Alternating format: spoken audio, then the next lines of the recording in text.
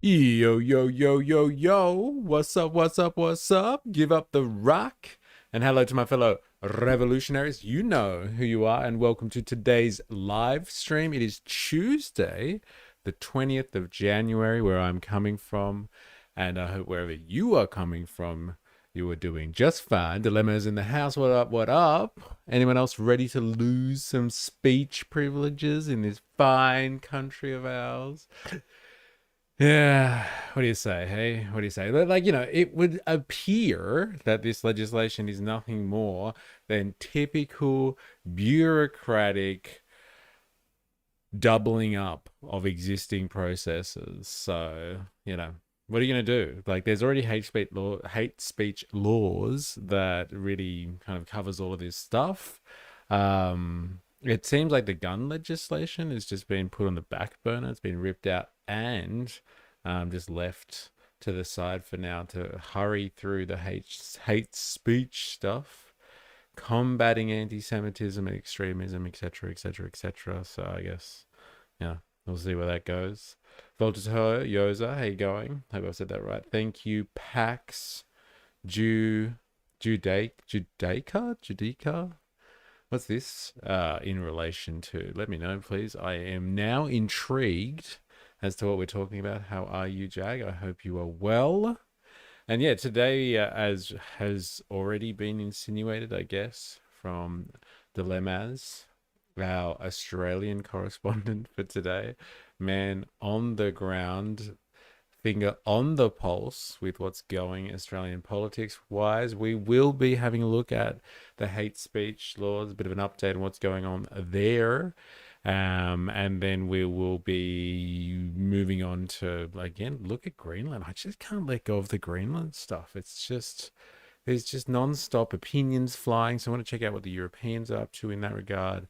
And then I want to do something that I find really exciting. Is like an analysis or a a reality check on China, ladies and gentlemen. Let's do that because apparently China has been killing it. They've been killing it in 2025, absolutely smashing it, and no one's really in talking about it. You get hints of it here and there, but I really want to go over it because the Chinese economy is just going from strength to strength, while the Western world, it would seem, is tearing itself to pieces and, literally pouring fuel on that fire, and irreversible damage kind of stuff. Ninja Nurse in the house. How you going? I've made this point about the Liberal government and the new hate speech laws. I find it ironic that they want to manipulate the laws to effectively have a voice to Parliament for the Zionist community, whilst they campaigned vitriol against the Indigenous voice for Parliament. It is pretty interesting dichotomy, actually. 4AS, who's also in the house, um, has brought up this phenomenon with me directly. I think he wants to turn it into a whole podcast. But it's interesting that you've touched on that. 4AS, you should reach out to Ninja Nurse for some theory. My God, that's incredible timing. 4AS can't hang for long, but hope the stream goes well. Thanks for saying hi. But yeah, it's very interesting how foreign interference is okay. So Zionist voice to Parliament essentially is acceptable for the political establishment, obviously not for the average Australian. It does seem that most people are rallying against. I haven't actually heard anyone who's not a politician or a cuck for, Sky News or something like that actually say that they like this legislation at all. I really haven't heard anyone talk about it positively, to be honest. Jag, the influence of Zionists through their global proxy network. Ah, okay. Right, PAX. That's what the PAX reference is. Well, it seems that will be the thing that unites the American and the Australian working class. How we're all influenced by Zionist lobby groups at the end of the day, and we just can't shake it. It doesn't matter what it means for our respective communities. It would seem. Volta Tour, we can talk about it. We talk about it, to be honest. Great minds, brother. China is pretty much leading the way in renewable technology. Look, China is leading the way in everything, like everything. It would seem, apart from some, I guess, some things on the military front. But like outside of that, like their economy is just killing it in every fashion. It looks like it's a complete, apart from you, poor dilemmas over there by yourself, it looks like it's a complete Twitch party today. Integer in the house. How you going? Hope you're well. Yeah, it's a Twitch party these days. Take that. Um, take that, YouTube. How do you like it? Jack, look at how erratic the US is. China is killing it. And like silently just, biding its time in the background. The Chinese not only do that as a culture generally, but they have decisively done this as part of their policy. And I guess that's what separates a marketed society from the free market, like that type that their ability to plan things. They're seeing the Chinese are planning for stuff in by the decade, and they're absolutely killing it. It's not like, what's the next election cycle that they're planning for or anything like that. They're actually structuring their entire society and trying to move it forward in a particular direction. And it speaks for itself. They're absolutely killing it. It's okay. I'm right wing Australia. I'm always out here on my own. Oh man. Hey, let's get the violins out. I don't think that's true. You have some allies that come into the chat. Don't worry. Hobo Joe. Oh, there we go. We got a YouTube party going on here. I, for one, welcome our new Chinese overlord. There it is. There it is. I popped into YouTube, but I can't handle the delay over there. Frustrating. Yeah, I wonder why it's so delayed on YouTube compared to Twitch. Interesting. For yeah, my point is the Voice of Parliament referendum was a rejection of a lobby group based on race. Whether you believe the voice was flawed, didn't understand what it was doing by etc., but now the Zionists have implemented a voice by stealth. And like, here we are, we're living with it. When you plan around efficiency, you can use the excess capital to dominate global markets. Yeah, and you can use that capital as well to as part of your soft power, which is what we're seeing on the world stage with China. As you see the US literally doing the opposite. They have all of this soft power. They have these soft power networks that exist through things like USAID, the international development agencies that they have there, the Voice for America, and just their general influence on the globe. Like people have really trusted the US and put their faith in the system that they've created, and it's just being torn to shreds. I can't take credit for this description, but like an ape on ketamine. I've heard it described. Trump is in there just tearing like it's a Jenga tower, and he's just like pulling blocks out like there is no tomorrow. And the shaky foundations of the current global order under the auspices of US protection, US authority is just it's just going down, and China is just silently, it would seem, for us in the West anyway, not for everybody else in the global community, but for us in the West, it's just off reports here and there. Oh, by the way, China just killed it economically for another year in a row. China's just grown this. China's just done that. They're developing this technology. They've shut down the AI gap.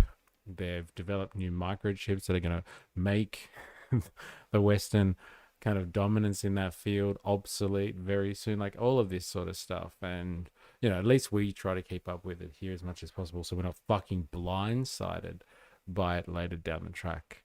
It's something to think about, and you can see you can say, wait, I never get this direction thing right. It's on that side. And look at that.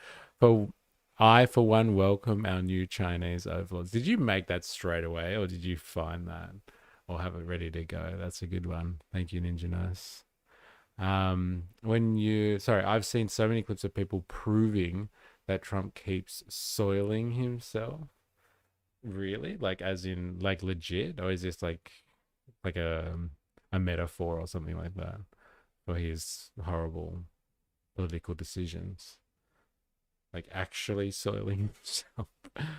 Well, when you get to that stage, no, legit. Oh my God.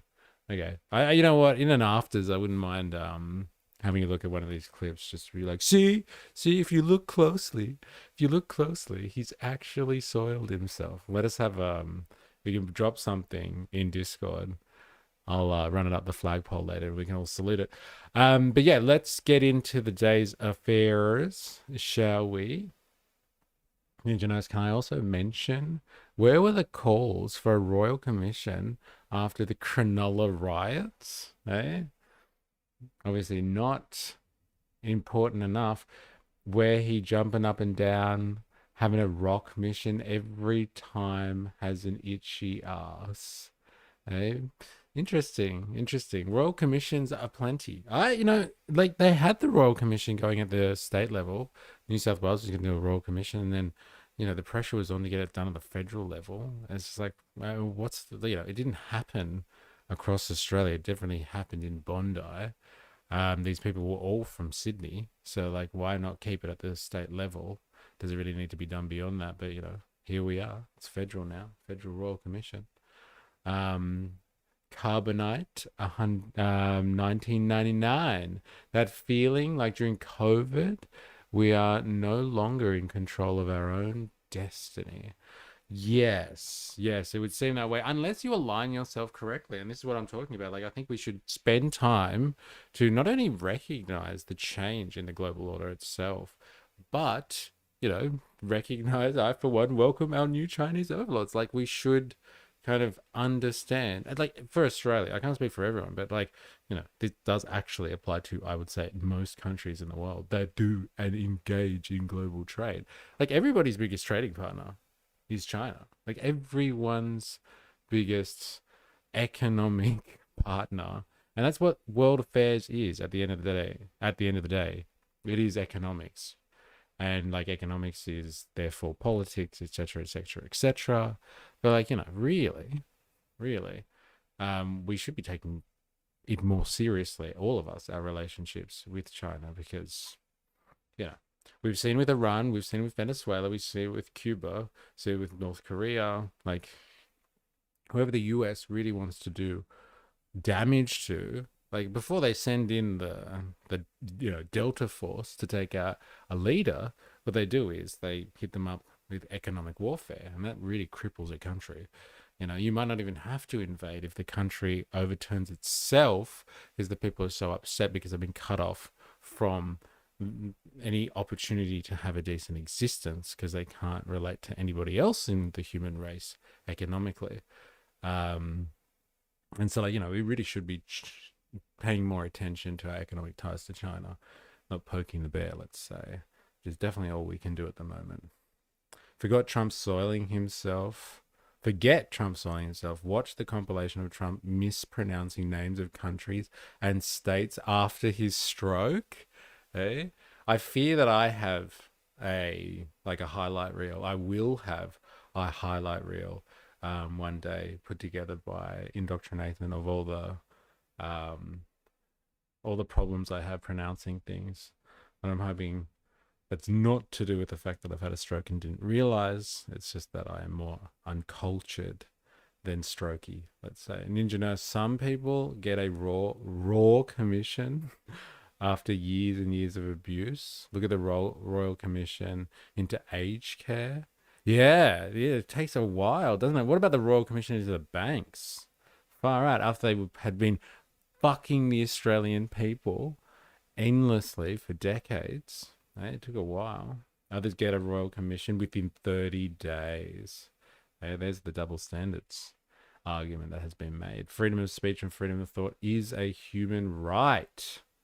If China is or will be the enemy of the day, why then is our government still allowing trade or even tourism with China? Yeah, it doesn't make sense. Well, you know what? As I explained, right, there's money. There's like real politics, which is the politics of trade, of economy, reproducing our existence, production. And then there's like the politics, the culture wars. So America is the center of Western culture wars, where China is the center of of actual politics, like world trade. And like it's just a matter of time until the it shifts and they become one again. But like you can have the show politics, the superstructure, this floating off, detached from the base. But eventually, that superstructure there is going to collapse under its own weight without a base behind it, without actually a force to give substance to its existence. And we're seeing the rocky foundations with which is the American empire at the moment getting crushed under its own weight, I guess. Well, it could have been the USA, but they too greedy. They even neglected Oceania allies in the past that made way for China to move in for trade deals. Yeah, there's been some kind of, I guess, narrow or short-sighted kind of ploys by America in terms of its foreign policy. But like when you've laid claim to the entire world and claimed it to be under your domain, you can't keep across everything, especially if you don't have the productive capacity to back it up. Like if you don't maintain, and this is just capitalism, okay? I get to do my little rant about capitalism. Get to do it once a stream, but like this is just how our society works at this point in history, and capitalism requires productive forces. And so, like, you want to outsource your production capability to China, that's fine, but they will have power then because they who produce the value that everybody needs to live off, to exist, to reproduce themselves, actually has the power at the end of the day. Now, the US has obviously military force, but without that backing, that productive capability, they're still honestly beholden to whoever produces their stuff for them that allows them to create that military capacity. And for a large part, yes, they have industry, and they have a lot of industry that's still geared towards that sort of stuff. But like, look at the rare earths mineral situation. It is like the best case study or example of what we're talking about here. Like China was being smashed like everybody else by Trump's Liberation Day tariffs. And so China turned around and was like, all right, fuck you then. No more rare earth minerals for you, America. And look how fast that turned it around. Hey? Look how fast they came and they negotiated quick smart. Because the US relies, like, to produce its power, to maintain its image of power, it actually needs Chinese goods. So, at the end of the day, where's the source of all things? Whoever controls the production. Watching Parliament live now, we're being sold out by a two-party cartel system debating what freedom of choice we are allowed. Interesting. Oh, so you're watching it now, are you? Are they actually debating it right now? Let's have a snapshot of what our government looks like on the fly, shall we?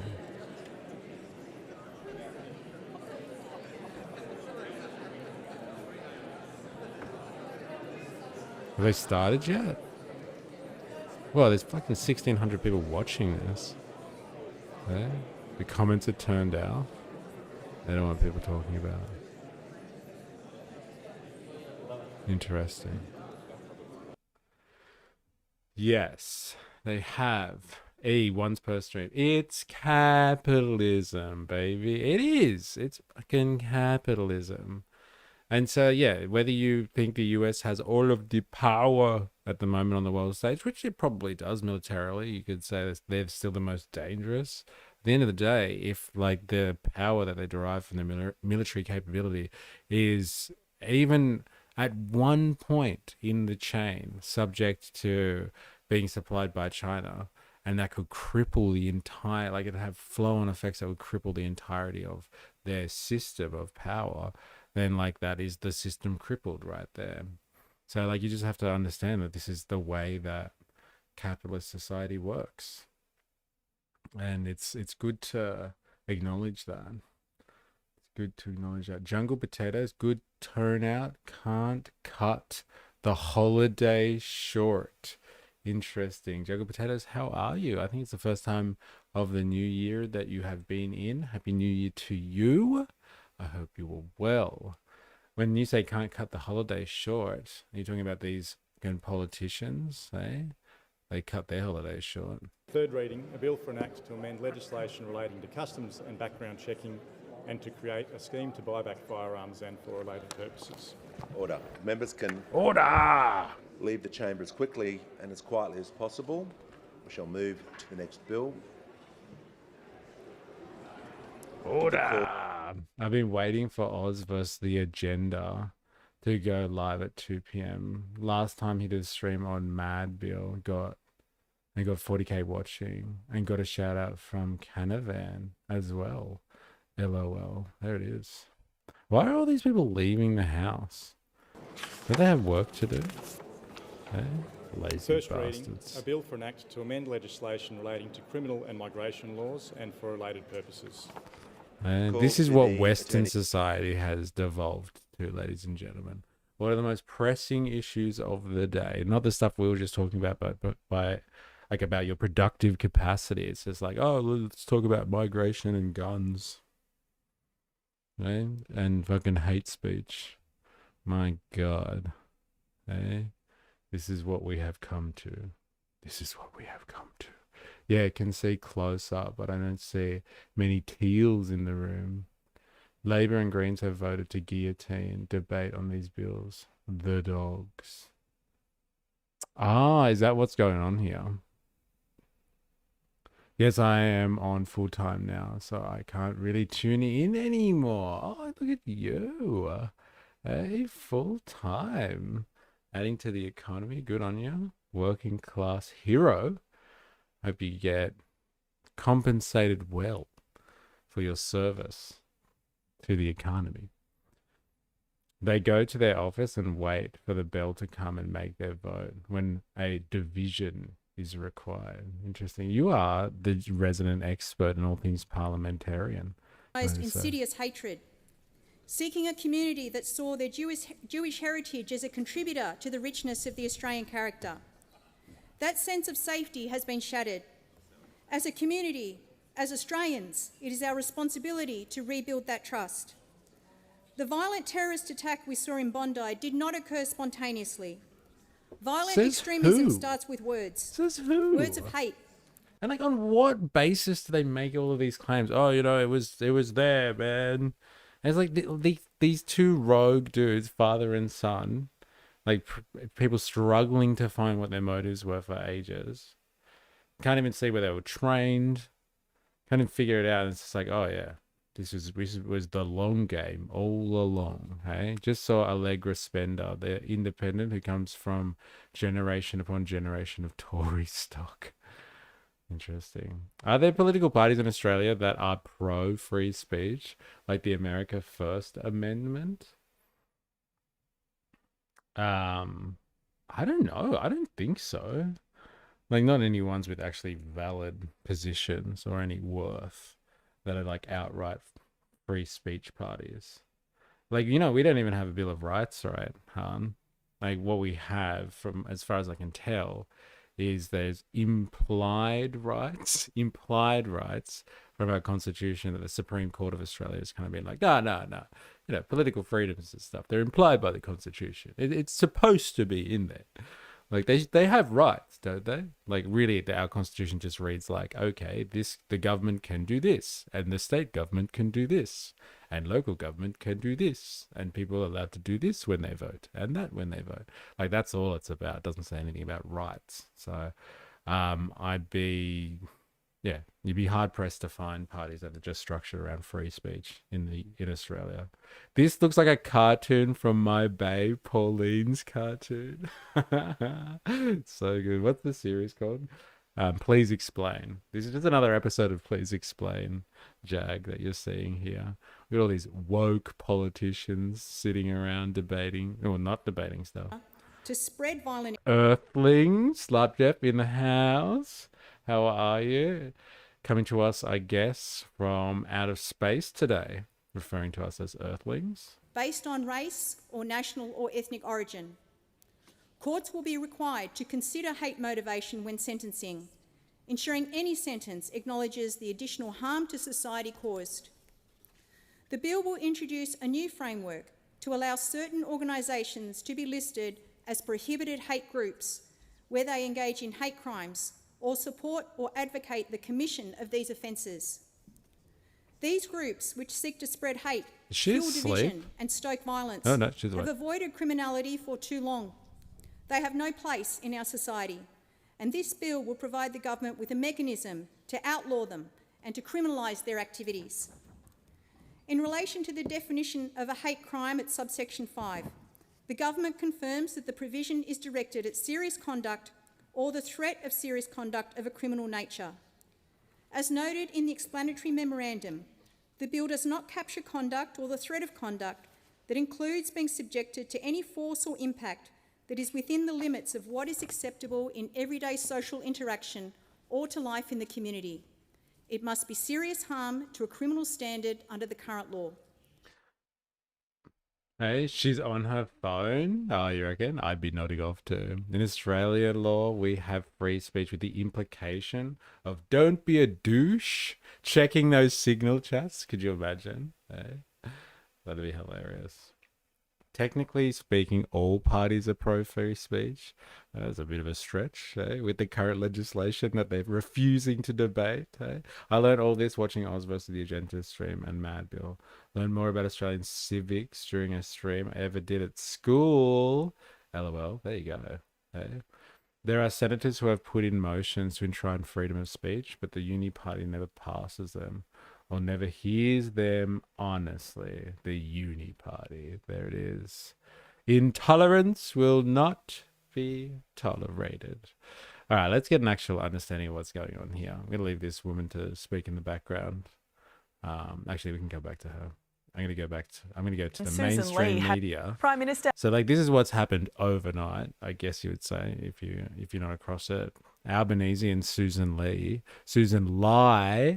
have cut a deal to pass the hate speech laws. I guess that's why they've just walked out of Parliament, because they don't debate it. They're just going to pass the law as is. Who cares? So let's just get a big quick wrap here on what's going on. Anthony Albanese and Susan Lee have cut a deal to pass Labor's hate speech laws through Parliament after a series of negotiations. Live to Emily Saunders in Canberra. Emily, these laws will create a new register for hate groups. They will, Jane. Organisations like the Hizb ut-Tahrir and the neo-Nazi affiliated National Socialist Network are in the government's sights. The Liberals are expected to have asked for some tightening around when a group can be added to the list, but this change is among others that will receive the party's support, including... So, like, after all the fucking nonsense, after all the bullshit that we've heard, they're just like, no, we are opposing this. This is an attack on our freedoms, all this sort of stuff. They just ask for some tightening around the edges of some wording in a subsection in some obscure part of this bill. And that's what all the ruckus has been about. Like, they're just like, that's it, we're standing up against these hate speech laws. It's, you know, they're intolerable. We can't stand them.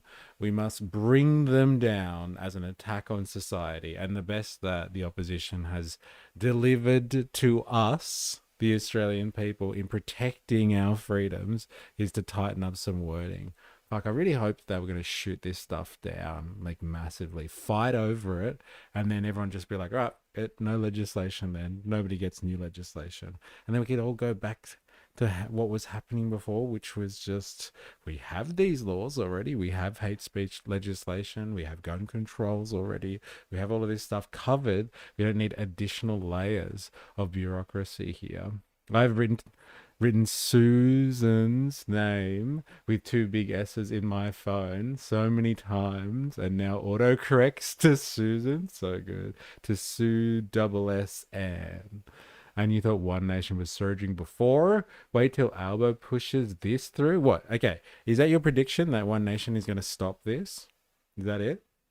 I would like to see what the outcome is there, because I haven't seen anyone really. Like, I thought people were actually opposing this, but they're not. They're just like, oh, this is outrageous. This is outrageous. There's a word missing in that line over there. Oh, much better. Let's pass these laws and not debate them. Like, that's not opposition. That's just arguing about sentence structure. additional powers for the immigration minister to cancel visas and tougher penalties for hate crimes. The party won't be supporting gun reforms, though, which will also be introduced today and will instead receive support from the Greens. Jane? Emily, thank you. I feel like they're playing tag, the Liberal or the Coalition and the Greens. So good. All right. You go with them on the hate speech laws, and we'll go with them on the gun laws. That's then we'll get it all through that way. Hey, no, One Nation's support is going to skyrocket. Yes, yeah, okay, fine. But like, do you reckon they're going to stop this bill from coming through? That was the game. Make it seem like the speech laws got defeated, only to remove only 3 pages out of a 500-page bill. Yeah, but that's not how the media was making. Like, the manufacturing consent on this one was so hard. It was just like, Albo's completely destroyed. He's lost Parliament on this one. No one will ever trust him again. Can't you see the resistance that he's seeing right now? And like, they've argued over a few words in one subsection of this proposed bill. That wasn't fucking opposition. It's like fucking semantics. This is nonsense, man. Politics. I think the bigger debate will be around the language included in the legislation. How many times can you add anti-Semitic, and how can the new legislation be manipulated to benefit Zionist agenda? Hey? Alba only needs the Greens and the Coalition to agree to pass these laws. One Nation doesn't have the numbers to factor into a vote. Yeah, but so then, like, you know, yeah, you know, show your principles then. Are they gonna object to it and vote against it on principle? Or are they in with the Zionist lobby? We'll find out after this. Prime Minister is facing pressure from his own MPs to keep pushing for stronger hate speech laws amid fears Islamic hate preachers will be let off the hook. Joining us to discuss today's headlines is Minister for Employment Amanda Rishworth and Chief Political Correspondent for The Age and Sydney Morning Herald, Paul Sakal. So Paul, I'll start with you because this is, of course, according to your report in the 9 papers this morning. So the PM facing internal calls to toughen the hate speech laws while the Libs seemingly want to weaken them. Who's he listening to here? Well, the PM's trying to make this week one where some legislation gets through the Parliament, because the worst outcome here was a week when all politicians rushed back to Canberra, as the opposition and various other people outside Parliament called for, and we end up with a big slanging match and nothing gets done. That'd be a terrible sign for the Jewish community, be a terrible signal to the rest of the world about how we've united after this attack. But why would it be a terrible sign for anyone? Like, that, isn't that what Parliament is for? Someone introduces a bill and they debate it. What it sounds like is we need some type of agreement here to shut Parliament's functions down so nobody debates anything and it just flies through unchecked. And that is what is in the best interest of a very particular community here, or a very particular interest group. Let's be honest, it's not really about a community at all. It's about a particular interest group, and a foreign one at that. Hey, they listen to themselves when they talk, these people. It's fucking outrageous. The world's watching, so we better suspend what little parliamentary activity these people have by debating things and let it just fly through, no questions asked. Ninja knows this is why the Labor Party wants to pass the laws with the support of the Liberal Party in the Senate. If they pass the laws using the Greens, the discourse would be very different. But if Alba got destroyed, no one is going to bother to send an email. Interesting, right? Matt Bond. Are you streaming earlier than usual? Or am I slowly losing it? Have I stepped into an alternate reality? No, this is normal time for me. I go from 11 a.m. Australian Eastern Standard Time. So yeah, I normally start, yes, around this time. It's good to have you early. Also, I have arrived. Carbonite, One Nation may not have the votes in Parliament, but it's going to take every Aussie to refuse the 2-party cartel edict. Doesn't seem like that's going to be an option soon. The legislation will go forward. Not that I feel that the AOP could negotiate a more robust and encompassing law if they approached the progressive side of the Senate. However, this would have followed them into the next election. The media will have started Labor Greens coalition narrative. Yeah, fair enough. Fair enough. All right, let's go back to this guy with his fucking wild analysis. Like, we should all be really happy that politicians aren't doing what they're supposed to do in Parliament and debate legislation. They just let it fly. It's just worth remembering why we are passing these anti-vilification laws. We know that the 2 shooters in Bondi allegedly attended a study centre where preachers have been spewing hatred against Jews. We know it's a fact that they allegedly attended. Like, this guy listened to himself when he's speaking. It's either you know it or it's alleged. Which one is it, mate? Is it a fact yet? Come on. A study centre where preachers have been spewing hatred against Jews, gays, various other minorities for many, many years unchecked. So there was a sense that we needed to lower the threshold for criminality to try and capture speech that was not clearly inciting violence, but had the serious chance of promoting hatred which might lead to violence. Now, when the government put forward those laws, we heard all kinds of free speech advocates say, oh, but what if it captures this kind of language and that kind of language? So the government's pulled that section of the bill. There might be a flow-on consequence, which makes it much harder to actually ban some of these groups because that racial vilification provision is gone. And so some in the Jewish community and some Labor MPs are worried that we might end up with not much here. And look, everyone we know behind the scenes has been working furiously to present something. Obviously, Parliament's been recalled early. But Amanda, So we're trying our best. We've called everyone back and we need to show everyone like we're unified as a nation to pass this bill that pretty much, as he's then gone on to say, amounts to potentially nothing. So, like, we're all coming together on this one. We're coming strong, eh?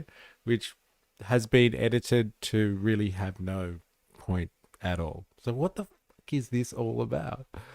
Oh, look, a brown man on Channel 9, hey? Bring in the DEI crew, shall we?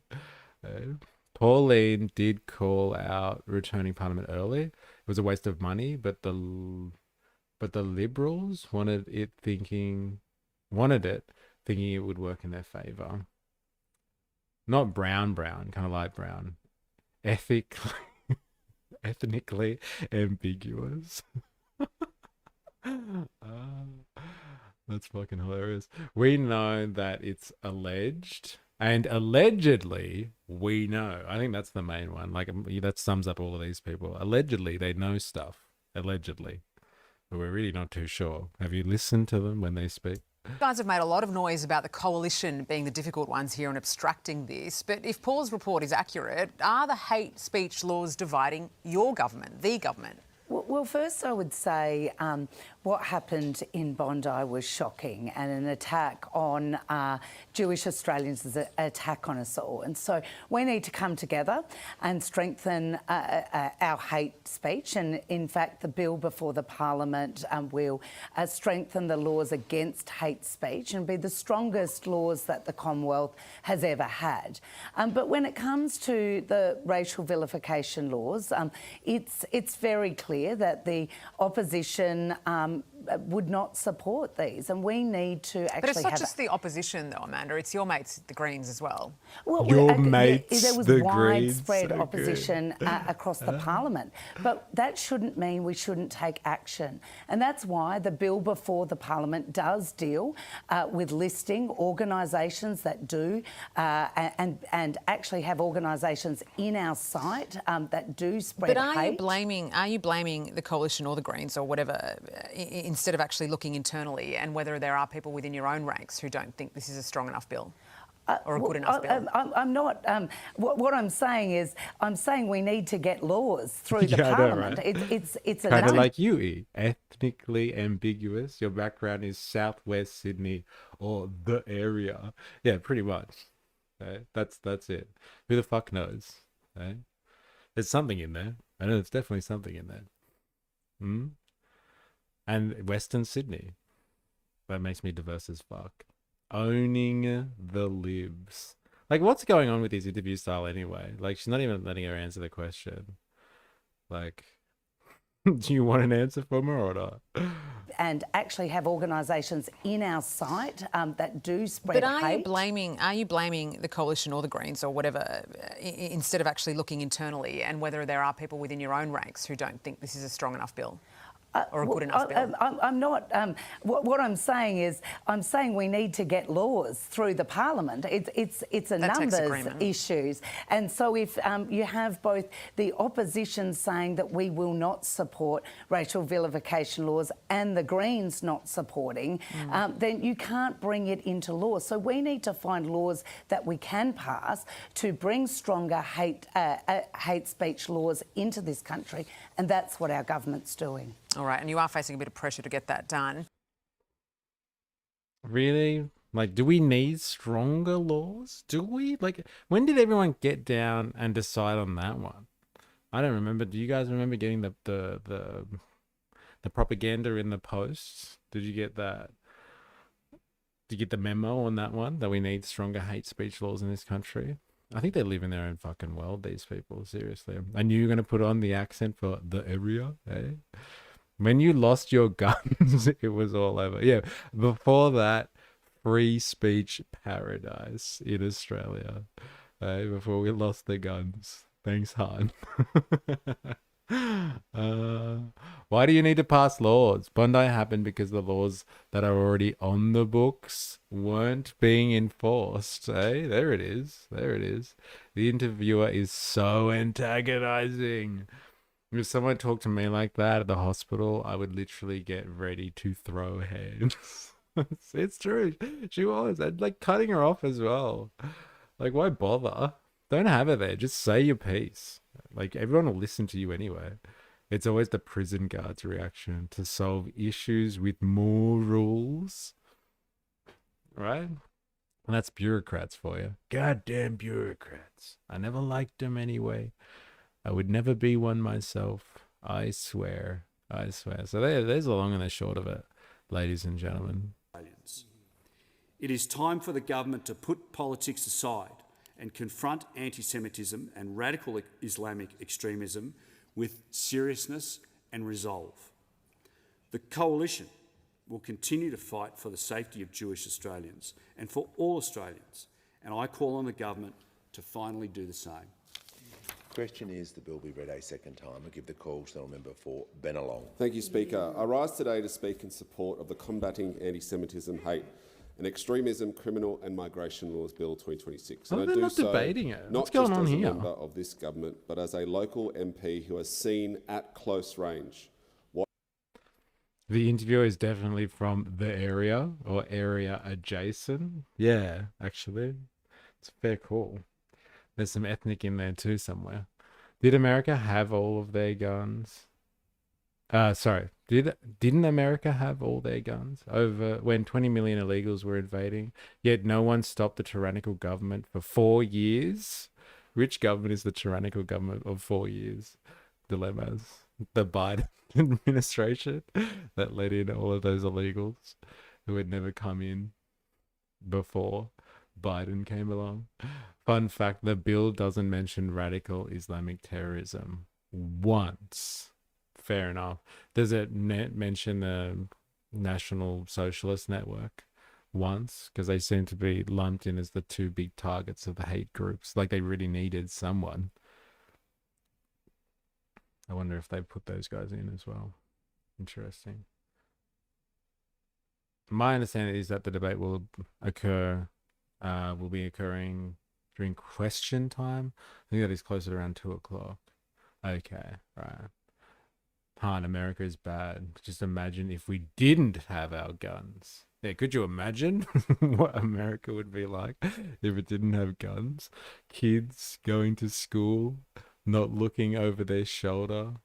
Mums driving around, blocking agents from doing their work without being shot in the head. Fucking dystopia. Absolute horror show it would be. Interesting. Well, technically all of them. But in this example, yes, Biden. They all came during Biden. Why has the media been talking about anti-Semitism around the clock without mentioning Nazi communities in Australia once? Well, they're named and shamed as one of the hate groups. So it's really interesting. But yeah, they don't go in, apart from the NSN. That's as far as they go. What the fuck is this? What's this? Who's put this in there? Indoctrinathan in the house. There we go. I fucking love Australia. FB post. Look at this picture of... Is that... I'm assuming that's Pauline Hanson, AI generated. With a burqa on, right? I didn't even know you were in the house, Indoctrinathan. How you going? Hope you're well. Thanks for sharing your propaganda. Should I read this out? Is that what this is for? Let's do this. Let's read out an Australian poem from Facebook. Is it? Is it? Is it? I don't know. I don't know. I'm just asking the questions, man. Let's read this out, shall we?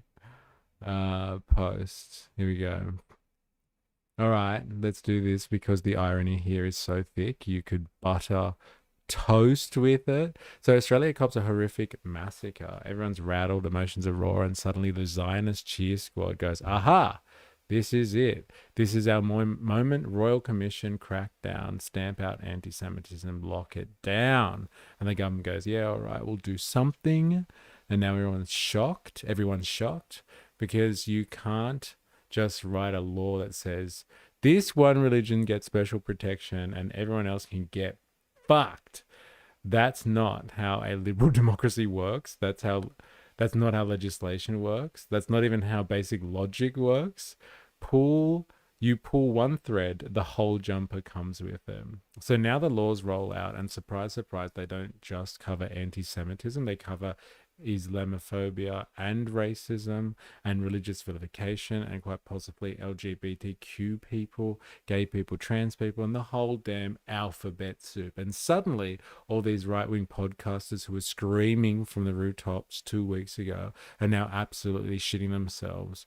Oh no, wait, not like that. Hang on, I didn't mean my free speech. This is authoritarian. This is woke tyranny. It's actually a really good point. Like a lot of these people, and the coalition, for example, they were screaming so hard that the Bondi shooting was actually able to happen, and it happened, because of Albanese, and he's got blood on his hands and all this sort of stuff. And then they put forward legislation. And everyone's like, "That's it. This is outrageous. That's it. How could he do something about this situation? Why has it come to this?" It's like, but you guys were complaining about this just a couple of weeks ago. It's an interesting point. Yeah, mate, welcome to consequences. This is the biggest case of careful what you wish for I've seen in years. You don't just get to weaponize the state against speech you don't like and then act shocked when the same state turns around and goes, cool, we'll apply that evenly. That's the bit they don't think through, or maybe they did and they just assumed it'd only ever be used against people they already hate. And now let's talk about the absolute chef's kiss of irony sitting right in the Senate. Pauline Hanson twice, not once, twice, has marched into the Australian Senate wearing a full burqa as a political stunt, a costume, a mockery, a deliberate attempt to target Muslims and stir fear and hatred. Guess what, Pauline? Under these shiny new laws, you helped scream into existence, that little stunt of yours is now skating on some very thin ice. That angle you've been dining out on for years and cashing in on quite successfully, targeting Islam and Muslims, could now land right back in your own lap. That's another self-own straight across her own face because you're a moron who never thinks 2 steps ahead. And here's the real punchline. None of this actually fixes the problem they claim to care about. People aren't becoming radicalized because Dave down the road said something offensive at a barbecue. They're getting radicalized in basements at 2 a.m. Doom scrolling war footage, propaganda, grievance corn, overseas conflicts and algorithm-fed rage. You don't legislate that away with a press release. Interesting, isn't it? Hey, the power of surveillance capitalism. Very interesting. You especially don't legislate that away while pretending global events don't matter. You can't talk about rising anti-Semitism without talking about Gaza. You can't talk about Islamophobia without talking about endless wars in the Middle East. You can't pretend Israel annexing Palestine exists in some magical vacuum where nobody reacts emotionally.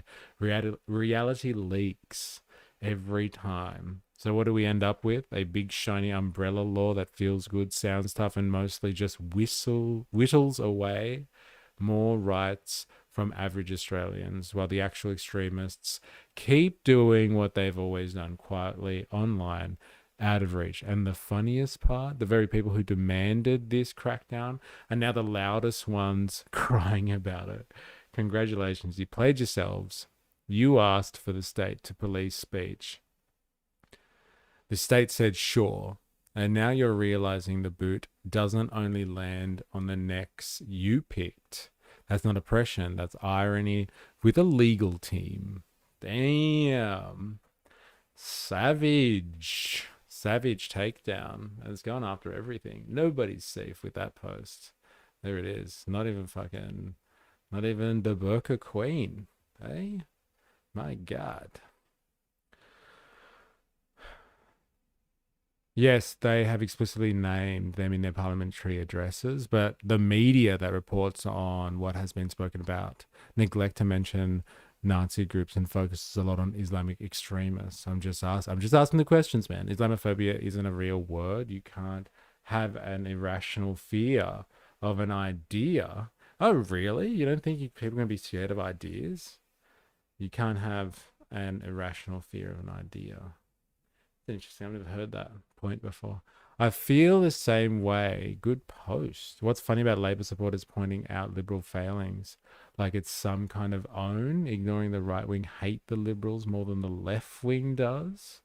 I posted this last week you wouldn't read about it, but felt it was prominent, poignant today, and should be heard. Figured you'd appreciate the take, whether you fully agree with it or not.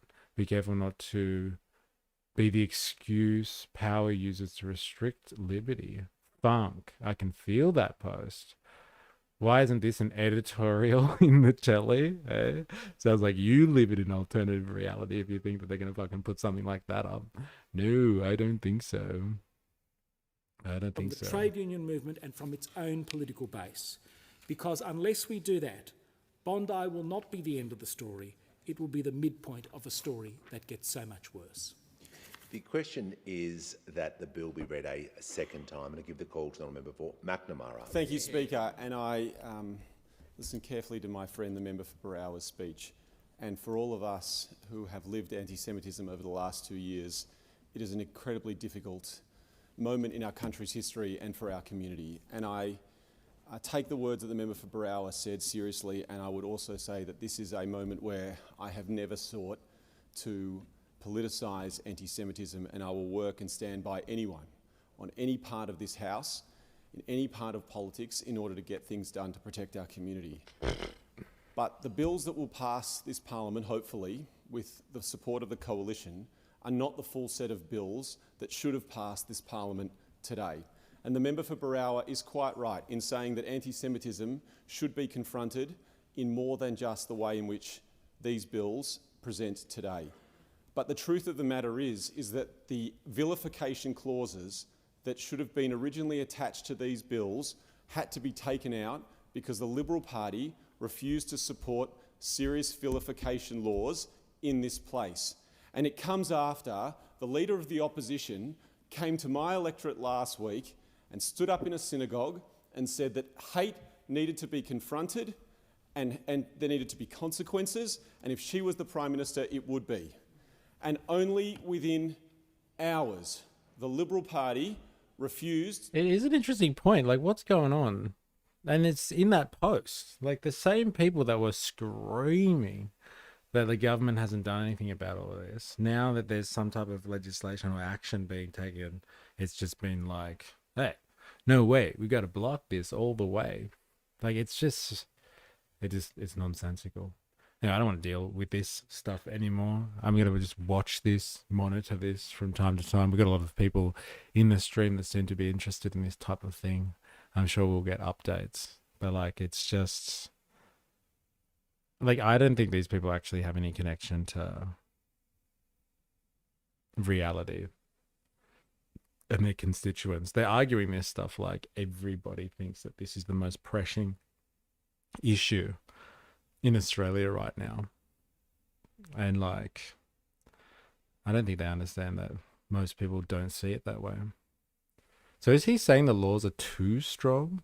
but also not strong enough. Yeah, it sounds like it, right? No, these laws are required, but they could have been better. Oh my God. I don't want to be that guy, but if you feel like anti-Semitism is on the rise, maybe have a word to your boy BB. He has single-handedly ruined the reputation for 30 plus years. All that wasted Hollywood propaganda for nothing. Yeah, I think that is an important point. And I think it says it in the post as well, that you don't separate the actions or things that have been happening in the world and the ramifications of those actions. You can't separate those two things and be surprised. You can't separate that at all. But you can pretend that they're not related, eh? Apparently, if you sit in a room like this, you can pretend all you want. All right, we're going to move to Greenland now, which I find much more interesting than this, if I'm honest. I'm going to have a look at some different kind of opinions on what's going on with the whole Greenland situation. But what's his name? Keir Starmer has come out recently and I think he's basically told the US, which is pretty interesting for Keir Starmer because he is pretty, he's your average kind of UK leader who's just completely like the Australians, don't get me wrong. Don't get me wrong. But yeah, typical UK leader, completely beholden to whatever the Americans want at any time. Would you like fries with that kind of attitude?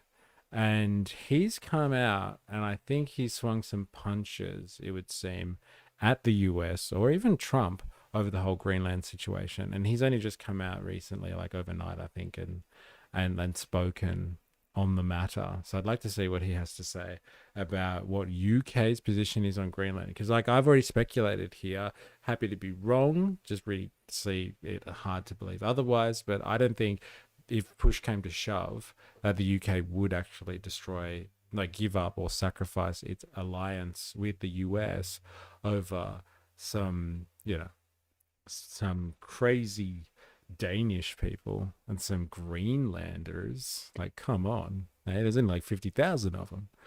But the Americans, and they've got such an interconnected, inextricable relationship with the US that I just can't see the UK cutting ties with America over this and sticking with Europe if we were to see a case like that. So it'd be interesting to see what his position is on this, because he's always, whenever Trump has wanted to speak to him about something, he's very much pandered to Trump. But this time there seems to be a red line, a most disliked PM since records began, I believe. Isn't that crazy? That is very interesting. Where do you get your sources from on that one? Dilemmas are moving fast. And in moments like this, what matters most is being clear about the values and the interests that guide us, even as circumstances change. The United Kingdom has a long history. Our values were not improvised. They were built patiently over time. And while we are pragmatic in how we pursue our interests, we are resolute in defending those values when it matters. So let me begin with the United States. The UK... Hey, we defend those values when it matters. I hope this guy's on the Gaza peace board. Hey? They could use some defending when it matters, the old Gazans.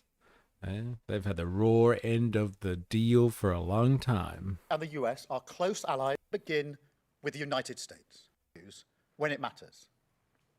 So let me begin with the United States. Let's start with the States. The UK and the US are close allies and close partners. That relationship matters profoundly, not just to our security, but to the prosperity and the stability that people here depend upon. Under President Trump, as under previous presidents, we're determined to keep that relationship strong, constructive, and focused on results.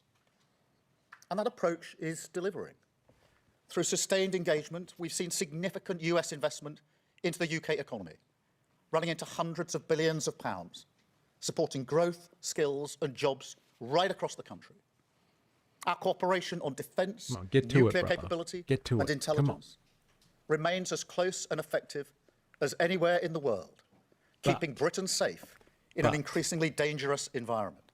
But We Greenland, secured good this is where we draw the line. trading terms in key sectors, including cars, steel, aerospace and life sciences, protecting British jobs and manufacturers. That is why we take the approach that we do, because it delivers concrete outcomes in the national interest. I talk regularly to President Trump, and my team is in daily contact with all the key figures in his administration. My source is my brain. I saw it somewhere and it's stuck as good trivia to reinforce my worldview. That's so good. Fair enough. Fair enough. I'm just vibing this one. He does seem pretty fucking unpopular. And like, you know, your brain's not wrong there. I don't think many people like this guy. Relationships matter. They deliver concrete outcomes in the national interest. Mature alliances are not about pretending differences don't exist. They are about addressing them directly, respectfully, and with a focus on results. On Greenland, the right way to approach an issue of this seriousness is through calm discussion between allies. And let's be clear, the security of Greenland matters. And it will matter more as climate change reshapes the Arctic, as sea routes open and strategic competition intensifies. The High North will require greater attention, greater investment, and stronger collective defence. The United States will be central to that effort, and the UK stands ready to contribute fully alongside our allies through NATO. But there is a principle here that cannot be set aside, because it goes to the heart of how stable and trusted international cooperation works. And so any decision about the future status of Greenland belongs to the people of Greenland and the Kingdom of Denmark alone. Them be fighting words. These be fighting words. Ladies and gentlemen, I'm telling you, this is breaking up relationships on the world stage. This is a big call for someone of his testicular fortitude to make. Usually, like I said, complete, oh, Trump, what would you like? Anything, Sir Trump, please tell me what to say. I'll say it. This is big stuff, I think, for Starmer to come out. Something's going on across the Atlantic. Something's waking up, something that we haven't seen in a lifetime. The Europeans are waking up and they're starting to find their feet on the global stage. I don't think it's going to go very far, but, you know, Trump has already shown that he's pissed off that his close friends and allies would have the audacity to actually step in on this one and not go with what he wants. Has the UK just announced it's siding with continental Europe? ? I wouldn't go that far. But he's just saying that the right to self-determination is with the Greenlandic people and the Danes, and everybody else can fuck off. Eh? Your thoughts don't matter. Your feelings don't matter. International diplomacy don't care about your feelings, Donald Trump. That's what I'm hearing here. Is it just me, or when someone says, let me be clear, they're about to say something contentious that is anything but clear? I think that's actually a fair call as to what that thing means. It just means you're about to say something contentious. It's not clear at all, but it's definitely contentious. I may have made this prediction yesterday. Mystery. Okay, fair enough. Leave the Vikings alone. Did you see Trump said he no longer feels an obligation to think of peace since he wasn't awarded the Peace Prize? Is that in relation to the fact that some people are saying that he's made a connection between the fact that he's going to do something about Greenland and the Nobel Peace Prize because he wasn't awarded it? Yeah, he said that in a letter or an email that he sent to Finland or one country like that. I don't know. What are those countries? The fact is he said it. How dare the EU send 12 blokes on a dog sled to protect Greenland? The gall of these people. Excuse me, it was 50 people, no dog sled, and they flew on Air Greenland, stayed for a few days, did some reconnaissance, surveyed the area, and then they went home again. Eh? 12 blokes in a dog sled. How offensive. That text chain is great. All right, let's That do right this. is fundamental, and we support it. It was to the Norwegian PM. Oh my god. Wow. It's so good. He has no obligation to think of peace since he wasn't awarded the Peace Prize. If only they gave him the Peace Prize, then like world peace would have been assured. He would have been like, fuck, I can't do anything aggressive now. No bombing Iran. Hey? That's out of the question now. What am I going to do? That was what I was going to do in 2026. Piss off the Iranians and start indiscriminately striking them. Even though Finland had no say in who gets the Peace Prize. Denmark is a close ally of the United Kingdom and of the United States, a proud NATO member that has stood shoulder to shoulder with us, including at real human cost in recent decades. Alliances endure because they're built on respect and partnership, not pressure. That is why I said the use of tariffs against allies is completely wrong. It is not the right way to resolve differences within an alliance. Nor is it helpful to frame efforts to strengthen Greenland's security as a justification for economic pressure. Such measures hurt. They're gonna kidnap Princess Mary from Tasmania now and put her in a cell unit with the Venezuelan president. Could you imagine? Eh? Kidnapping Queen Mary. Oh my god. That'll teach him. That'll teach him. Is this the thing? Is this the thing? Eh? Voltaire, yeah, this is the one.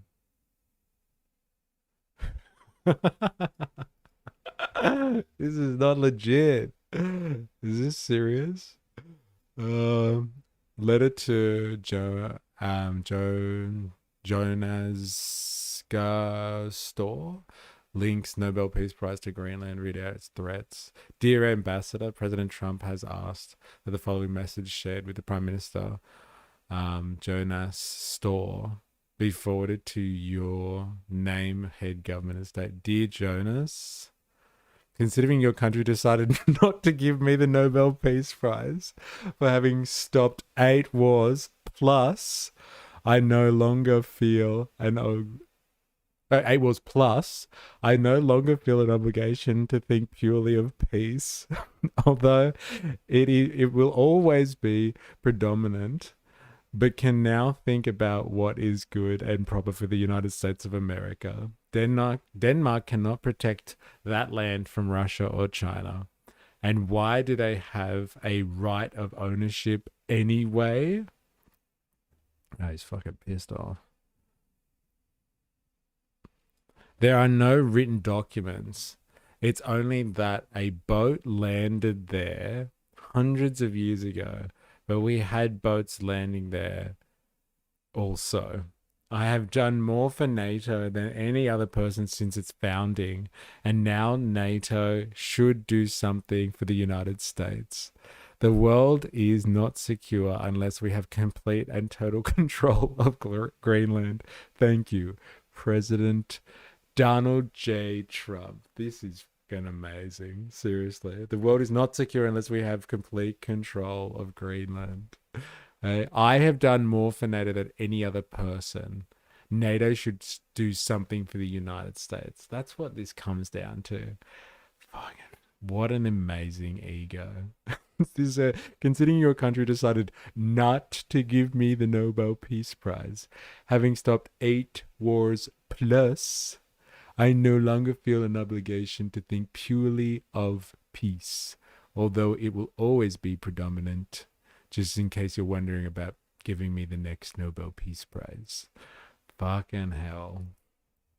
And this is legit. Has somebody checked this source? They must be making this stuff up. Is this AI?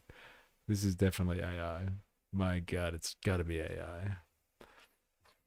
Nobody writes like that. British workers, British businesses, and the British economy. And that is why I've been so clear on this issue.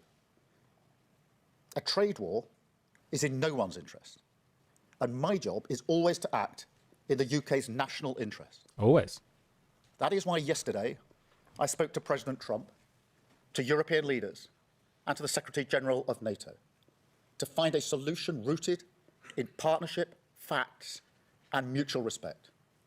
Because that is how strong alliances protect shared interests. The same is true on other issues. In the Middle East, we welcome President Trump's focus on sustaining the ceasefire in Gaza and moving on to phase 2. We are open to participating constructively in such efforts. On Ukraine, I can be...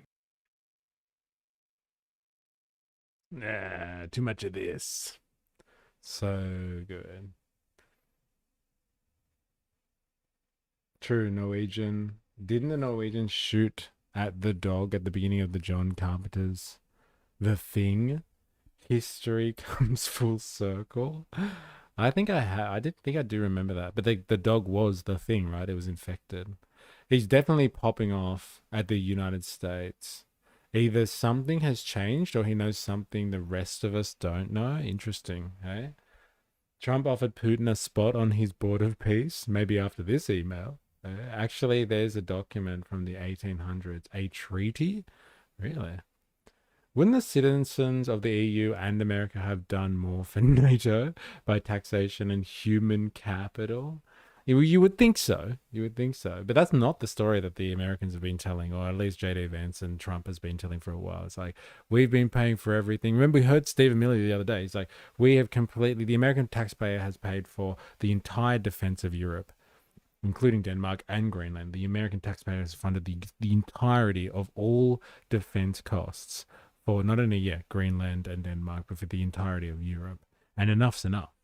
So no, dilemmas. No, not according to Stephen Miller. They haven't done anything for the American taxpayer. We need a fair shake of the sauce bottle. Is respect even a thing in global politics anymore? Yeah, what does that even mean? Brief. We strongly support efforts to bring the killing to an end and secure a ceasefire as soon as possible. We recognise President Trump's role in pushing that process forward. And we will work closely with the United States, Ukraine, and our other allies to apply pressure where it belongs on Putin. Finally, let me say why all this matters so directly to people here at home. In today's world, geopolitics is not something that happens somewhere else. It shapes the cost of energy, the price of food, the security of jobs, and the stability that families rely on to plan their lives. When war drives up fuel prices, it's not wrong. It's households who feel it first. When supply chains fracture, it's small businesses and working people who absorb the shock. And when instability grows, it's rarely those with the most power who pay the price. That is why this government's approach is rooted in a simple belief that we must use every tool of government, domestic and international, to fight for the interests of ordinary people. At home, that means active government. It means taking responsibility for... Look, I think the main point is, yes, fuck you, Trump. They have the right to self-determination, and you can't just bully them. We'll stand with them. Like, I don't know if he even went that far, did he? He didn't say, look, the UK is with Denmark on this one. He hasn't said that, has he? Correct me if I'm wrong, please. I just can't listen to this guy speak for long periods of time. It's difficult. Economic stability, so that inflation is controlled, interest rates come down, and family budgets are protected. It means stepping in where markets fail, strengthening resilience, and ensuring that global shocks do not always land on the same people in the same places, the people least able to withstand them. That's why we've taken action to reduce energy bills, to freeze rail fares and prescription charges. But tackling the cost of living today also means engagement beyond our borders. It requires shaping the world around us, not retreating from it. It requires strong alliances, steady diplomacy, and rules that reduce uncertainty rather than amplify it. That is why our commitment to international law and to alliances founded on trust is not abstract or ideological. It's practical. It's about stability, predictability, and fairness. The conditions that keep prices down, jobs. Like, how the fuck do the tariffs like affect the UK anyway? They want to have an understanding of that. I'm gonna get my research assistant out because he's talking about, like, geopolitics really does affect everybody. It's not just like foreign diplomats doing crazy shit anymore. Every time somebody fights on the world stage, it's going to hit the pockets of working people. That's a fair call. The world market is pretty integrated. Can you very briefly dot point some of the effects that the US additional 10% tariff on the UK, considering their support for Denmark, will have on the UK economy?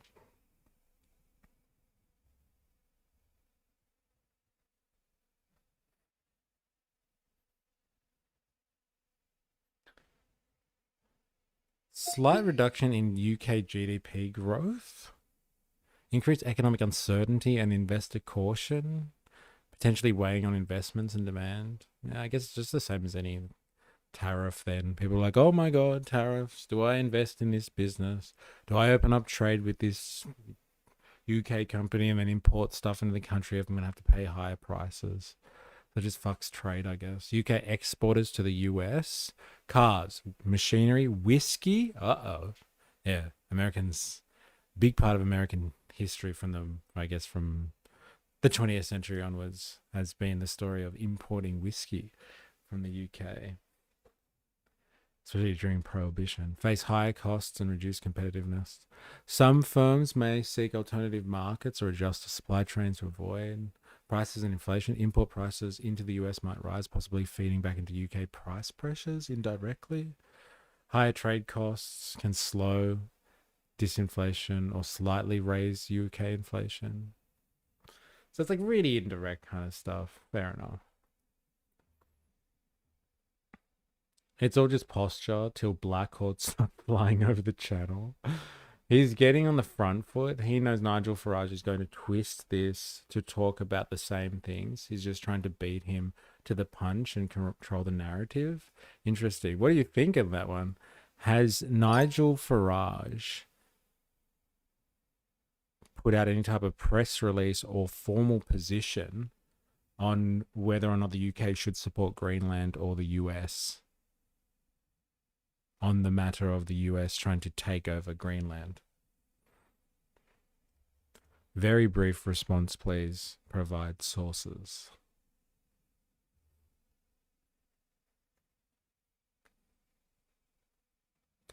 Nigel Farage has publicly criticized Donald Trump's tariffs over Greenland, saying that they are wrong and will hurt the UK, and that he'll be having some words with the American administration about it at Davos. He also signaled he supports the view that the fate of Greenland should be decided by Denmark and Greenland, not forced by the US. And this is from GB News. Oh, well. Hey, I didn't see that coming.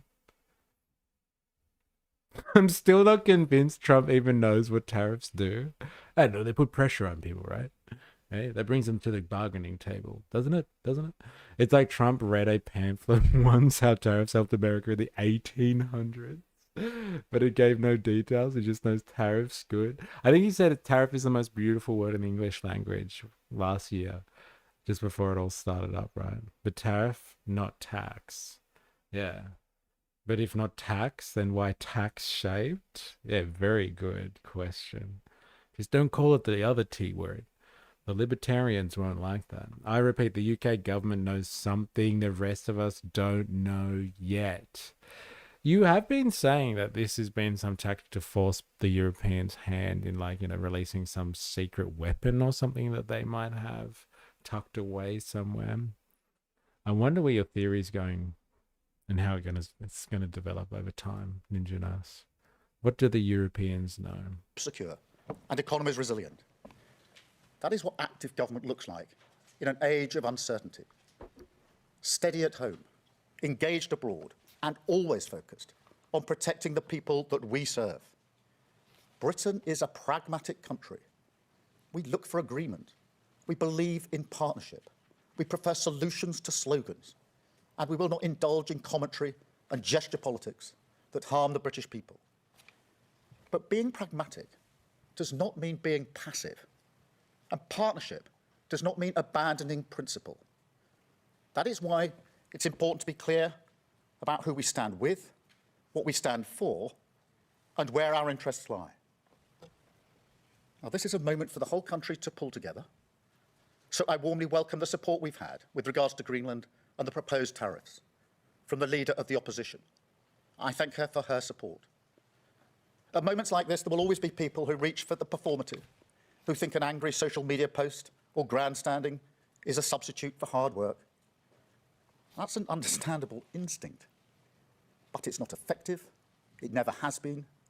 It may make politicians feel good, but it does nothing for working people whose jobs, livelihoods and security. Obviously hasn't been paying attention to Australian politics because that's all it's been for the last few weeks, I guess, since the Bondi moment. Been fucking grandstanding and angry posts.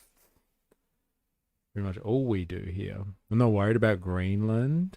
I'm worried about what Trump is really up to. That he needs to create a big issue based on nothing but rhetoric. What's the real game plan, Trump?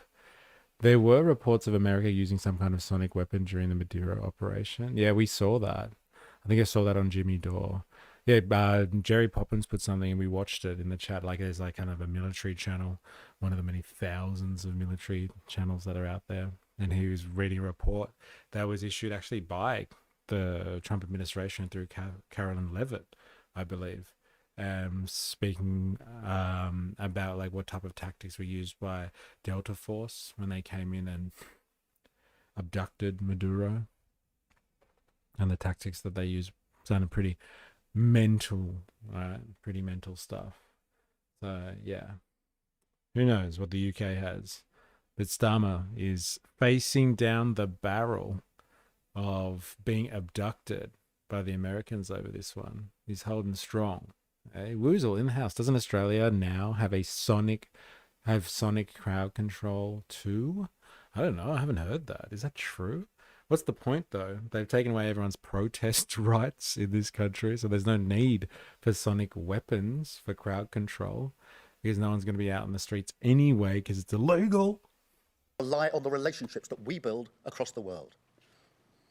Yeah, it's called Hearing Albo's Lisp. Very good. Very good. Oh, God. Disperse. So to conclude, we will work with our allies in Europe, across NATO, and with the United States. We will keep dialogue open. We will defend international law. And we will use the full strength of government at home and abroad to protect the security, living standards, and future of the British people. Yeah. That is the approach. But he said nothing about Denmark there. He never said anything apart from the fact that he's like, yes, they have the right to self-determination. This is outrageous. And like he didn't even really talk about the tariffs. It was just like, well, we have to protect the British people economically. They feel the burn in such an unstable world. And like, our job is to be pragmatic and to offer some form of stability amongst the chaos. Now, if he was pragmatic then and was offering economic stability to the UK people, to the working families out there, then his call would actually be then like, let's not oppose Trump because the tariffs are going to have an effect on people's wallets. It's going to hit people where it hurts. So Greenland, Denmark, Trump, you can do whatever you want, baby. Just don't put tariffs on us. But like, yeah, a lot of this. And that was pretty lackluster, to be honest. Sonic crowd control, singing horses at a pro-Aussie rally. Actually, there's some stuff coming up that we're going to have to go to. Next week, it's Australia Day. I think I'm going to have to go along to the March for Australia protests. Well, rally, let's call it. In Sydney, see if it's allowed to go ahead in this tense post-Bondi environment. Military Right. just posting. So like these this is troops just arriving come out. This is really recent. Like it's like an hour old. But apparently more Danish troops arrive in Greenland. Additional troops have arrived in Greenland. on Monday evening. So I'm assuming for these people, CNN, that's like what's happening for us now, right? It's Monday evening, Monday night. It's not a rally, it's a meeting. Yeah, like that's the what's his name? The Barnaby Joyce defense. It's not a rally. How dare you? Greenland. The Danish military just posting these images that we're showing you of troops arriving in Greenland. Looks like already in darkness tonight. And it comes as our Jim Sciutto is now reporting that President Trump said on a call with the British Prime Minister that he may have been given, quote, bad information on why European troops were sent to Greenland. Now, Jim's reporting is according to a senior British official. The deployments of troops, though, we just showed you those latest images, but they also come from Germany, Sweden, France, Norway, the Netherlands, and Finland, a massive NATO statement, all on the heels of Trump's threats to, quote, have Greenland one way or the other. Trump threatening those countries militarily. They are, of course, all America's strongest allies, and also specifically threatening them in addition to military with hefty tariffs for their military show of force against his taking over Greenland. So if Trump was confused as to their motive or what they were saying, he certainly didn't wait to clarify the confusion. He immediately, had said he was going to impose 10% tariffs on those NATO allies, ramping it up to 25%. Now, based on what may be bad information, or is it a convenient excuse for an off-ramp to a situation that is troubling, terrifying, and spiraling, escalating? Because the we already know all of this. So they sent more troops. Big whoop, who cares? They send some more troops in, whatever. I want to hear from this guy. Love him or hate him, he's antithetical, I guess, to the Trump administration now. But this dude here, with the famous stash, John Bolton, he's very critical of Trump 2.0, let's say, or even Trump 1.0 after they had a falling out together, these two. But let's see what he thinks about the Greenland situation and why Trump's a psychopath. Okay? Well, it's a bad idea. So I just want to get some more analysis of what people think about whether this is a goer or not. We saw the military thing last week, and they made it out. They made it sound like Greenland is a nightmare of a place to invade, unless you got the right gear and the right training. And so they made it sound very difficult for the US to do that without NATO or even NATO resistance. And then outside of that, the diplomats and the politicians are like, it's just a bad idea for diplomacy reasons. You won't want to make yourself a pariah state. We'll have no allies left. Woozle, since 2020, yes. Irad. Top Dog 8528. T-Dog, sorry. Doesn't Australia have sonic crowd control now too? Oh, that's what it's since 2020. Interesting. Why have we got sonic crowd control? I would like to know more. All right, let's listen to John Bolton, shall we? T-Dog, are you new here? Let us know. For more tonight, we are joined live by Ambassador John Bolton, former National Security Advisor under President Trump, as well as former ambassador to the UN. Ambassador, I appreciate your time and your perspective on this. Let's start with Greenland tonight. President Trump has been very aggressive in his rhetoric here. He says he will take it by force if necessary. You actually penned an op-ed in the Telegraph about this. You say that this Greenland grab is Trump's worst move yet, also claiming nothing America needs in the country requires sovereignty or military force. Tell me more about this. Tell me why. Worst move ever. Well, the damage that Donald Trump is doing to America's reputation, to the belief, trust, and good faith and reliance our European allies and friends around the world have on us is just impossible to state. This is so extraordinary. To threaten the invasion of a NATO ally, to seize by force territory from a democracy. The impact in Europe is just, you cannot calculate how. Anyone who has democracy should not be invaded.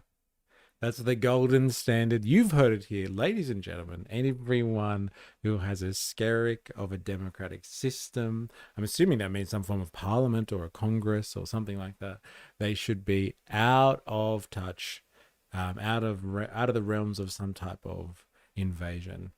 Tell that to the Venezuelans, tell that to the Iranians. Or Trump just all talk and just yet another distraction from the Epstein files. So good. Where the DOJ came out and said that no court can force them to release the files. That's crazy. Did they just come out and say that? Because they've actually legislated. It doesn't matter, I guess, what the courts say. Exactly. The legislation is pretty clear. Unless they're fighting the legislation in the courts, it's pretty hard to not interpret that. That's interesting. That's very interesting. You've just come out and said that no court can force us to do this. But what about the legislation? What about Congress? What was the deadline? It was like the 20th of December, and they released, what, 1%? Another distraction from the Epstein files. And the world, or the American bourgeoisie, protects its credibility for another day. How bad this is for us. There is nothing that we need at the moment in terms of security in Greenland that's not amply provided in a 1951 treaty with Denmark called the Defense of Greenland Treaty. And, you know, if we could get this out of the spotlight, I think... Denmark's GDP, 500 billion. Source, the IMF. Price tag, Greenland, $700 billion. So good. Look at this. Hey, we're giving you $700 billion for this. You wouldn't make that in a year. What are you worried about? Very interesting argumentation. Diplomats between the two countries and with other NATO allies could resolve this very quickly. This is a tragedy that just unfolds day by day, causing us more and more harm. Wow. I mean, so let me take the counterpoint then. The president has said that if we don't take action, Russia or China will. Tell me why you believe that reason alone is not enough to do something. Well, the question is, when are Russia and China going to do something? They are clearly a threat in the Arctic Circle. We have known that for decades. Democracy just means legitimacy, allegedly. It's an interesting point, isn't it? Look at this. Russia, evil bastards. Look at that. Look at all those red dots. Look at that. Hey? Bastards. Putting all of their military bases within their actual territory. Hey? Here's the USA in territory that is not the USA. Hey? Where are the red dot Russian dot? Where are they outside of Russia itself? Hey, anyone? Camp Viking, UK. That's a mad name though, isn't it? Yeah, even the UK has military bases outside of its territory in the region, and they're using the threat of Russia and China as an excuse. Who are the only people that have military bases in the Arctic outside of their actual national territory? That'd be the US and the UK, sir. Interesting. Tell us more about the threats to the Arctic coming from the Russians. The U.S. has been just as lax in not taking steps against it as any other NATO ally. And there's nothing that we wouldn't do to protect our interests from threats by Russia and China in Greenland, in northern Canada, or in Alaska. It's the defense of these NATO territories is all critical to us. And that's why you have alliances. So this idea that somehow we alone can defend, it's not a question of defending Greenland. The president said Chinese and Russian ships are all over it. They are not all over it. This threat comes because of the melting polar ice cap. We need surveillance capabilities up there. We need to protect the... I love how, like, because of the Greenland discussion, like, everyone's just agreed that, like, polar ice is melting all of a sudden. Like, before, it was proper culture war issue. It's like you take a side on it and, like, you deny climate change or you agree with climate change. There's no real middle ground. Now everyone's just like, yeah, fuck, the Arctic's fair game. And it's because more of it melts now than it ever did before. And it's going to continue to get more and more accessible as more and more of it melts. Yeah, so what?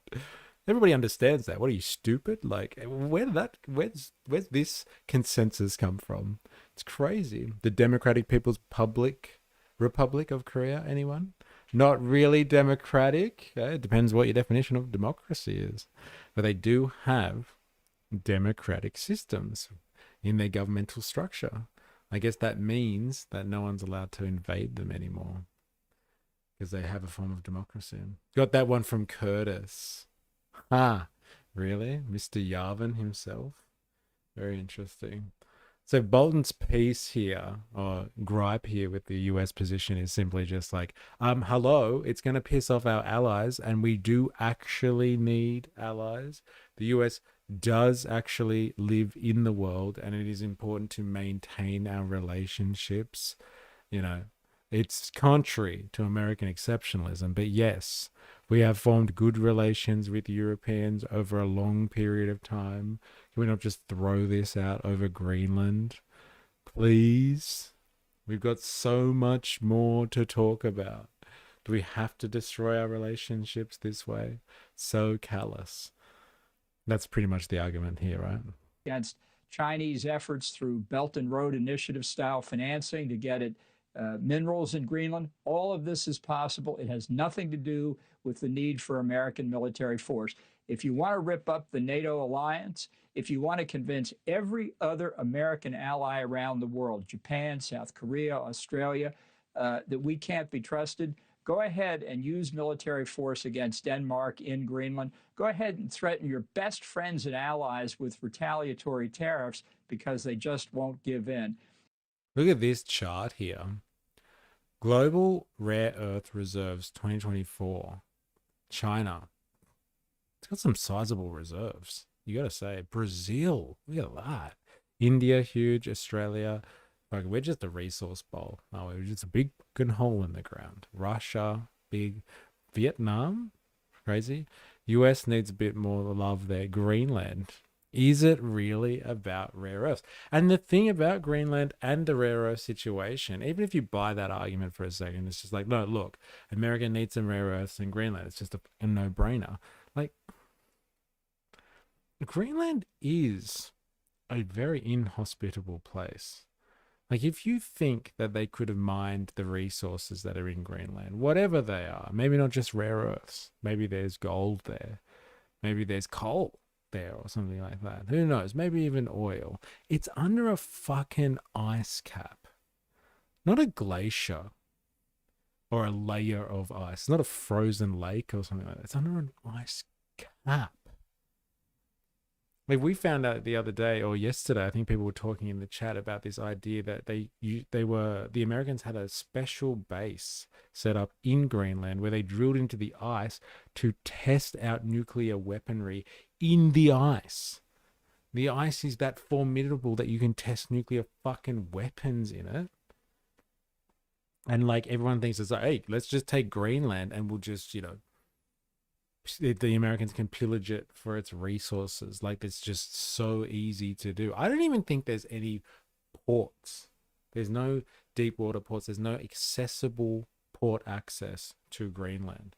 The idea that this is about rare earths is an outrageous. It honestly is an outrageous consideration. Well, America is generally extremely ignorant on how American companies are involved in other countries. I guess it depends on what section of society it is, right? Integer Bolton has been a POS for decades, and now he's hanging out on CNN because he was fired. Hey? News Nation, be fair. Can't wait until CNN has Trump being interviewed from a retirement home after his term because someone worse is in office. So good, man.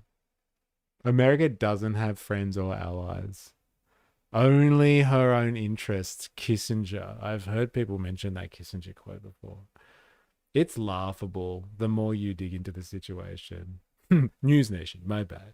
But I know what you mean. Like, Bolton, rejected from the Trump camp, now gets lapped up by the liberal media generally because he opposes Trump. Hey, who can we get to speak about Trump? Oh, let's get Bolton on.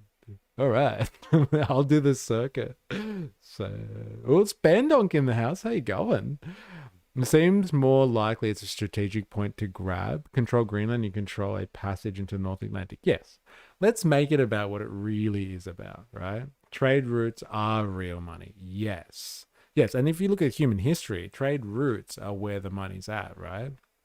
The Silk Road, etc., etc. Like, routes are incredibly important. Let's not make this about fucking assets under the ice that no one's ever bothered touching, because it's just not feasible. Like, let's be honest. Come on. David in the house. So you have to melt the ice cap to get the rare earths. Good evening, by the way. Good evening to you. It's good to have you. Well, like, apparently, and like, let's just say, for argument's sake, that like global warming does its thing. Like, this type of ice cap melting that we're talking about here to affect a landmass like Greenland, like, that's pretty much in the Arctic. From what I understand, it's going to take a lot of global warming, and we're talking about a situation like 100 years away. Like, if like global warming goes and beyond our wildest expectations, and like really does some damage and melts a lot of the world's ice, more than what we've actually predicted, and we'll have other problems to deal with. But like, at that point, we have to wait, like, at least we're gonna have to wait like 100 years before this type of stuff in Greenland becomes like accessible. Like, that's a long time between drinks, ladies and gentlemen. Like, spend on the money. This has got to do with trade routes. This has got to do with containment. It's got to do with like being there. They have to be there. They can't be excluded. And so that's why this idea that like the Europeans have this kind of notion or something, it's about security. It's about security. Let's just secure Greenland, and then the Americans will back down. Will they? I don't think it's about security. It's about owning this strategic point in no man's land. And right now, and like, in fairness, like, if you actually look at the globe, like, most people look at the world on a flat map and it doesn't give you proper context. But with fairness, like, Greenland is, I would say, strategically, it's closer to the US. So it's closer to Canada than it is part of Europe. That's for sure. And so, like, legitimately, from a North American perspective, and I say North American inclusive of Canada, it does make sense. Like, Greenland is way closer to Canada than it is to Denmark. That's for sure. And so, like, let's just call it what it is. Call it what it fucking is. This island, no man's land, areas becoming more accessible. We want it. We want it. It's part of the Western Hemisphere. We want it. It's not about security. It's not about rare earths. It's ours. It's our territorial claim. And like, Trump is so honest sometimes. Like, look at the rhetoric, like, oh, they landed a boat there, and like, why do they have right of ownership anyway? Huh? Just because they landed a boat there? That means nothing. That means absolutely nothing. Which, he should turn around and tell that to the native American population in North America, see what they have to think about that. But like, yeah, they've landed a boat there, so who cares? I can take it. I can land a boat there too. I could do that. You can play that game. Like, they want this territory, and it's about territorial interests. Yeah, there's some security interests in there too, probably. It's about like securing trade routes. That's real money. It's the Spandonk assessment of the global situation. I think it's continental control. The trade routes emerge from that. There it is. All right, let's let Bolton finish, shall we? Inchich is not going to be happy until we've heard Bolton out on this one. This is so counterproductive for the United States that it's going to take years to repair the damage that Donald Trump is doing, and none of it will do anything for the security of Greenland or the NATO alliance. Yeah, tell me about the stakes here. Do you think this could lead to the breaking up of NATO? Are you talking about World War III? What are the stakes? World War IV. Someone brought that up the other day. We're skipping World War III. We're going straight to World War IV. Well, consider what it means for the United States to invade an ally like Denmark. Is Canada next? Shall we invade Great Britain? How about Spain?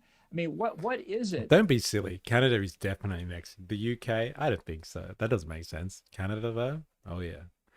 But like not until you get Greenland, because then Canada's surrounded. Mexico after that. And then you're sitting pretty tight there, I reckon. Someone just landed a boat there. I can send one of my boats. It's a beautiful boat. So big. A big, beautiful boat. It'll be the hottest thing you've ever seen. Everybody's saying it. They're saying how hot my boat is. They keep telling me. That gives Trump the idea that the only way to deal with one of the friendliest countries in the world toward America for 250 years is to threaten military force. Now, people say, oh, well, that's just the way Trump is. That's not the right answer. He's the president of the United States. And overseas, people take what he says seriously. And they think that the risk of military force is real. I don't think it is. But other people could be forgiven if they do. And then to compound it by threatening a trade war after we've agreed with Europe last year on Trump's April tariffs on Liberation Day. You know, it wasn't hot. Now it's the hottest. This says no deal with Trump is ever final. Is that really the way you want other countries to look at us, that our word is never is never going to last Ambassador, longer than I hear you, 7 or 8 and we're months? almost out of time, but I have to ask you, this is your former boss. Give us some insight. Why do you think he's doing this? Why Greenland? Well, he said the other day, we need Greenland psychologically. The United States does not need Greenland psychologically. Donald Trump does. Why? This is not about American national security. This is about Donald Trump alone. Ambassador John Bolton, appreciate the analysis and the... I don't know, man. See, this is where these guys, like with their little personal vendettas, they fall over. It's like, this is just about Donald Trump. He's a small little man, and I don't like him. Is it, bro? Trump just wants Greenland. There's a few fucking interest groups that are important, that are definitely banking on Greenland. Right? Bolton must be so conflicted. He always loves a bit of foreign policy. Pew, pew. But when Trump does it, it's all bad. But I bet those PMC stock dividends are great. There it is. Savage assessment there. Savage.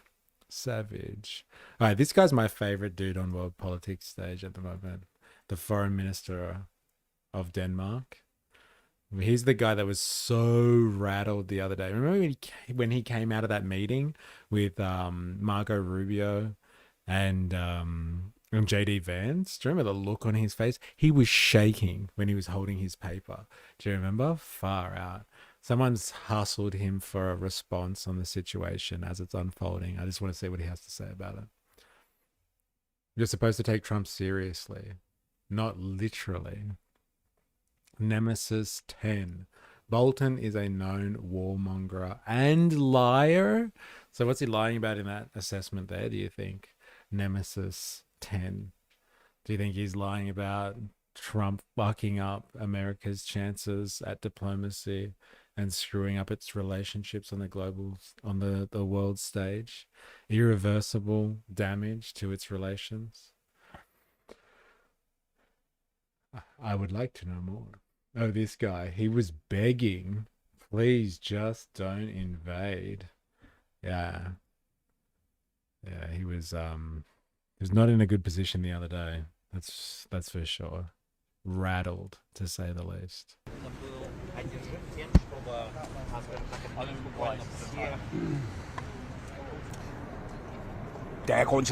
There is reason to be happy about all the support we receive from all our allies.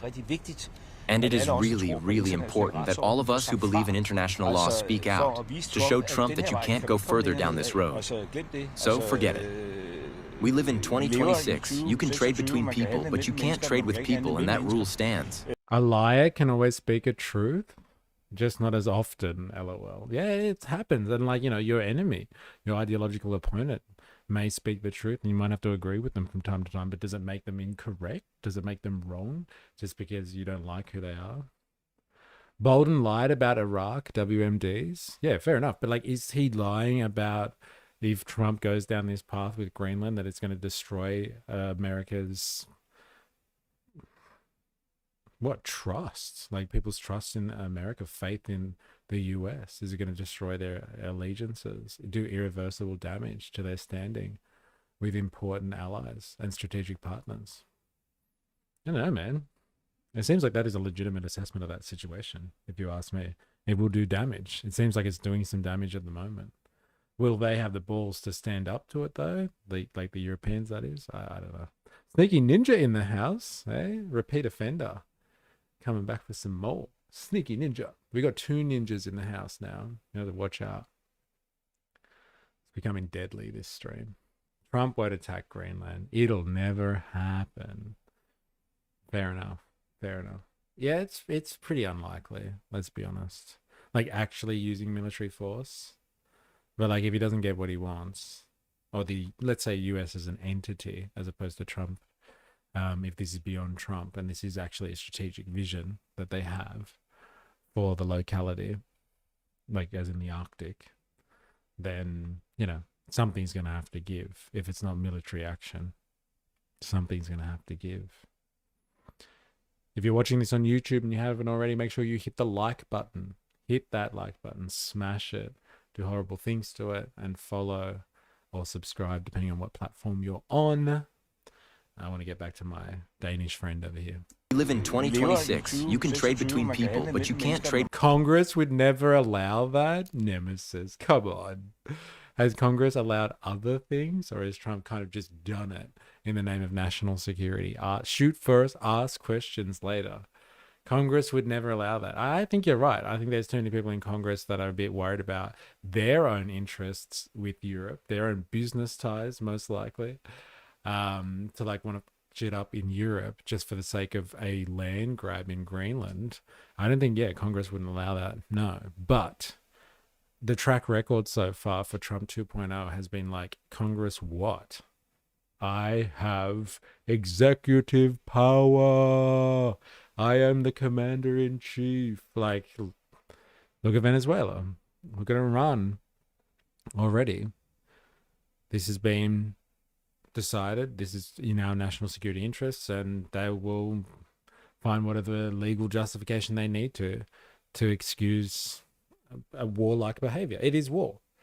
What happened in Venezuela was an act of war. 100 people died. What happened in Iran last year when they took out a nuclear facility was an act of war. But they found legal justifications as to why they didn't need to go through Congress. So I hear you, but I just don't think Congress really matters, to be honest. Against Libya, yes. Against Venezuela, yes. But against a NATO country, highly doubtful. But again, like, and what do you think that it is that Congress will do to stop him? Oh.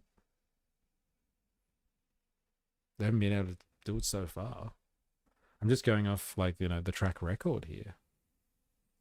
With people, and that rule speak out to show Trump that you can't go further down this road. So forget it. We live in 2026. You can trade between people, but you can't trade with people, and that rule stands. Forget that road. There are no Russian and Chinese ships all over the place. And Denmark, together with Greenland, has kept Chinese... They keep saying this line. This is the European defense at the moment, inclusive of the UK. There are no Russian and Chinese ships all over Denmark. Oh, sorry, over Greenland. What are you guys talking about? Who keeps saying this? There are no ships. Show us the evidence of the ships. They realize it's frozen, right? There's no ships everywhere. If Trump moves on Greenland, he would definitely be impeached by both parties, in my opinion. What, even the Republicans will come to the table on that one? Would they? Do you reckon they would? Wow. Could you imagine? Could you imagine? Dilemmas. Even Vietnam was a war. It was a police action. No Congress needed. Is that true? There was no Congress approval required for Vietnam. I didn't know that. Trump doesn't need evidence. Spandock, on the brink of World War II, Britain did similar with Iceland. Slightly different, but still an ally taking control for the sake of security. Just more legitimately about security back then. Just a little bit actually more about security than this one, it would seem. Yeah, on the brink of World War II. Are we in World War III right now? Is that what is going on now? Do you reckon, Spandon? And we just don't know we've entered into World War III yet. In like in 100 years' time, the history books will be like, oh yeah, the 2020s. That's when the war broke out. Hey, little did they know at the time. Investments out of Greenland.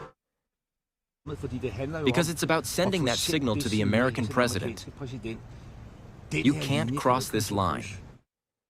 This is very much a discussion we need to have in the EU, because it is not Denmark that has to respond, and it's not the countries on this list that have to respond. It is Europe that has to respond. And there is the European summit on Thursday evening, and I hope that there will be clarification then. We have no ambition to escalate things. We sort of... What's the European summit that he's talking about? Is this like when the EU comes together with all the leaders of the individual countries and they're going to speak about this and other things? We've just heard the foreign minister of Denmark say that the EU needs to handle this situation with the proposed US takeover of Greenland. And they need to do so at their summit on Thursday. What summit is he referring to exactly?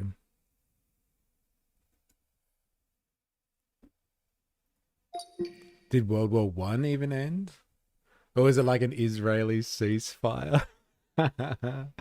Hey, how dare you? Why did you say that about Israeli ceasefires? Sneaky Ninja. America can take Greenland in a few hours and no one will be able to do anything about it. We all know this. Were you here, Sneaky Ninja, when we watched that video last week and that guy was analyzing how difficult it would be to take Greenland, just like logistically even? Even if World War III is about to start. So like they could take it, but like yeah, logistically it's difficult given the weather, terrain, all that sort of stuff. And like it really comes down to whether or not the EU or NATO rallies together to like offer resistance. If there's a bit of resistance, it will become increasingly difficult. But like it's really almost not worth doing it. Like the military side of things, like other forms of takeover, like diplomatic forms of takeover, like seem to be the best option. That's the big question, I guess. But still, Britain don't move on Iceland till World War II was basically kicking off. So it feels like taking Greenland is a little early. Yeah. Just a little early. It's undercooked. Put it back. We'll take it out when we're ready. The summit on Thursday, the Danish foreign minister was referring to, is an emergency European leaders summit in Brussels to address the escalating Greenland dispute. So it is particularly about the Greenland situation. That's interesting. And the US tariff threat. EU leaders are convening this extraordinary European Council meeting on Thursday to discuss coordinated responses, including possible counter tariffs. The what do they call it? The economic bazooka that they have at their disposal, and other diplomatic or economic measures. My bad. Got to use the right wording, like an Israeli reload. Yeah, reload. That's so much more appropriate, isn't it? So much more appropriate. Agreed with the Americans last week that we should move the discussion away from such an escalating conversation in the public space to a meeting table. And we stand by that. Danish Foreign Minister Lars Løkke Rasmussen has firmly rejected US President Donald Trump's stated ambitions to acquire Greenland. Speaking to reporters in London on Monday, Rasmussen stressed the importance of international law, saying there is a clear line that cannot be crossed. Hey, it's funny when international law actually matters and when it doesn't. Hey? It definitely means more to some people than others. That's for sure. That's for sure. I can't get over the thing about the about Trump and the Nobel Peace Prize. Considering your country decided not to give me a Nobel Peace Prize for having stopped 8 wars plus, so good. I no longer feel an obligation to think purely of peace. So good. You didn't give me the prize, so fuck peace. You want some peace? I'll give you peace. You'll see peace like you've never seen it before. Never seen it before. The world doesn't know what peace is. Key details of the Treaty of Kiel, 1814. So is this the Treaty of Alter between the indigenous population of Greenland and Denmark? Signed on the January 14th, 1814 between Denmark, Norway and Sweden, with the United Kingdom involved. Outcome for Greenland. Although Denmark ceded Norway to Sweden, the treaty specified that Denmark retained possession of the old dependencies, which included Greenland, Iceland, and the Faroe Islands. Impact this solidified Denmark's colonial control over Greenland throughout the rest of the 19th century. So this is a treaty. Interesting.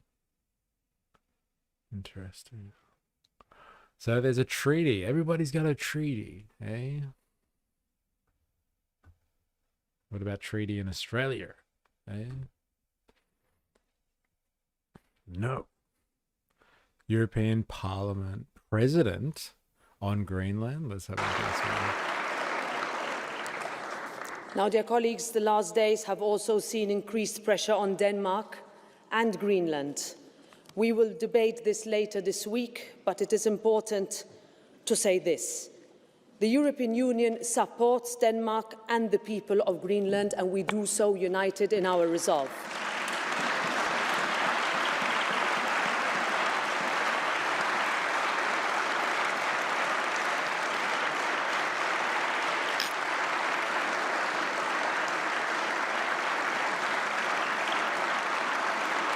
Such wank, all this stuff, isn't it? Fucking hell.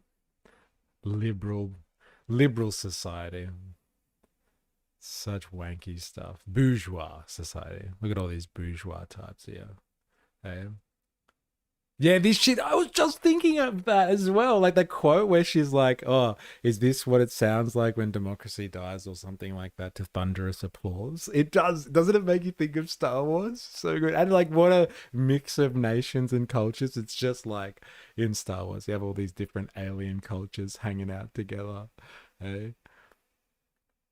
Debating things. Clapping. And when each other says things that are kosher. Sneaky ninja, what is the EU going to do? It's a good question.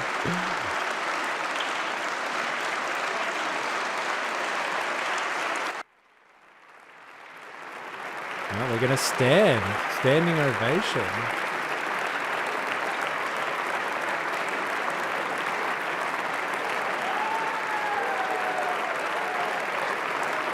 She didn't say much. Maybe they cut something important out. They're still clapping. Yes. No one has made treaty appealing since Yotha Yindi. So good. Great song too. Great song. My God. They whipped that out on Australia Day. What is the EU going to do? The world has gone insane and it only gets crazier. What a time to be alive, eh? Especially if you're one of these folks, eh? Standing to attention. I'm hoping they were actually going to say something. We're not just going to watch Europeans clap for about 3 minutes. Trump is just a discounted, defunct Timu Palpatine. Yes, Timu Palpatine.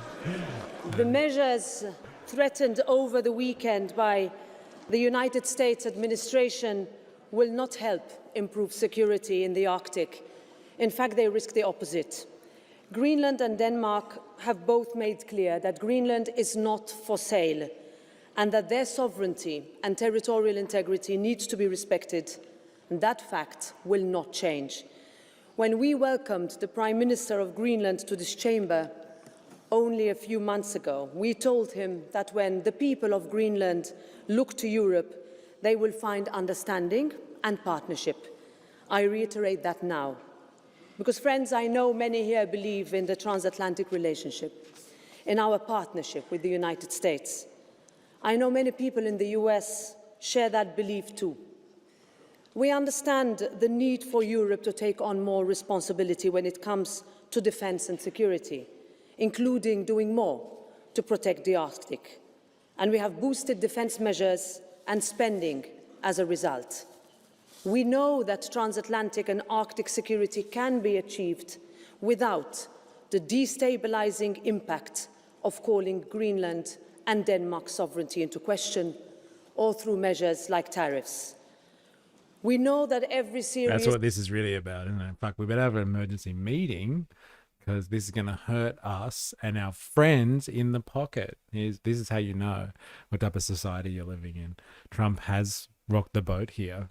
10%, another 10%. We thought we had this in the bag. Man, the lobby groups that help put us into power, they're not going to be happy about this. It's bad for business. Damn.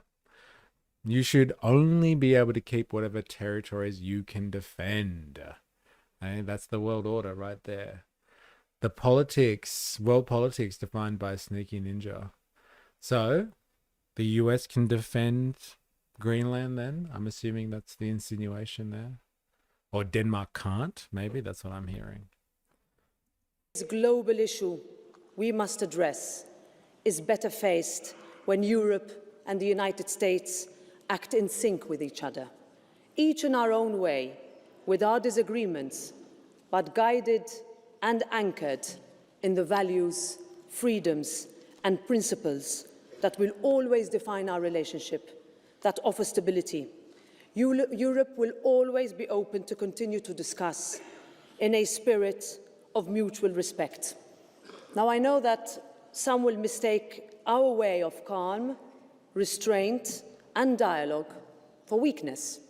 They are wrong. It is the opposite. We are Europe, and we will always stand up for our way. We will always stand up for our way, rationally, confidently, and deliberately, and we will make no apologies for that. I don't know, man. They're fighting words, but like very bourgeois fighting words. It's great how Americans can't understand how Greenland wouldn't want to be part of the USA, but for anyone outside the US, it makes sense. Nemesis 10, funny, they tell us tariffs are a tax on us consumer, then why is Europe so mad about the US consumer being taxed? Like, I see your point, but like you understand why, though. Like, I'm assuming you understand why. Nemesis 10. It's because it's bad for business. And like people will decide to do business in other places then if they're going to hit up with tariffs. So it like just impacts trade generally, and especially when Europe is trying to get access to a huge consumer market. And if that consumer market or the people that are doing the importing choose to pick some other avenue for their business to avoid the tariffs, then it's going to hurt. So like it does have an impact. It's just not as direct. I do understand. Hello. Okay, yeah. Okay, got it. David, Russia's doing a much better job of defending Crimea. Hey, talk about pragmatism. Here it is. Sneaky ninja. Tariffs lower the demand for their exports. It affects their trade and revenue. Yeah. But like all this stuff happens over time as well. Like you have to leave time for this stuff to sink in too. And so like if Trump just like, shoots from the hips with tariff stuff, like it's almost meaningless until stuff has time to sink in, because it's not like he puts on tariffs and then like everybody decides to shut their businesses down. Like there's already world trade moving around the oceans, and like we're talking about commodities here. And so like the effects of this are felt months later after production and distribution occurs. And so it's months after the fact that you start to feel this. And so like, if you're too trigger happy, like it almost loses meaning in the short term, all of this stuff. Dilemmas, because the US customers are taxed for European goods, then they'll stop buying imported products. So the EU misses out on the American consumer market. The American consumer market, which gets its power to consume from the fact that the world needs American dollars, and who pays for the world for the American consumer market to have those American dollars despite their constant deficits and overwhelming debt. Well, the rest of the world pays for that by getting access to US dollars. It's like a weird scheme, cyclic movement. Something strange is going on here. So we all agree. We all understand tariffs. But does Trump? Trump is a loose cannon. Take him serious. Just don't take him literal, in my opinion. Holy shit. Did you... Dilemma's just said that line like 10 minutes ago. You guys should hang out together, I reckon. You guys should definitely hang out.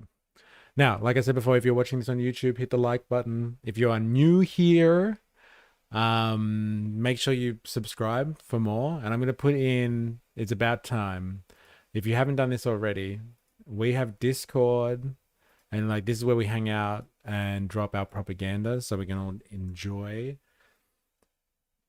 the consumption of information that occurs as part of this community. So come and join our Discord community and share your propaganda.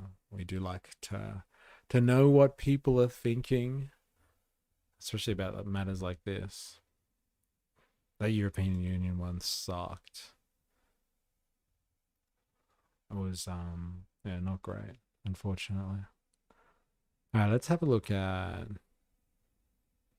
this guy. Here's another staunch. This guy controls Congress. So, like, do you reckon this guy would really impeach Trump? Hey, Speaker of the House, Mike Johnson. Would he actually lead the charge to impeach Trump if they attack Greenland? I don't see that happening. I don't see that happening. It's a common line they say in Washington, but it's true. Interesting. There it is. Still, you guys should hang out together. All right, this is Mike Johnson. So this is like a day old. But yeah, I want to see what he's such a smug prick, this guy. I don't know if I can watch all 11 minutes of this BBC interview. But like, I wonder what he thinks about the Greenland situation. They're like, yeah, we need it. Right? Trump says jump. I say how high. Right? We're all on the same page here. I don't understand. What's the problem? Mr. Speaker, only the President and the Vice President are more powerful than you in the United States. And I know while you're here, you want to talk about our shared goals as countries and the West's moral goals. But right now, our countries are divided on some crucial issues. Your President has made it clear that the US must get hold of Greenland. To many of our politicians, that would be an absolute violation of the things that our two countries believe in. It's not your land.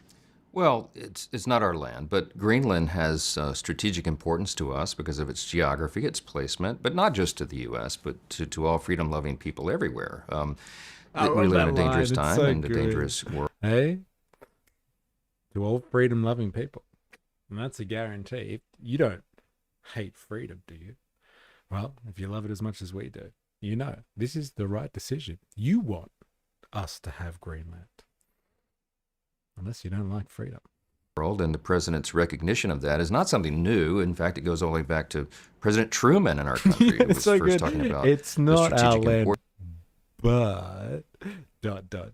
importance of that. So we'll see how it develops. It's one thing to say it's an important part of the world. This country believes that too. It's quite another to threaten military action. What the president says he'll take it the easy way or the hard way. I mean, you admit it's not your land. And you yourself said military action would not be appropriate. So why is that on the table? Well, I don't foresee military intervention in Greenland. It's a small population of people, and I think diplomatic channels is the way to go. And I think the president's appointment of an envoy, recognizes that. So should we not pay attention to the president's threat to use military action? No, we should pay attention to his words, but I think people are heeding that. Say the line. I think you should take him seriously. Maybe just don't take him literally. Say the goddamn line. I guess Trump being impeached depends on who's on the list. Might even be the reason Trump hasn't released it. Needs the leverage so he can act bullish and not worry about impeachment after midterms. Woozle, does that mean Australia should be appropriating Tasmania, Indonesia, PNG, Fiji, etc.? Hey. Why not, in this world? My next door neighbor's house has strategic importance to my lawn. I need it. Oh, fuck, that's so good. Imagine that hostile takeover. What are you going to do about it? Huh? What are you going to do? I've noted that the UK and some of our native allies have people there now. Maybe that was the point. Maybe that all of our friends and allies around the world have recognized anew the importance of that geography and that placement, and hopefully we can all work on that together. So was that the plan all along? I don't know. The president is playing chess. I typed Tasmania but meant New Zealand. That's funny. I was wondering where you're going with the Tasmania thing. I thought you were talking about them potentially seeking to be separatists and seeking their own sovereignty. We're just going to have to reclaim Tasmania again just so they realize. But you meant New Zealand. Hey, New Zealand, and like, correct me if I'm wrong, Volta, pretty much part of Australia anyway. Hey? Let's just formalize it. When we get our new republic, let's just bring New Zealand into the fold. Hey? We can all be one big happy family finally. It makes sense. It makes sense.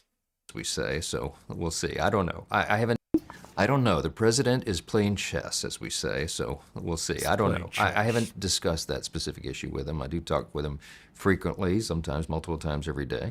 But we have a lot going on right now, so that's just one small piece to a larger puzzle. It's a big piece, though, in a big and complex puzzle around the world. Many people in this country look at how President Trump conducts diplomacy, also how he conducts himself at home. The president said the only limits on his power are my own morality. Have you got another king 250 years after getting rid of the last one? No, we don't have a king. We have a strong commander-in-chief, and America needed that. And frankly, freedom-loving people around the world needed that. A strong America is good for everybody around the globe, and so smart, most people recognize that and stated. No, we don't have another king. Don't be silly. Silly British person. So good. The football wars would be a thing, LOL. Let's make it official. Let's go steady, New Zealand. Yeah, no, enough of these wartime booty calls. Yeah, let's go steady. It's time. Let's just rip the Band-Aid off. Let's just make it a thing. Let's not pretend anymore. Stop flirting. Let's become one sovereign nation across the Tasman. It is an objective fact. He's exerting peace through strength again. He uses bravado sometimes to do it. That's his personality. But you know what? The American people voted for a strong personality. What's he willing to do in Iran? He has promised protesters in the street that help is on the way. As they have been gathering in the streets, risking their own lives, many, many people have been killed by the regime. Is America willing to take military action against the Iranian regime to bring it to an end? We certainly hope that it doesn't come to that, and I think what he's doing Isn't it amazing? Like this time last week, all that we were talking about, all that anyone was talking about was Iran. Iran. And like nothing. Crickets. This time next week, no one will be talking about Greenland. It'll just wash into the background, and then there'll be as the grand Voltaire theory of everything. I think it was Voltaire that brought this up, when it's a good theory, until there's another distraction from the Epstein files. And like whatever the next distraction is, we'll just be talking about that like it's a legitimate topic of conversation. Okay? Yeah, this time last week, it was wall-to-wall Iran, baby. Where'd that go? Eh? Locked and loaded, the Americans were. Locked and loaded. Not anymore. Getting jiggy with it. Hey? Us and the New Zealanders. Where are you from, Nemesis 10? What country? Let us know. Now is a strong show of moral support. I think President Trump's speaking out. Imagine combining the haka and shoeies. We can call the rugby team mostly black. That's good. I like that. Out has encouraged and fueled the fire, so to speak, for freedom. And I think that's a good development. And yet many people are dead who have been out protesting on the streets. It's the terrible. Iranians would have it that actually what has happened is this protest has been put down and many people have been killed. So I ask again, what's President Trump really willing to do beyond offering... Oh, another American correspondent. There you go. Welcome. Epstein files. They're all involved. Yes, everyone. That's why it's great to have all these distractions. Everybody's implicated. That's why we can't release it from the USA. Welcome to the stream chat. I'm assuming this is your first time on this stream. I don't think I've seen your name pop up before. What you describe as moral support. Well, you would have to ask him that. What's your view? You're third most powerful politician in the United States. Yes, I'm in charge of the House of Representatives and the Congress, and it is the role of Congress under our constitutional system to declare war. I don't think we're anywhere close to that or in any necessity of that. We do want to encourage the flourishing of freedom, and I think this is a very welcome development. I think freedom-loving people around the world recognize that. He said freedom-loving people twice now. That's the rhetoric. There it is. Putin, according to an article shown on Brian Tyler Cohen, is praising Trump over his Greenland aspirations. If that doesn't prove this is a long game that included Trump, I don't know what would. There it is. I subbed and liked. Oh, thank you very much. Thank you. Appreciate it. You aren't not freedom loving, are you? Yeah, I know, right? Hey, I've said it a few times. You don't hate freedom, do you? Hey? No, of course. I love freedom. All right, good. We're cool then, G. We're all good. I think this is a very welcome development. I think freedom-loving people around the world recognize that, and they're applauding it and praying for the Iranians that they can continue this, and that as he said, the indiscriminate killing of innocent citizens and protesters is detestable. It must be stopped, and everyone, I think all prime ministers, presidents, leaders around the world should call it out. Congress represents the American people. There are even Republican senators now who are uncomfortable with the number of executive orders, directions coming straight from the Oval Office, from President Trump, behind the grand desk, rather than going through your Congress. Are you comfortable with how much he is wielding power as an individual leader rather than consulting with your party or putting things through the democratic normal means? Well, I would challenge the premise of the question. He does consult with Congress. The president and I consult together all the time, daily. He talks with Leader Thune, the Republican leader in the Senate, as well. Our colleagues are conferring with him constantly. And this is the most engaged and involved president with Congress probably in the history of the country. I mean, if you go back... Really? When even yes. some Republican senators are concerned about the balance between the Oval Office and Congress? Well, there's a constant friction. Our system is set up so that we have the balance of powers. And it doesn't mean in any way that we are yielding any of our authority as a legislative branch. It means that we are trying to unify the government and work in an efficient and effective manner for the people. And I will say, the record that we have produced is one that we are quite proud to run on for our upcoming midterm election. The first year of the second term of President Trump has been remarkable. America's back. And America's back. There it is. We've heard it. It's so hot. America's so hot. It's never been hotter. Everyone's talking about how hot America is. Just as hot as this guy's ears. Why are they so red? What do they say about hot ears? Like people are talking about you? People are constantly talking about Mike Johnson. Let America conquer the West? Like, what do you mean? Like the Western Hemisphere, I guess? Is that what you're talking about? We love freedom, but it's so damn expensive.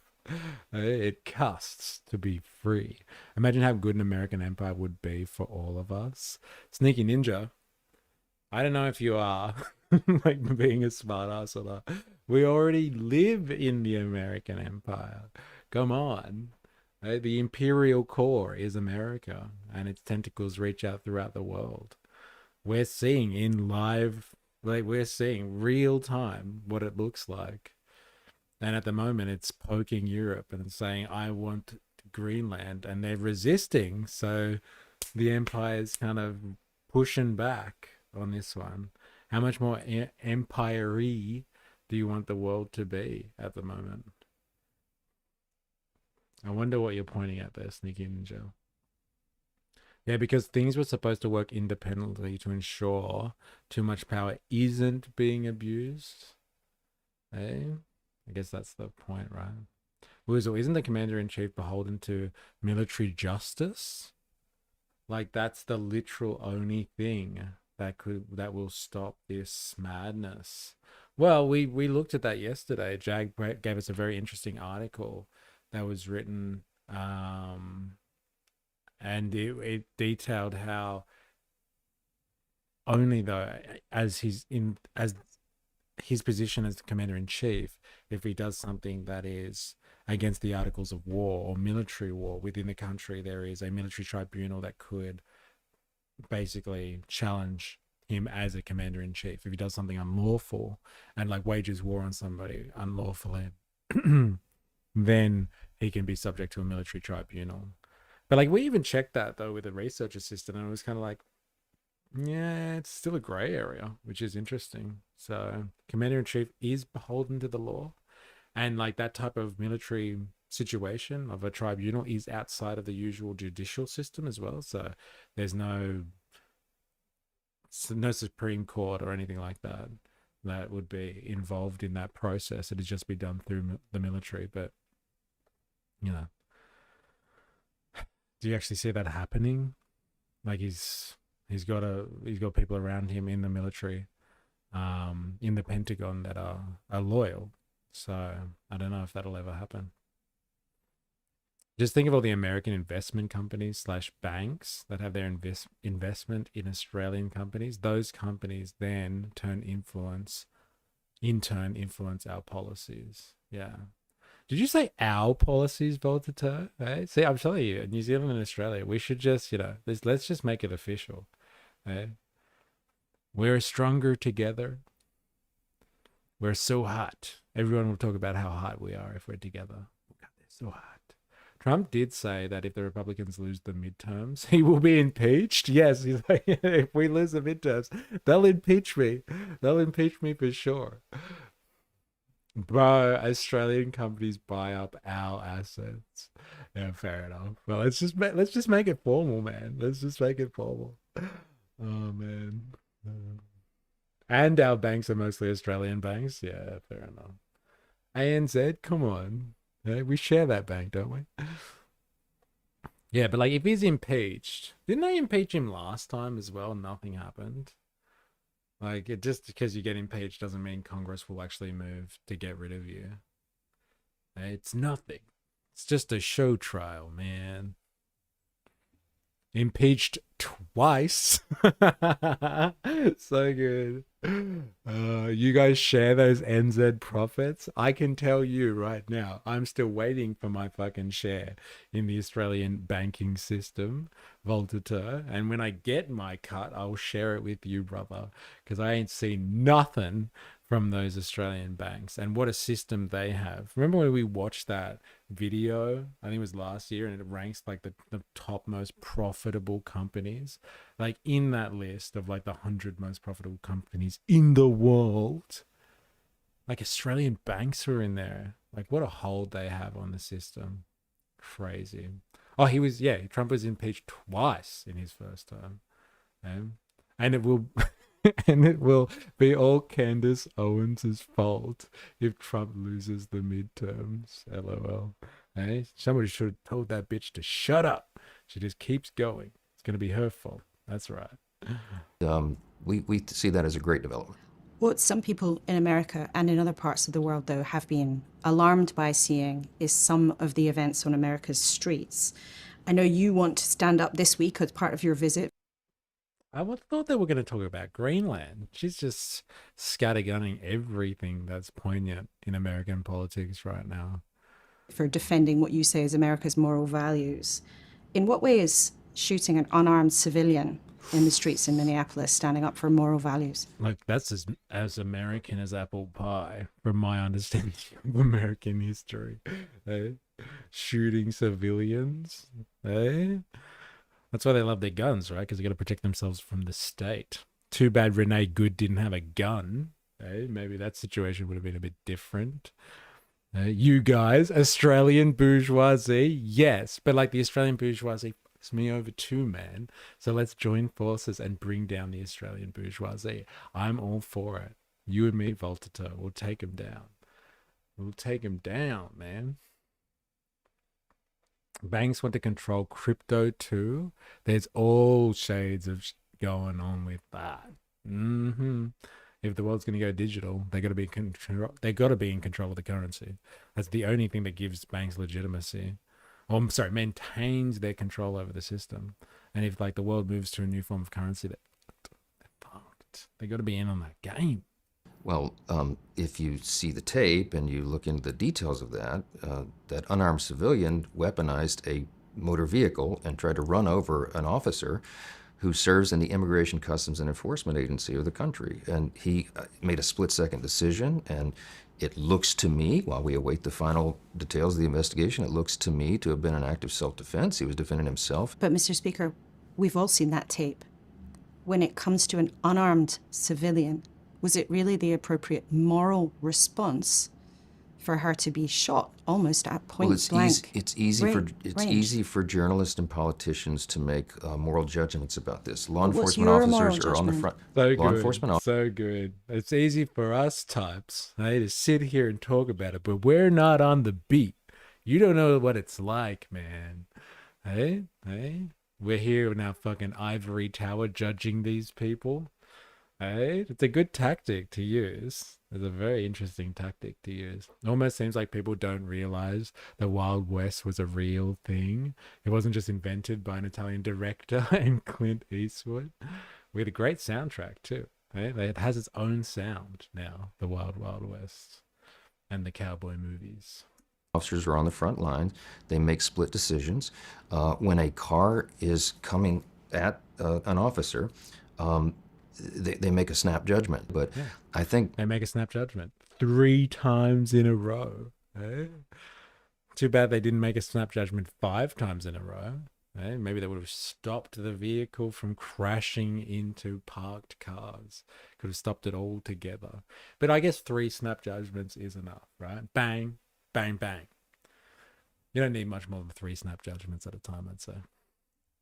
What we saw there was a very tragic situation brought about by someone who was impeding the rule of law and law enforcement officers in doing their job. Many people in the UK, many politicians and many members of the public wonder if America in 2026 is an America they recognize. You describe President Trump's approach several times as peace through strength.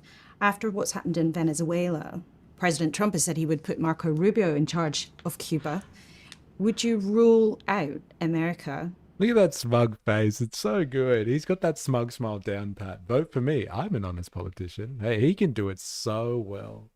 I wish I had smug face like that. I can do it. I could do it. I could do that. I could be Mike Johnson.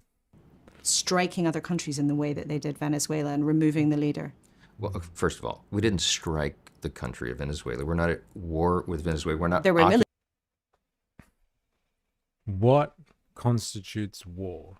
This is where it gets spicy. Hey, we're not at war. We didn't strike them. We just flew in the middle of the night and bombed certain areas. And, that led to the deaths of about 100 people. Like, that's not war. It's like a visit. We visited Maduro. We picked him up and took him for a ride. Like, this shit happens, man. Hey, did he say they didn't strike? Yes, he just said that. That's what I'm saying. Like, it was all AI then. They didn't strike. It's not an act of war. If someone came in and took our president, I would call that a strike. I wouldn't call that a strike. Come on. We just picked him up. We went for a ride. It happens, man.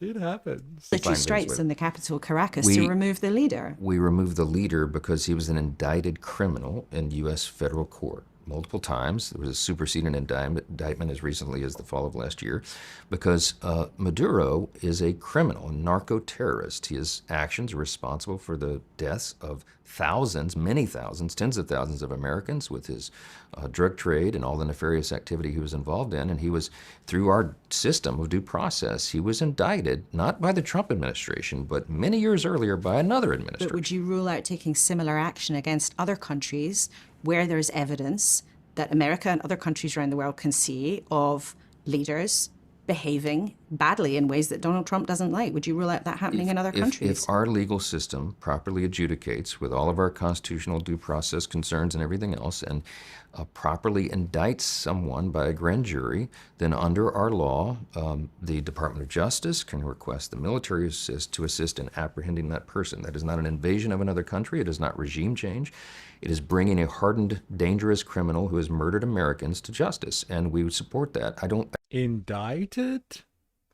But like, is he a hardened criminal or not? That needs to be brought to justice. Are these allegations so far? Like, come on. What's going on here? Something's not adding up. A very long way to say yes. Yeah, the answer is yes. Yes, if we feel like someone has fucked over American interests, and we have a legal justification for that within our system that we have complete control over, and no one can question. Yeah, we'll do it, and we'll do it again, asshole. So fuck you, BBC. Kind of twisted denialism is that. Isn't bombing a place striking it? If I hit you, I have struck you. Eh? So Netanyahu is next then? Don't count on it. Don't count on it. Yeah, indictment does not equal guilty. It's just it's like a charge, a formal charge. So like, but he said he's just like, he's a hardened criminal. So is it indictment or not? Like, which one is it? A ham sandwich can be indicted by a grand jury. Oh my god. So good. The ham sandwich did it. Bro, if you went out and spit on someone, that's classified as assault. But bombing somewhere is not striking it. Just remember that. This is good. This is entertainment. And he keeps such a straight, smug face. Like, I'm just amazed at how good his fucking poker face is. No, that's not it. You don't understand. You don't understand. US backtracks on Maduro case, drops claim Venezuela cartel de los Sols ever existed. Yes. Yes. Do you remember that last year when we were watching this and they kept on talking about the cartel de los Sols? And that was he was the head of the cartel de los Sols. Actually, the entire Venezuelan nation is really set up as a large cartel, and he sits as the head of this organization, a kingpin, which formally allowed them to charge him as a narco-terrorist, or the head of a foreign narco-terrorist organization. The actual premise for an invasion of Venezuela. Outside of that, there was really no justification for this. And since then, like, it wasn't even involved in the charges. Like, the formal charges that were laid to him in the federal court in New York didn't actually include any mention of this cartel de los Sols. It's crazy. Before abducting Nicolas Maduro and his wife, look at her, eh? He just looks kind of to be handling the situation. Not so great, huh? US branded the slang term for drug corruption as a terrorist cartel and accused him of leading it. Surprisingly, the indictment omits that claim. So good. The US Justice Department has quietly stepped back from its most controversial claims that the Venezuelan President Nicolas Maduro, retreating from the assertion that Maduro led the formal drug cartel known as Cartel de los Sols, or Cartel of the Suns. Apparently, I heard this from someone that was speaking about like Latin American politics. Apparently, the like Cartel de los Sols is like this like group term that like Latin Americans will use for like politicians that they think have been kind of bought out by drug money. So like, it's just like this general, oh yeah, the Cartel de los Sols. It's like this thing that they use, like this language, like this terminology, this trope that they use just to brandish some politician as being corrupt, basically. And like, they just use it for anyone that potentially fits that bill. And so like, it's really interesting kind of that they were just like, yeah, let's just call him the head of the cartel of the Suns. And then we can use that as a reason to go in and take him for a helicopter ride in the middle of the night. A revised indictment unsealed on January 3rd as US forces attacked Caracas and abducted Maduro and the First Lady, Celia Flores. Prosecutors abandoned the language that described the Cartel de los Sols as a structured criminal organization. Instead, they reframed it as a patronage system and a culture of corruption tied to drug money inside Venezuela's military and political elite, according to the indictment brought against Maduro. This shift marks a significant reversal from Trump's administration's earlier position. In 2020, the US prosecutors accused Maduro of leading the cartel de los Sols, portraying it as a powerful drug trafficking organization. I remember them talking about it, like legitimately, that he's the he's the kingpin of a nationwide drug syndicate, like hardcore shit all the way, and he's at the top. That language was later echoed by the U.S. Treasury Department in July 2025 when it designated the Cartel de los Sols as a terrorist organization. Interesting. It's not a group. According to the indictment, the term Cartel de los Sols refers to officials at the top of this system, a name derived from the sun insignia worn by high-ranking Venezuelan military officers.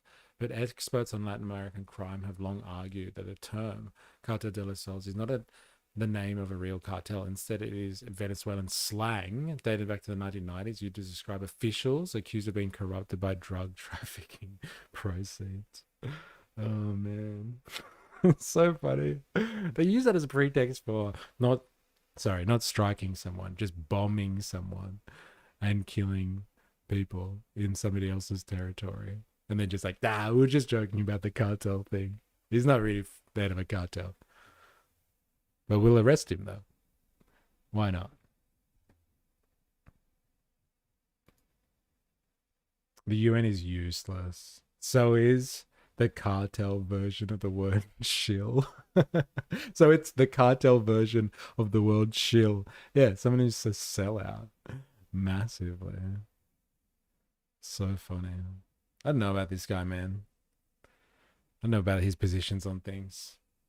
He's too smug. He's too smug. He does it so well. He's so convincingly smug. What are you going to do about it? BBC? Fuck off. The UN does do good stuff. There's a lot of good research, I think.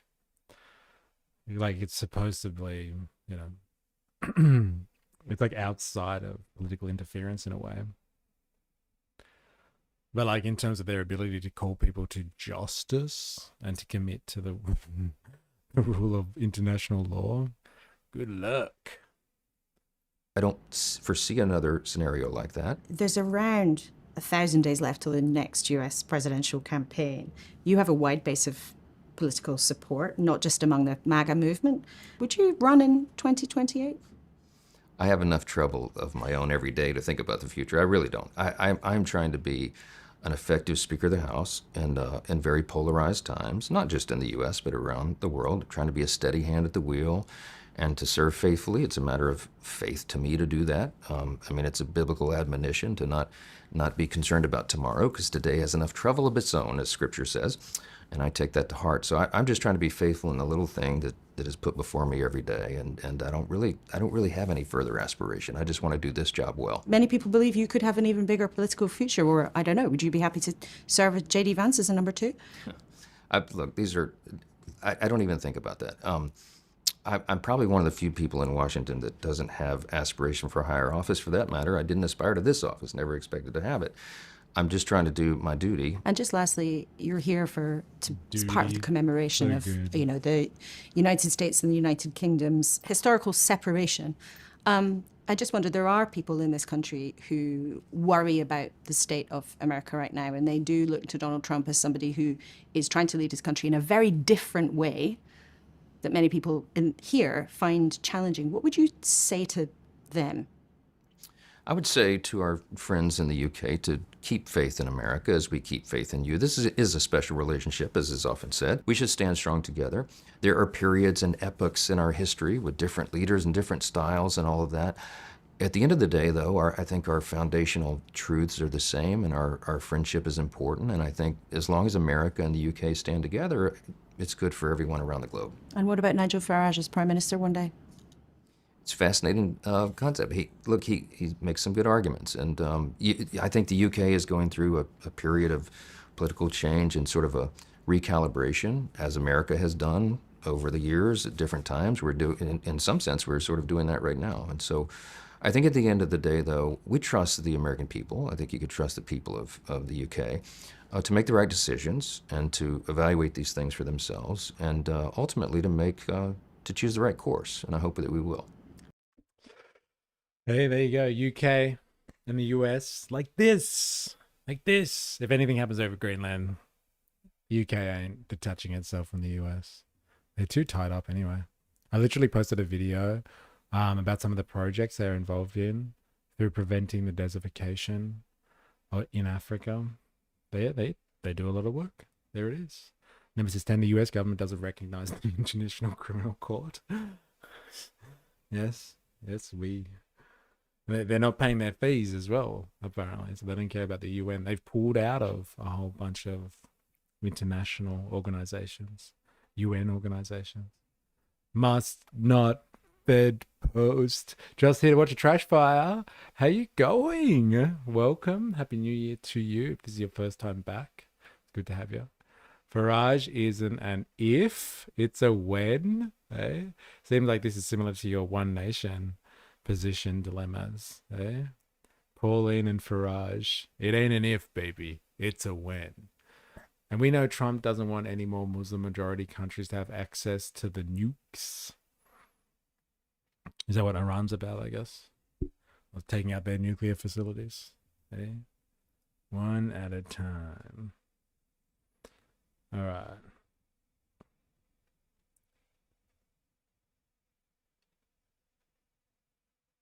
All right, let's do this. Oh, I had to watch this. All right, last week we did a Far Right Fridays and we covered Nick Shirley. I don't know if anyone else has seen this, but Nick Shirley is hit back. So we watched the Channel 5 Nick Shirley interview, and it seems like fucking Andrew Callahan over here, the sly dog, hasn't actually portrayed Nick Shirley in good faith. And Nick Shirley is upset about that. So I don't know if you've actually had a chance to see this, but Nick Shirley has hit back and he's taken on Andrew Callahan hard. Hey, Andrew being sly as fuck.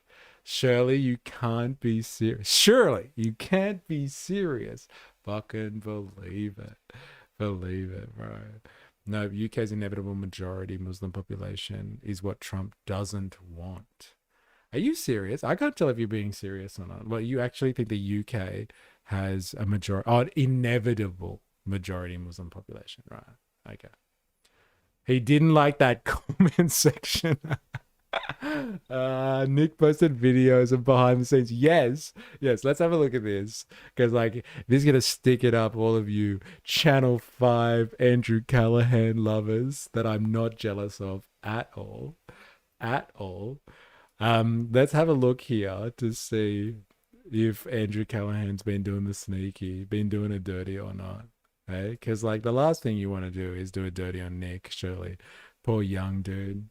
Hey, just trying to scratch a living in this big bad world, getting boosted by X in the order of hundreds of millions of views. Hey, he just wants to be taken seriously. I'm a journalist, and Callahan is standing in the way of his integrity. Poor Shirley. Can't catch a break, this poor guy. Hey? Can't catch a break. Let's have a look. All right, this is super important, and I also learned a great lesson here. So the other week, I sat down with Andrew Callahan in Channel 5 to do a sit-down podcast-style interview for his channel.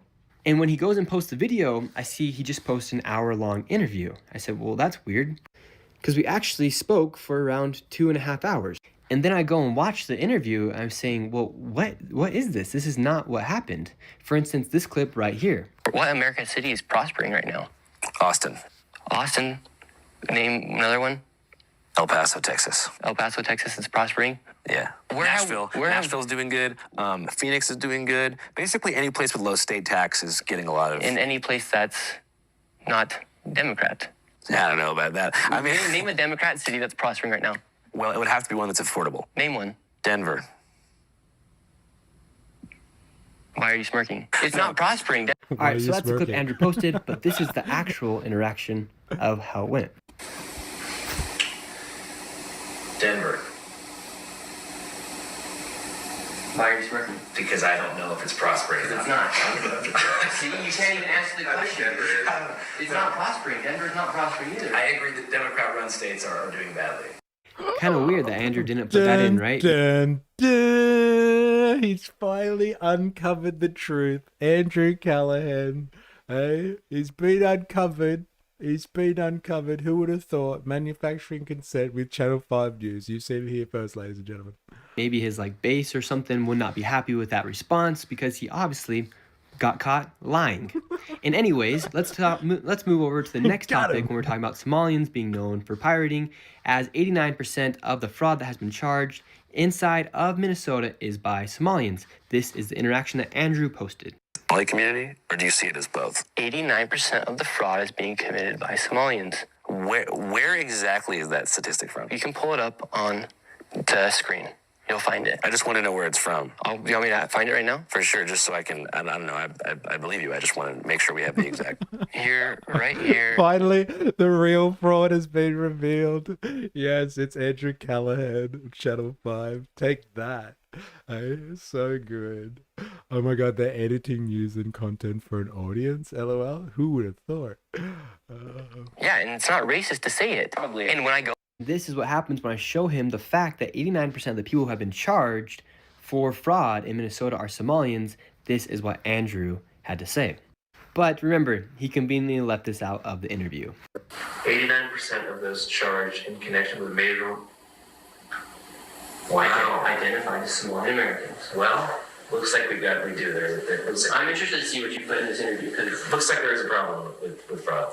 So there you go. That's just two examples from the interview with Andrew Callahan where he literally went out of his way to try and make me look bad, which is not cool. And I wouldn't say that's very benevolent of him to do by any means, but he's making a joke on himself. Oh my god, people were crushing him on the benevolent thing. Like there was all these I don't know what you call them, like democratic shill kind of influencers that are part of the democratic establishment. They're on the books of the democratic machine.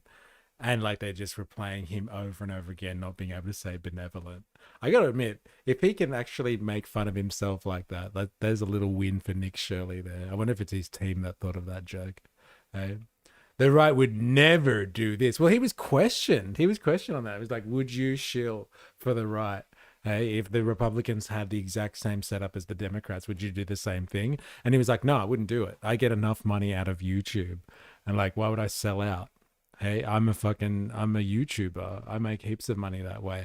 I'll tell you why he doesn't have to do that, because he's got fucking Elon Musk there who will repost and warp the algorithm on X to boost his content to hundreds of millions of people. So this guy can proudly stand up and be like, I am the most viral motherfucker in the world next to Mr. Beast. That's me in a nutshell. And so he doesn't have to shield to the Republican Party. When you got friends like Elon Musk who will bump you in their algorithm, why would you need to? Why would you need to, bro? Dilemmas, it feels like when someone gets their first job, then realize the government taxes your wage, and then you get all pissed off about it. But everyone else just goes, yeah, wait, you didn't know that? Hey, wait, you guys are getting paid? I promise you guys, if I ever do an interview with anyone, you're going to get the full product, because I think that's just the most benevolent thing to do. Hey, anyways, I hope you twice. guys enjoyed and you guys were able to see through what I just showed you. The full interview is up on my second channel. All right, this is super benevolent thing to do. That's fucking hilarious. That's pretty funny. I'll give it to him. But he's full of shit, because you have seen his interviews. You have seen all of his interviews. I bet you he does way more interviews than he actually cuts up and puts in his content. It's just the lay of the land. It is just the industry. He will go out and do interviews, and some of them will just suck. When he goes and talks to people on the street, he's not putting up every one, and he does it in a narrative arc as well. usually you will see that he spreads out. Like at the start, it's like, oh my God, there's oppositional voices. And by the end, he's gotten like a nice resolution on the story that he's trying to tell through his interview style or through the piece of content that he's making. Like, you know, that like Antifa had completely taken over Portland or something like that. Like, you know, it kind of ramps up and you see like people getting worse and worse in the interviews that he's talking about, crazier and crazier, until there's snipers on top of a federal building pointing at them because they're threatening Nick Shirley. Like, it's part of a story. So if he's going to criticize Channel 5 News for editing things out, that's his content style. So, like, you know, call Andrew out for his bullshit editing. Go for it, eh? But, like, he does the exact same thing. Okay? Exact same thing. Don't be so pious about it, Mr. Benevolence. Don't be so pious. I thought that this was fucking hilarious, I must say. I would like to know if anyone else has an opinion on Channel 5 now. If that changes anyone's feelings about Andrew Callahan. Eh? How many times do you think he reversed benevolent in the mirror? Yeah, gotta say it right. Gotta say it right. Gotta say it right. Oh, they're gonna get me again. All these fucking snowflakes out there. They're gonna roast me again. That's outrageous. Comments. Watching the fraud while being interviewed about catching fraud is wild. Nick Shirley, keeping the receipts. This is why they call them fake news. Thank you, Nick. You're a man of integrity. Yeah, he would never do any editing that suits his agenda. Absolutely not. Outrageous claim that would be. As someone living in Denver, it definitely is not prospering. Good thing you recorded as well. That was smart. I think everyone does that, right? Sue them. That's the only way they will leer. Hey, anyone? Anyone? Hey? Getting the leering jokes for you? I'm ready. Nick, I have the utmost respect for you, young man. Please keep doing what you're doing. That's how fake news works too. They selectively edit interviews. Like, hello, have you watched his content? He's just interviewing people to cut it up for display of his story. That's how most people do that. Like, if I wasn't live streaming when I went and go and interviewed with people, I would cut up the best interviews and put them into a piece of content. Because, like, when you're uploading to social media, that's the game. Because you want to show people stuff that's enticing, so they watch the whole piece of content, and then it actually goes around a bit more. It's just the game, and that's the most objective version of that. Then you have people that edit to tell a story. And so, like, you can capture people to serve your political agenda. But, like, you know, don't act like this guy doesn't selectively edit his interviews as well. Come on. I wonder if it was Andrew that had control over the editing. He could end up doing the Trump thing and just blame those under him. Yeah, fair enough. And, like, someone like Andrew, like Channel 5 News, fuck, the resources they would have access to, like, that's a multi-million-dollar organization right there, Channel 5 News. And, like, hey, he's getting fucking ground news money, baby. He could easily put that down to the editing team, but don't think for a second he doesn't see it before it's uploaded. He would be there post-production, sitting down, and they would view it, and he'd have a group of people with him, and they would be making, like, his main editor, and they'd be talking about, like, what's the most effective editing style, what makes the final cut and doesn't. So, like, yeah, he could definitely blame the editors. And he'll be like, wait, wasn't there a part that we talked about this or something like that? And, like, he might have skipped his memory, maybe, but, you know, he would be part of the overall product by the end. Diabolical hypocrites. Keep exposing them, Nick. Yeah, not all heroes wear capes, that's for sure. Side note, Kata just did a little speech about gun laws. Haven't seen it yet, but I reckon it's going to be entertaining. Fuck yeah. We might have to look that up then. He has had a huge controversial scandal before. A second one wouldn't go down well. Who has? Andrew, you mean? Always make sure that you have your own copy. Oh, is this the thing? Oh, man. You're right. Hold the press. Stop the press. Kat has been speaking. This is going to be good. There's a wholesomeness to you that is refreshing and winsome. Got it? Oh, God. This is cringe. Hey? Fucking cringy as fuck. All right, let's do this. Dilemmas, hot off the press. Let's see what Bob Catter has to say. Strap yourselves in, ladies. Oh, 20 minutes. Oh, man. Yeah, I saw it. I don't know if I can watch Bob Catter for 20 minutes, bro. Why are we passing gun laws? Oh, as a diversion from the real problem that the government let in two extremely dangerous people into this country. In Queensland. That is just absolute bullshit. One of them was born in this country. You can't let someone in if they were born in the country. Okay, that is just a fucking lie. Seriously. But fucking hilarious when he says it. It's the Bob Catter effect. Mate. Up to about 1992, there were no gun laws at all, except on concealable firearms.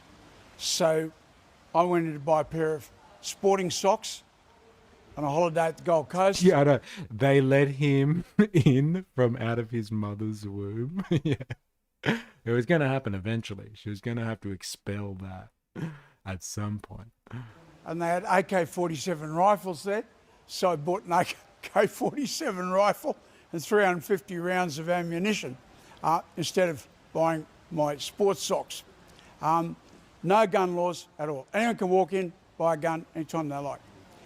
Queensland in that year. What is with these fucking pins that they're all wearing? Why are these guys constantly wearing these pins? What is this about? Why are they wearing pins that have the State of Israel on it?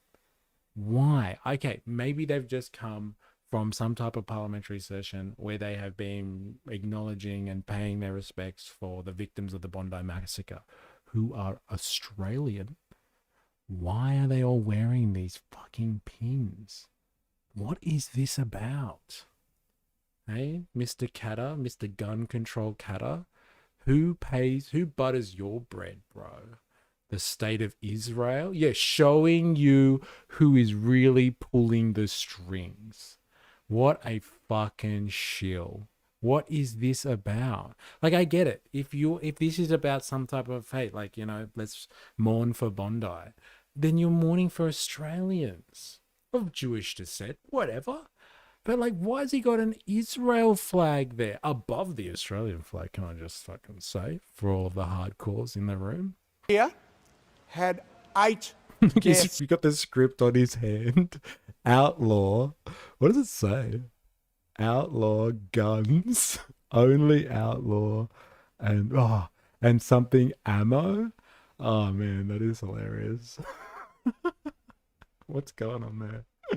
With guns. Victoria, with draconian gun laws, that year had 54 deaths with guns. So much for your gun laws. Now, the same situation in the United States, North Dakota, highest firearms ownership in the world. The last time I looked, there'd been no deaths with firearms in North Dakota. Similarly, in Switzerland, lowest death rate with guns, Switzerland. Every single house by law has a gun. So why are we passing gun laws? Oh, as a diversion from the real problem that the government let in two extremely dangerous people. It's such bullshit.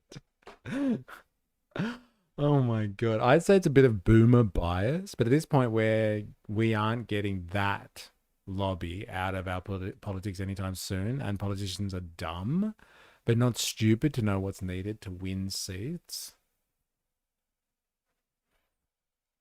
Yeah, whatever. I get it. Hey, don't hate the player, hate the game. But like, look at this player in the game. It's on full display, isn't it? Hey? Into this country. And it's not humanly possible for the migration authorities not to know that these people came from terrorist areas and had arguably terrorist areas. So, what? India. This guy is Indian, bro. What are you talking about? Fucking hell. He didn't come from Syria. Or what's another classic one that they use? Iran? Or, I don't know, Iraq or something like that. He didn't come out, or Afghanistan. He didn't come out of the classics. This guy was from India and his son was born here. What are you talking about? I wonder if Alba will wear the pin when he sits on the board of peace. We can only hope. Maybe you get a tattoo on his neck next to the Rabbitohs. You can have fucking the state of Israel right there. They let people with a huge question mark over them into this country. Having let them into this country, they then went on an ASIO list, watch list, and they have 3 registered firearms, high-powered firearms. 3 registered firearms. I mean, if you put a person on an ASIO watch list, I mean, surely you check out whether he's got firearms. Not even worrying about the explosives that were part of the Bondi happening as well, I might add. So what a marvellous diversion. I mean, honestly, you know, Albo, whether he's a mate of mine or not, I've got to say, congratulations, mate. What a great diversion. It's not about you letting the worst possible people in this country, then leaving them with the firearms. He came here in the 90s. He came here in the 90s. How the fuck did any politician that's sitting in Parliament right now have anything to do with this guy being let in? Like anyone in Parliament sitting now, there might be a fucking handful of people that are sitting right now that were here back in the 90s, if you're lucky. What is this guy talking about? Like, he's hilarious, don't get me wrong. But like, the gimmick only goes so far. You got to have some substance in what you're talking about. Fucking hell. He migrated here in the 90s. What is he going on about? Who let this guy into the country? I demand to know. Who let him in? And giving them the firearms, I might add. It's not about any of those things. No, it's about firearms ownership. Well, if someone had owned a firearm in the 200 apartments overlooking Bondi Beach, maybe this massacre wouldn't have occurred. I mean, if I'd had a firearm there and I heard a rifle shot, I know it would have happened. So instead of dealing with the problem, which is letting people into this country from known terrorist countries. Is that legal? Like vigilante behavior? Like if you see somebody shooting on the street and you have a firearm, like you're allowed to just start shooting at people, taking the law into your own hands? Is that what we get from members of Parliament? Advocating for vigilante? That might be some type of hate crime. Hey, watch out, there's legislation coming. We have a sign here, no migration without assimilation. Now, if you want to come to this country... Show us the sign. Do you come from a country with rule of law? No. Do you come from a country with democracy? No.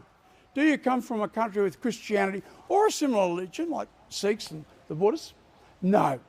Do you come from a country with egalitarian traditions? No. Do you come from a country with industrial awards? No. Then what the hell are you allowing them into this country for? They're never going to assimilate.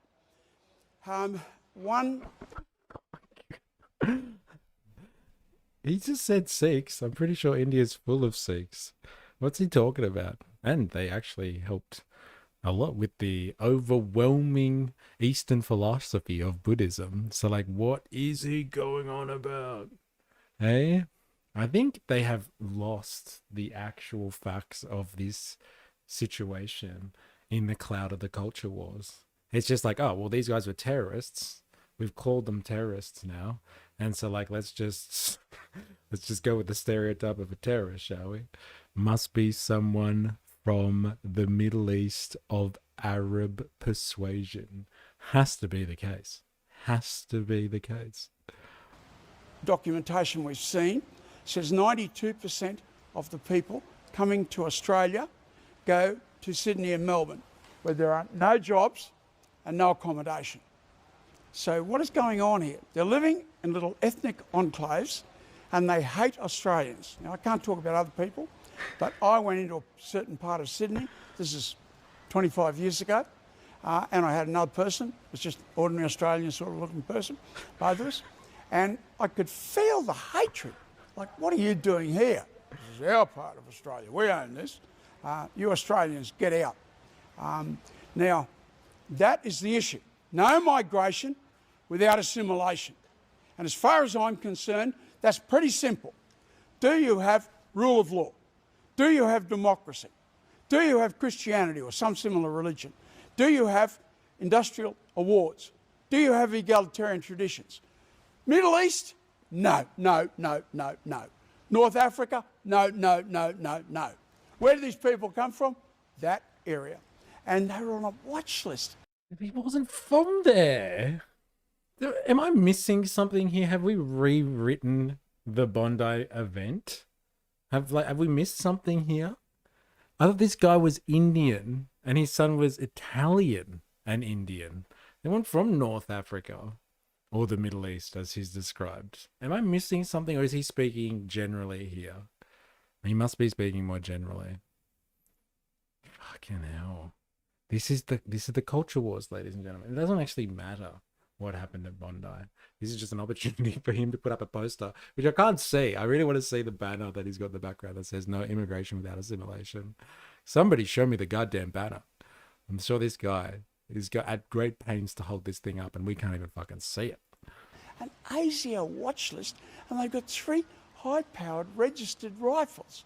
Now, I've got to say, and introduce a political element here, that when these terrible people applied for licences, the Liberal government in New South Wales knocked them back for 3 years, continuously knocked them back. The minute the current ALP government in New South Wales got into power, they immediately gave them the rifles. So, if I was the Premier of New South Wales, I would get down on my bended knees at night and pray to Jesus for forgiveness for what I'd done. And if I was the Minister for Immigration, not that he'd believe in Christ, but if he went down on his knees at night, I would pray for forgiveness for having being so irresponsible as to allow these people into the country. What? When did they come into the country? Bear in mind, if you're ripping on Katter because he sounds like he's getting confused, doesn't know what he's talking about and doesn't know facts, that's how people sound when they agree with the gun law reforms. Obviously, shouldn't be speaking about it if you don't know the topic. See what I did there? Dun, dun, dun. But I don't know if he sounds like he's getting confused, though. I think that's wrong. I think he's just fucking lying. He's just a fucking liar. Like, unless he really is, he's just completely lost himself in the culture wars in this one and forgotten where these people came from, where they come from, like specifically in Australia, and like the circumstances around their immigration. Like, unless he is actually lost in the culture wars somewhere and is completely given himself over to that narrative, like, he's not confused, he's just a fucking liar. That's really what's going on here. He's just manufacturing consent for his own political agenda, and that is nefarious stuff. That is absolute nefarious stuff. Just a lie, kind of like gun reforms. Hey, being a lie. I don't know if they're lies. Are they attacks on your rights, which is what you have raised before, which is a fair point of contention. Are gun laws lies? I don't know, man. Or the speech ones, for that matter. Like, are they lies? I don't know if they're lies. Again, are they attacks on civil liberties? Yeah, they're fucking attacks on civil liberties, 100%. But this guy is saying that these people came here, both of them, insinuating, or at least saying that they're from the Middle East or North Africa. Are they? Where did this come out? And like they were let in by the government. Were they? They are lies. Yes. Interesting. It's very interesting. I guess whatever What did I expect? I thought it was just going to be funny. Like when he talks about people, you know, like, let's not worry about gay people because people die because they're being eaten by crocodiles in North Queensland. Or like, I will punch you in the face. Like one of those moments. I was hoping for one of those. Eh? Don't say that. It pisses me off. What did he say? It upsets me when people say that. I was hoping for one of those moments. Unfortunate though. All right, we're going to have a quick break. And we will be right back. So don't go anywhere. If you're watching this on YouTube, make sure you hit that like button. And strap yourselves in. We've got a little bit to go. See you shortly.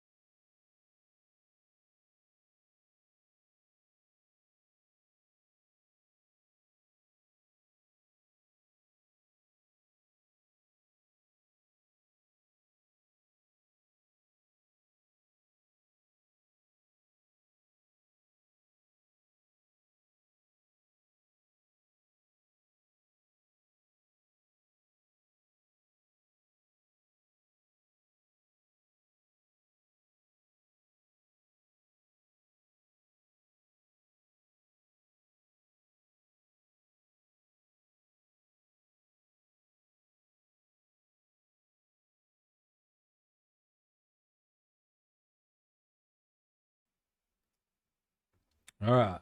We are back. Kata. Disappointing. I was looking for some more lol value from Kata, I must admit. I want more like, you know, old man yells at cloud stuff from Kata. Not like lies or peddling lies. Maybe he's forgotten what's happened here and where the lies came from. And he just wants to peddle them instead. But peddling lies or just telling lies outright, it's not what I was hoping for then. Kata is doing the exact same thing Albo is, which is the exact same thing Pauline is doing, which is why they all do. There goes Hasty's political career. He just voted for the hate speech laws. LOL. We knew they were going to do that this morning, right? Is Kata doing the same thing?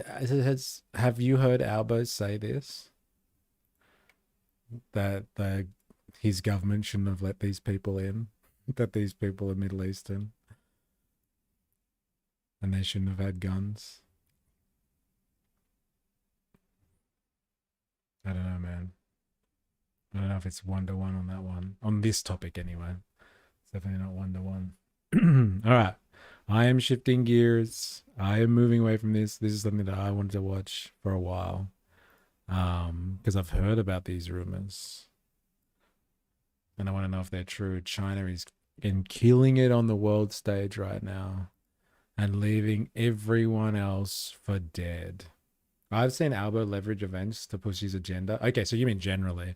But this one, he's leveraging this by calling these people out for being migrants that have just come here and been radicalized and being Middle Eastern and all that sort of stuff. Yeah, they all do it. Okay, yes. But this particular topic, leveraging this topic somehow and lying about it for leverage. I don't know.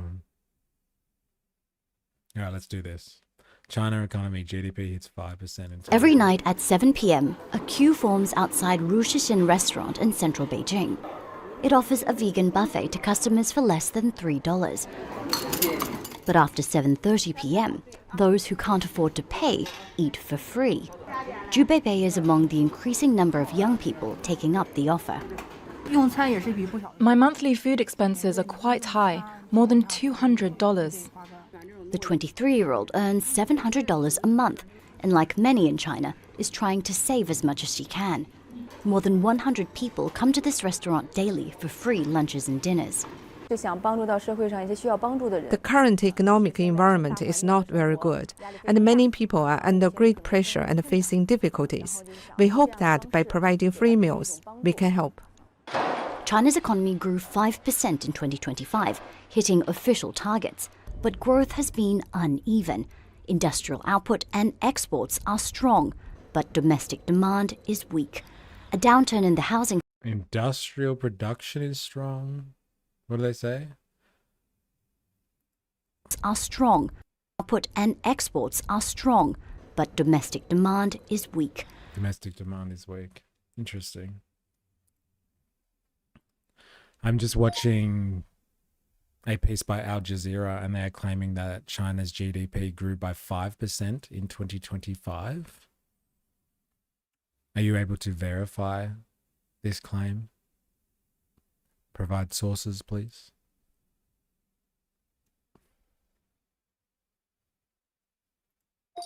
Albo lied about Medicare during the election. Can't really cherry pick one example as yes. Generally, they all do it. Yeah, I didn't argue with you on that. I didn't say they didn't all do it. But like you said that Kato is doing the exact same thing Albo is, which is the exact same thing Pauline is doing.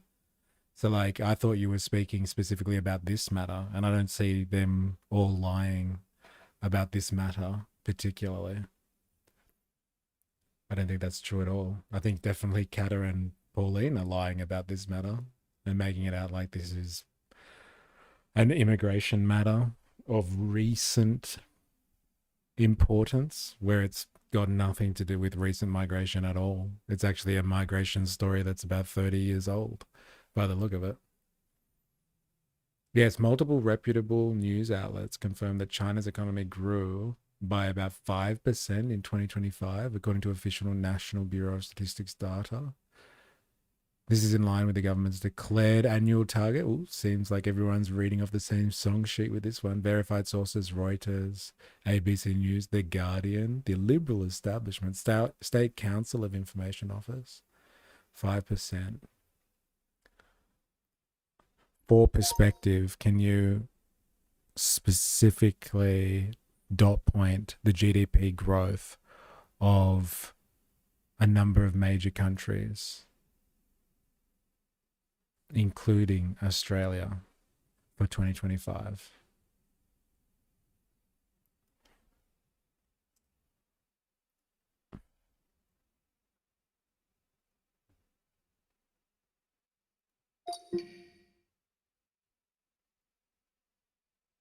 China 5%, United States 2%, Euro area 1.3, UK 1.4, Japan 1.3, Australia 1.8, India 6.7. Boom. Look at that. Look at that. Euro area 1.3. Fuck. Japan 1.3, Australia 1.8. Fuck. 5%.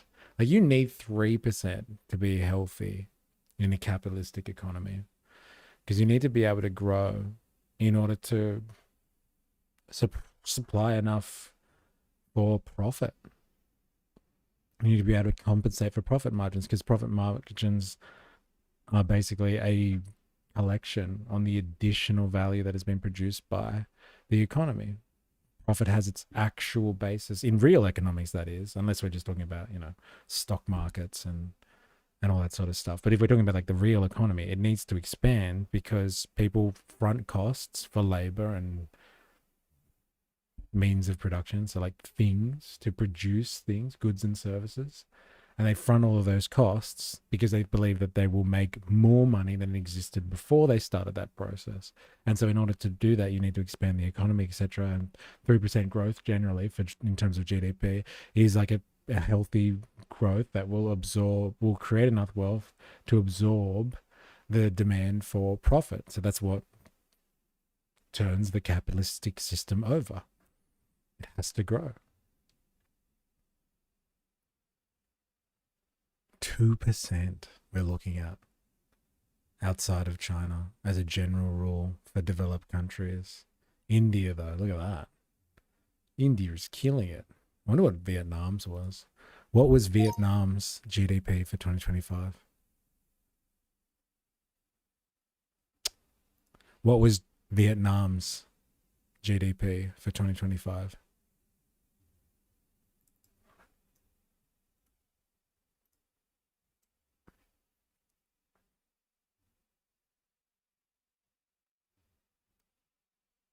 %. Jesus.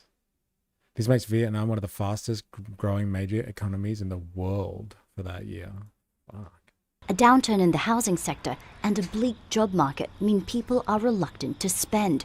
Fierce competition for customers has led to price wars in many industries, from electric vehicles to food delivery. Producer prices have been declining. Could you imagine if we enjoyed a price war in Australia, where companies were just like, please buy our stuff, we'll drop the prices to be as enticing as possible, instead of like the systems that we have with like Woolworths and Coles who are price gouging us and screwing us over constantly. We had them actually competing with each other and putting things on special. So we'd go to Coles instead of Woolworths and vice versa. Imagine living in that fucking wonderland. For 3 years, eating into company profits. Since 2023, the price of many everyday items has fallen. For example, for cooking oil, you'll pay about 5% less. Noodles, 2%. Rice has fallen by approximately 8%. Coffee is now about 30% cheaper to buy. Vegetables, 6%. And eggs, they will cost you about 11% less. That's according to government data and figures provided by official associations. Some economists say the decline has been steeper. Beijing is cracking down on what it's called hyper-competition and has promised to do more to boost consumer confidence, including rolling out billions of dollars in subsidies to encourage shoppers to trade in old appliances for new ones. For now, Rushishin Restaurant says it will continue to ensure there's enough food for everyone who walks through the doors, whether they're able to pay for it or not. Katrina Yu, Al Jazeera, Beijing. Jesus. Could you imagine that? Like, constantly we're talking about inflation in Australia. Let's just use that as an example. When was the last time you saw vegetables, eggs, rice go down in cost? I don't think I've ever seen that in my adult life. The price of eggs, like generally, price of eggs or vegetables or grains and cereals actually dropping. Has anyone else experienced that phenomenon before? That doesn't really tell us about the economy, though. It's an interesting piece by Al Jazeera there. Let's keep going. Why the fuck are my Maggi cup noodles $2.50? Hey, why the fuck has that gone up? Like, seriously. You might have to move to China then. Now, from the world's largest economy to the world's second largest, China. It grew at one of its slowest rates in the last decade, towards the end of last year. But despite a slowdown in the last 3 months of last year, Beijing... Only 5%, hey? Hey, not good enough, China. hit its annual growth target of 5% while battling the on-off trade war with the United States. Let's talk to Rory Green, Chief China Economist at... Because my boss needs his bonus, that's why. Yeah, fuck. TS Lombard. Rory, good to have you here. And look, no surprise, they hit that target. They did indeed. Xi Jinping never misses. 5% bang on as they said in March last year. Yes, and so we can, potentially question the veracity of those numbers, but nonetheless, China managing... No, I like flavor and freedom. Eh? You like freedom-loving noodles? Is that why? Eh? To navigate some of that political turmoil. Indeed, and navigating it pretty well. Our measure of GDP is about a percentage point lower than the official one. But as I'm sure we'll get onto, a lot of that growth is driven by exports, and that is verifiable. We can ask Germany how much they imported from China. So that it is a real number, and it's been resilient despite the big Trump tariffs. Yeah, and what's interesting, of course, is that the changes we may see. Not like China would ever fake its numbers. So the world says. Like, that's the constant propaganda line. Honestly. That like, oh, well, like if China is doing well or something like that, China is meeting its targets or it's prospering. That's just because the party keeps making up bullshit and it's all just propaganda. And like, maybe there's some truth to that. Maybe there is. But like, I guess the material reality doesn't really lie. Like China is trading. It's trading with everyone. Everybody seems to be China seems to be everybody's biggest trading partner. It seems to be going well at the moment. No one fakes numbers ever. That's fake news, eh? What if China's population got cut right down during COVID and that's why the ghost cities are a thing? How would we know? How would we know? And that's that level of speculation there is what keeps the narrative going, eh? See, they've got ghost cities. Eh? You can never trust what they say. Let's just keep consuming and opening up economic relations with them. But it's all just a ruse. It's not real at all. Oh yeah, they just build cities for no one, ... for potential immigration, ... Yeah, actually there is an actual legitimate answer for why they built those cities. I'm not sure if you want one or if it's just part of the usual joke. But like, yeah, there is a legitimate reason for the cities. And it comes down to an assessment of how the market system works. Hey? As a result of those Trump tariffs in the way that the world does business. And actually, whilst President Trump might try to cut China out of the trade picture, it's forging its own new relations with other countries. Is Australia even real? Do we even trade with anyone? Is anything real? It is.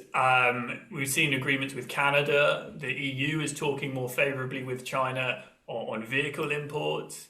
And it's a combination of other countries looking for alternative supplies from the US and from China.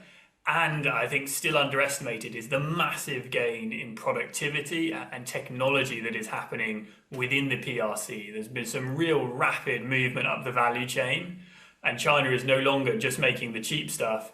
It's making cheap but very high quality and high-tech goods that are proving incredibly competitive. Yeah, and Rory, one of the challenges, and it's not a new one, but for China right now, is that slowing birth rate, of course, and also domestic consumption, that whilst it tries to pivot away from just servicing overseas customers and serving its own economy, that isn't going as well as maybe it would hope. That's right. Yeah. So on the domestic consumption side, it was an okay year in 2025, but slowing notably in Q4, as you mentioned, Ben. And this is really going to be pivotal in 2026. It's the start of a 50. Australia, like Israel, is not a real place. I've heard it's for expected population immigration for China's boom. I've seen the TikToks before. I know the ice wall is real. Like, honestly, what I believe that like some of them, maybe not all of them, but like some of the ghost city style developments are about is moving capital. China, because they're Marxists and they're self-described Marxists, they actually understand how capitalism works better than any free market society that constantly denounces the ideas of Karl Marx in an economic sense. You don't like his politics, that's fine, but the way he economically analyzes the minutiae of industrial societies is pretty unique and explains a lot. And so like they understand that you have to keep capital moving. And in 2008, when there was a crisis and the world system crashed, China kept on consuming the world's products. And it's one of the only things that saved the world economy from the shambles of Wall Street. And so they just built stuff. It was domestic market that they understood was like, if they just keep consuming things of the world market and moving capital throughout their system, eventually like they'd be able to ride the storm and come out the other side. And so like that's why since then you've also seen the increase of the Belt and Road Initiative, because they've understood they need to keep their capital moving as well. They produce a lot of stuff and like they can't create or construct infrastructure in their country fast enough to meet the demands of the capital that they're creating. And so, and when I say capital, I don't just mean the money, I mean the stuff they're making. They produce a lot of stuff, and that is their machine to produce. And a lot of that is construction material. And so like what better to do to keep your capital moving than just like basically build cities from scratch, cities that have no one in them. And like, you know, if they're used in the future, fucking so be it. If not, they just keep capital moving in the interim. And that's what the Belt and Road Initiative is largely about as well. It's not just about, you know, soft power and using your incredible ability, your industrial capability to help the world's, I guess, desperate needs for infrastructure, but it's about moving your capital. They constantly have a market now. So if I'm China and I go build a port in somebody else's city, I build a pipeline somewhere, a railway line. That's constant movement of capital, not only while it's being constructed, but constant maintenance, upkeep relations as well. They need to keep coming back and demanding more Chinese railways or Chinese trains and Chinese port facilities or upkeep, Chinese infrastructure. It's about moving capital constantly. And so like, yeah, the ghost cities are a great talking point for the West to be like, see, they have cities for no one. And this is like, yeah, okay. Or they understand that you have to keep building. You have to keep producing value. That's just what capitalism is about. And so they understand, I think, the market system better than most. Now, the real question in that, is that wasteful? Yeah, it's pretty fucking wasteful. But like, it did save the world economy after 2008. If it wasn't for China doing stuff like that, while everyone was scrambling around, hoping that, you know, relief packages will tie us over until Wall Street gets its shit back together again. They were just moving ahead and producing stuff as moving capital with no ROI. Is this just government level money laundering? Pretty much. Yeah, I guess you could call it that. But like what it's about is keeping the economy moving. So if it's money laundering, who cares? In the sense that like money is not capital by itself. Money can be capital as long as it's being used productively. It's being used to produce shit. But like money is just money. It's just a means of circulation outside of that. Or it's a means of like hoarding wealth. Which government isn't money laundering? I almost bought a Chinese fridge last week since I've seen the advancement they have done. But I went with the K-pop LG instead because I support the West. LOL. But in all seriousness, it's a pretty cool fridge. French doors, black, very fancy. Thank God for the K-pop, for the Koreans. 5-year plan. And Beijing is really starting to hammer the rhetoric and the political objectives around that consumption transition. So we should be looking for stronger policies this year to really try and structurally rebalance towards a higher consumption share of GDP. But it is very difficult. We haven't seen enough yet on the policy side to have high conviction there. I think we will start to see it in 2026. But plenty to be done to try and boost the domestic side and reduce reliance on exports. Yeah, so many moving parts right now. China allowed me to not pay attention. China allowed me to not pay attention till 2020. Then because of them, I had to pay attention. Economic warfare. And like, you know, what he's talking about here is like China, like in part of they have 5-year plans. They're a planned economy. Okay. So like, that's what makes them socialist in many people's eyes because they have a planned economy. And they do a 5-year plan, like very traditional 20th century communist nations.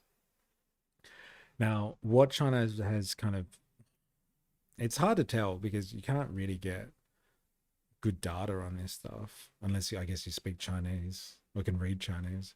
But it's hard to get intel on this. But like part of the plan for their next 5 years is to actually turn their economy towards their own domestic consumer base. So they want Chinese people consuming more of the stuff that China produces. I think they feel the pinch or they feel the burn of the world economic situation, sorry, the world political situation at the moment, which in the Trumpian age is like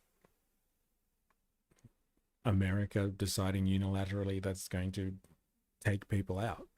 And so like Russia, oh, like not Russia, let's say, so China's had some very important strategic partners in Venezuela, in Iran, and like those places have basically been taken off the world stage recently because America is targeting them. And so that's 20% of China's oil right there. And so like I think China understands that like it could be cut off from the world economy if everything goes poorly on the world stage and America gains more and more power through its aggression, as opposed to the influence that it has at the moment, like more the aggressive side of the politics that we're seeing at the moment. If they get more ambitious with their aggressive style of politics, their imperial action, then China might be cut off from the world system. And that's what we're seeing with Greenland at the moment.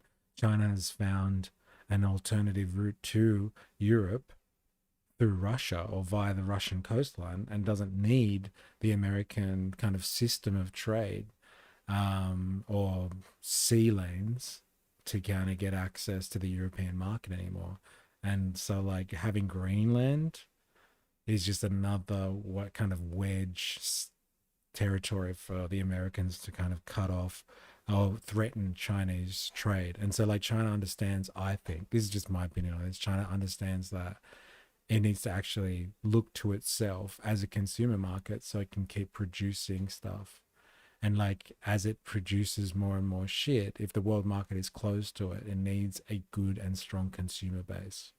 And so part of their 5-year plan has been, or for the next 5 years, is to beef up their consumer class somehow and get them buying more and more Chinese goods so they can keep producing stuff. They've produced they've created an incredible industrial society, an incredible production engine. the Chinese. And like the real question is, and this is a problem the West does not have at the moment, but this is a uniquely Chinese problem right now, is like they don't know how to switch it off. And like if they switch it off, they will crash. Now that's not the usual commentary you hear from Western media. The Western media is just like, oh, China can't keep going like this. It's crazy. They're going to crash anytime. It's like, well, no, they could keep producing like this, and they could probably do it even in a more crazy fashion.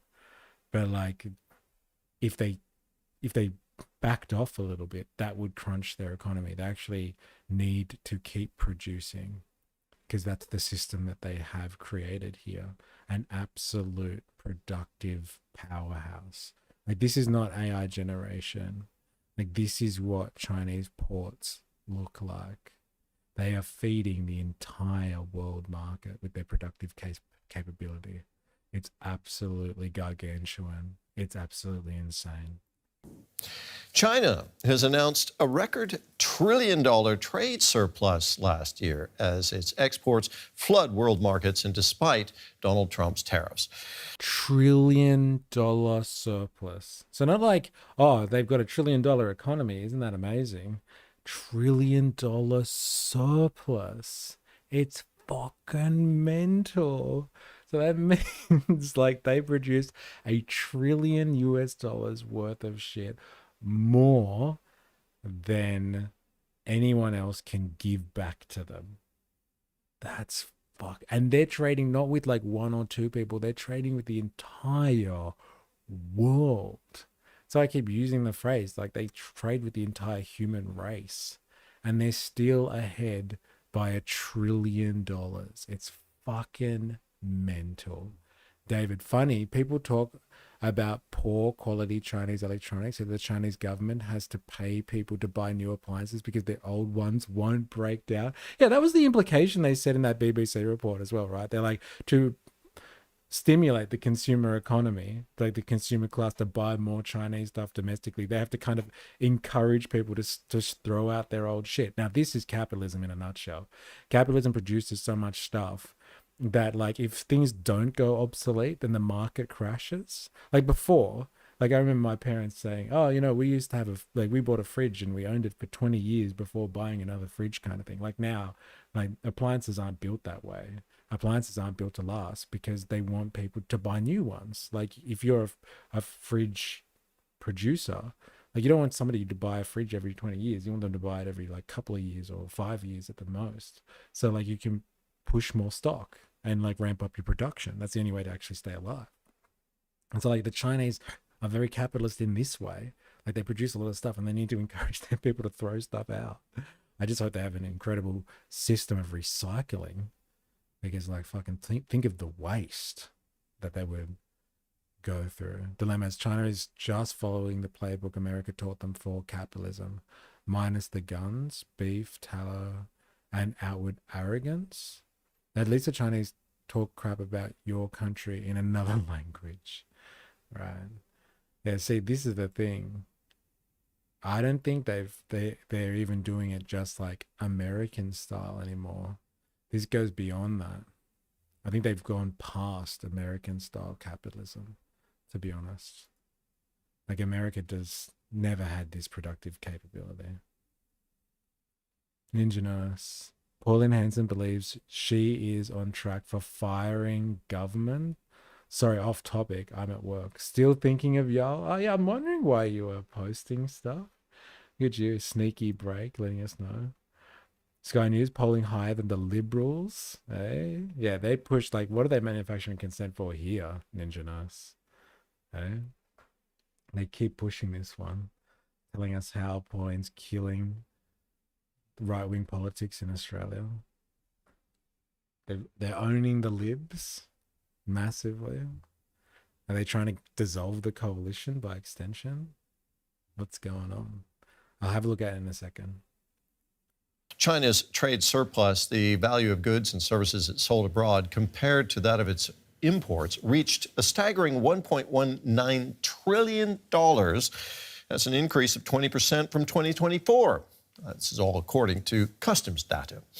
To counter the impact of the U.S. president's tariffs, China exported elsewhere, including Europe, Southeast Asia, and Latin America. Well, to break this down for us, we're And joined it's now. not even just 1 trillion, it's 1.19. It's almost $1.2 trillion. Fucking crazy, man. And you know, she literally believes she will form government. She's saying the quiet part out loud. Well, maybe that's what they're pushing for, a new coalition, right? They're using the Bruce Lee approach to economy. Take what is good, discard of what is not. Be like water, my friend. Now by Clifford Coonan from DW Business. Clifford, what does this enormous export surplus tell us about China's economy? Well, I think it tells us a lot about the Chinese economy, that it's a lot more resilient, I think, than people might have imagined. It's part of this whole drive within China is to make itself completely, that people cannot do without China overseas. And at the same time, it wants to reduce its reliance on what's coming into the economy. So what we see is this imports are falling, exports are absolutely booming. They're selling all these goods to neighboring countries. They're, in some cases, dumping goods. It's causing a lot of imbalance. And there's also imbalance within the Chinese economy itself. So while the headline figure is enormous, and this trade surplus is bigger than the Polish economy, this is how massive that figure is.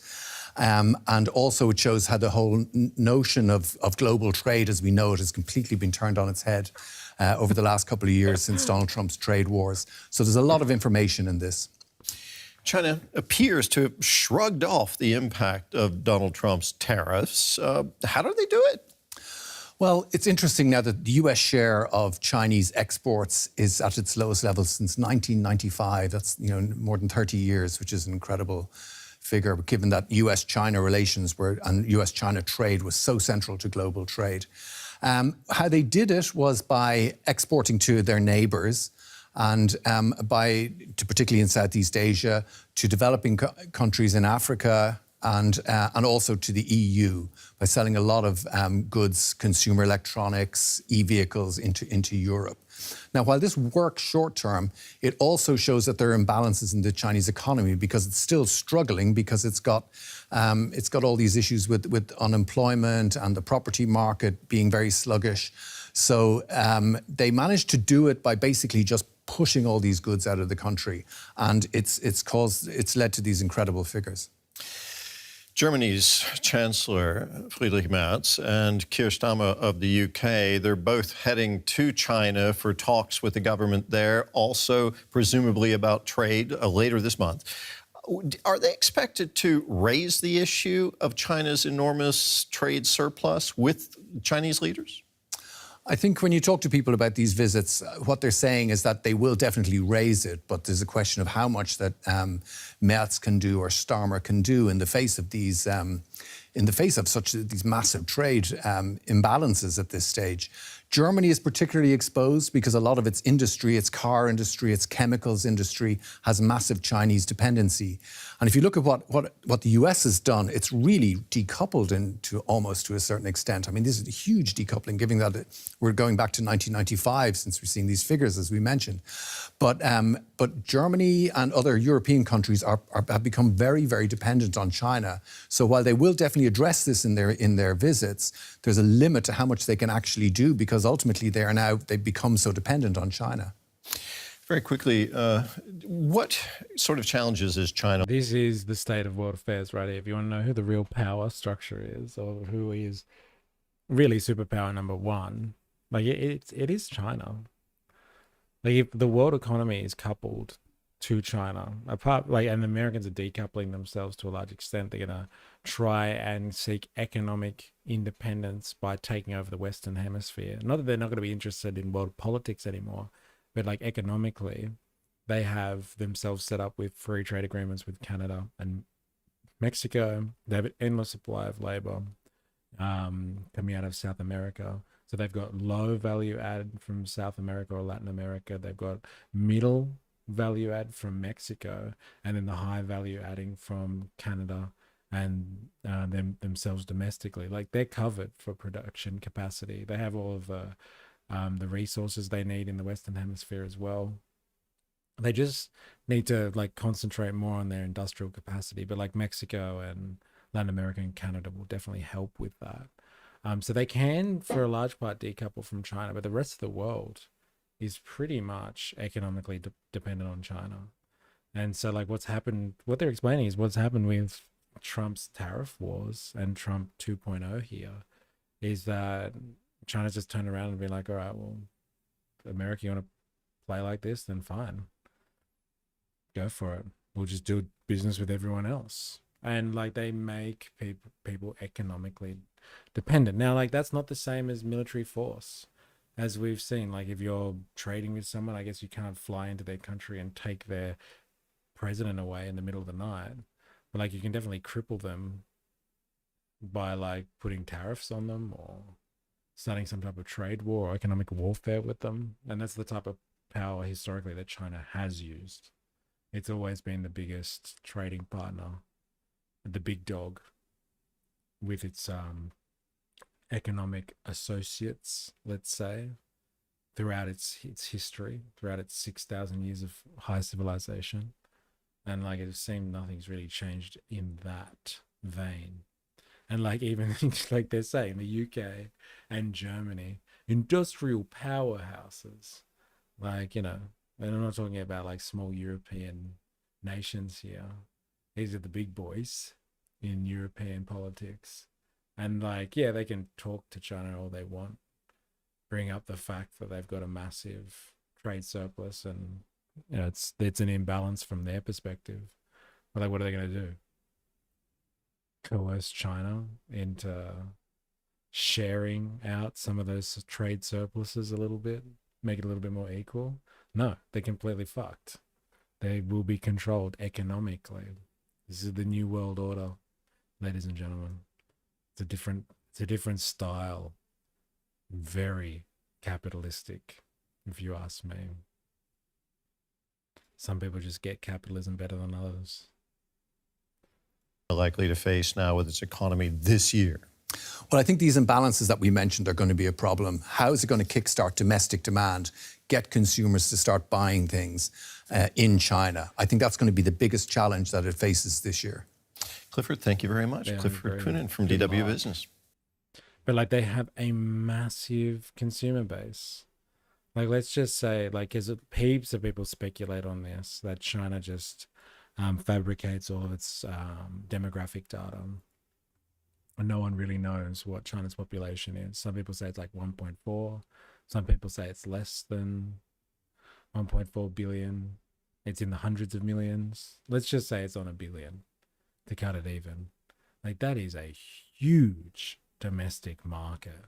A huge domestic market. Like, they can rely on their domestic market to support their economy for a little bit if they needed to. That is mental. Absolutely mental. How can you tell where China has been in Africa? For the first time in history, the roads have curbs. Well, this is the thing. They move their capital around. It's a win-win for everyone. It's a win-win for everyone. All right, let's do this. It's time now for some business news. Charles Pellegrin joins me in the studio for that. Hi, Charles. Hi, Karis. You're starting with some Chinese It's funny how it's like trends. the only sources I've really found on this to talk about this like China setting the record for trade surplus. It's only Europeans that are talking about this. I don't find other sources speaking about this. I found BBC, France 24, DW News, and Al Jazeera. Those are the sources that I can find talking about this. I wonder if there's any coincidence there that I'm not finding American sources really mentioning this. Maybe I haven't looked properly. The world's second biggest economy clocked its highest ever trade surplus in 2025. This as its exports grew over 5% on the year, while its imports stayed flat. And yeah, but like just sticking your head in the sand is not helping. Like, if they are really this much of a powerhouse for an economic standing, like, you got to have a plan for this stuff, because the Chinese have a plan, and it's we can see it in real time. Like, you know, as far as the eye can see. Like, you know, look at that. In spite of trade tensions with the U.S., which is still China's biggest trade partner, exports from China to the U.S. Dropped 20% last year. Instead, exporters have ramped up shipments to non-U.S. markets, leading to growing trade imbalances, which have sparked concerns that cheaper Chinese goods are taking over their markets. The head of the IMF, Kristalina Georgieva, called on Beijing in December, actually, to rely less on exports and instead attempt to boost its domestic consumption, which has been... Fuck the IMF telling China what to do. So good. The dilemma is the anti-China rhetoric surprises me. Our politicians have done so much more damage to me than the Chinese ever had. Well, like the Chinese have done a lot for the Australian economy too, in terms of just like consuming our stuff, which is unfortunately held in the hands of private interests. So like we have a middleman there getting all the benefit from the fact that we're feeding the Chinese machine with our resources, and somebody else gets all the fucking profit on it. Unfortunate. China's plan, we don't take over the world, we wait and slowly become the world. Yeah, it'll slowly become world trade, like the basis for the entirety of world trade. And that's it. Like, honestly, that's how you control the modern world economically. They who own the means seize the means. They've seized the means. At a standstill. The trade surplus in 2025 reached over 1.19 trillion US dollars, which represents a 20% increase compared with 2024. While unveiling the data, Chinese officials blamed US curbs on high-tech imports for their low importation volumes and promised to open the Chinese market more in 2026. All right, well, speaking of those US tech curbs on exports to China, Trump has shown some flexibility. The US government has given chip giant NVIDIA the green light to sell its second most advanced semiconductor, the H200, to China. The AI processor had previously been restricted on concerns it would give China's tech industry and military an edge over the U.S. Nevertheless, according to Reuters, Chinese customs agents have been told these chips are not permitted. Beijing has been keen to promote development of its local chip industry. And how have equity Asian markets fared this Wednesday? Well, the Shanghai Composite, as you're about to see, trading lower, while the Hang Seng Index in Hong Kong saw gains. The Nikkei Index in Tokyo, meanwhile, by hitting record highs on expectations that Prime Minister Sanae Takaichi will call for a snap election, with investors expecting her to advocate policies that stimulate the economy. In Europe, at the open, we're seeing flat or higher trading, investors eyeing that scheduled meeting between U.S. Secretary of State Marco Rubio and Greenlandic and Danish officials later today. All right, in the U.S., meanwhile, Donald Trump continues his affordability quest ahead of the midterm elections. He's vowed to cap credit card interest rates for consumers at 10% starting on January 20th. The average rate currently stands between 19.65% and 21.5%. A cap could cost banks $100 billion in lost revenue per year. Reporters relayed concerns voiced by banking executives like Jamie Dimon of JP Morgan Chase about the potential negative side effects of this if this was imposed. And Trump said he wasn't concerned. Paying 28% interest should be protected. We're talking about for a one-year period, but when you have a bank, whether it's Jamie Dimon or anybody else, charging people 28, 32%, 30%, 31%, one case 35%, no, I'll help those people. That's all right. All right, now. Wow. What a man of the people. I'll take that. Eh? Yeah, cut the fucking banks off. Stop letting them extort people by ridiculous percentages on their credit cards. Fuck yeah, I can get down with that. Let's get down with that. Pauline Hanson believes she's on track for firing government. So I was off topic. Is this a longie? Let's have a look. I don't know if I can deal with much Pauline Hanson today. I watched enough Bob Catter before. 11 minutes. I'll say polling higher than the Liberals. Pauline Hanson responds to surge in support for One Nation. 22 hours ago, 150,000 views. Thank God Australians are finally seeing the truth of our hapless and corrupt governments. We've had enough. Let's make history, Australia. All right, let's do this. Let's see what Gina Reinhardt wants us to think. Pro-Palestine socialist is going to run for the SA Premier seat in March. Is this a Zoran 2.0? Could you imagine? Well, if anyone's going to do it, it's going to be South Australia, right? It'd have to be South Australia. Welcome back. We are back here at Parliament. Pauline Hanson is as well. She's not allowed in the Senate, still banned after her burqa stunt, but speaking after a big boost in the polls. Let's have a listen in. Friends and fellow Australians, for those who unfortunately lost their lives at Bondi. I have been denied my right to do this on the floor of Parliament in the Senate. It is matter of fact by the will of the PM and the Leader of the Senate, Penny Wong. Also, on behalf of my colleagues and fellow members of Parliament who are with me today, I want to thank the Australian people for their support and confidence. They are now advocating for One Nation. This is the first poll in Australia's history that another party is polling higher than one of the major parties. I am proud. So that makes you a major party then. Eh? Dun, dun, dun, dun, dun. To acknowledge One Nation is polling higher than the Liberals. Thank you. I didn't hear the clapping. They should have clapped louder. Thank you. Thank you. Thank you very much. Senator Hanson, why do you think that One Nation is polling higher than the coalition? I think what Australia is lacking now with both the major political parties is leadership. And people have got to a stage they're fed up. They've had enough. They're struggling with cost of living. But I think that's also seen what happened at Bondi.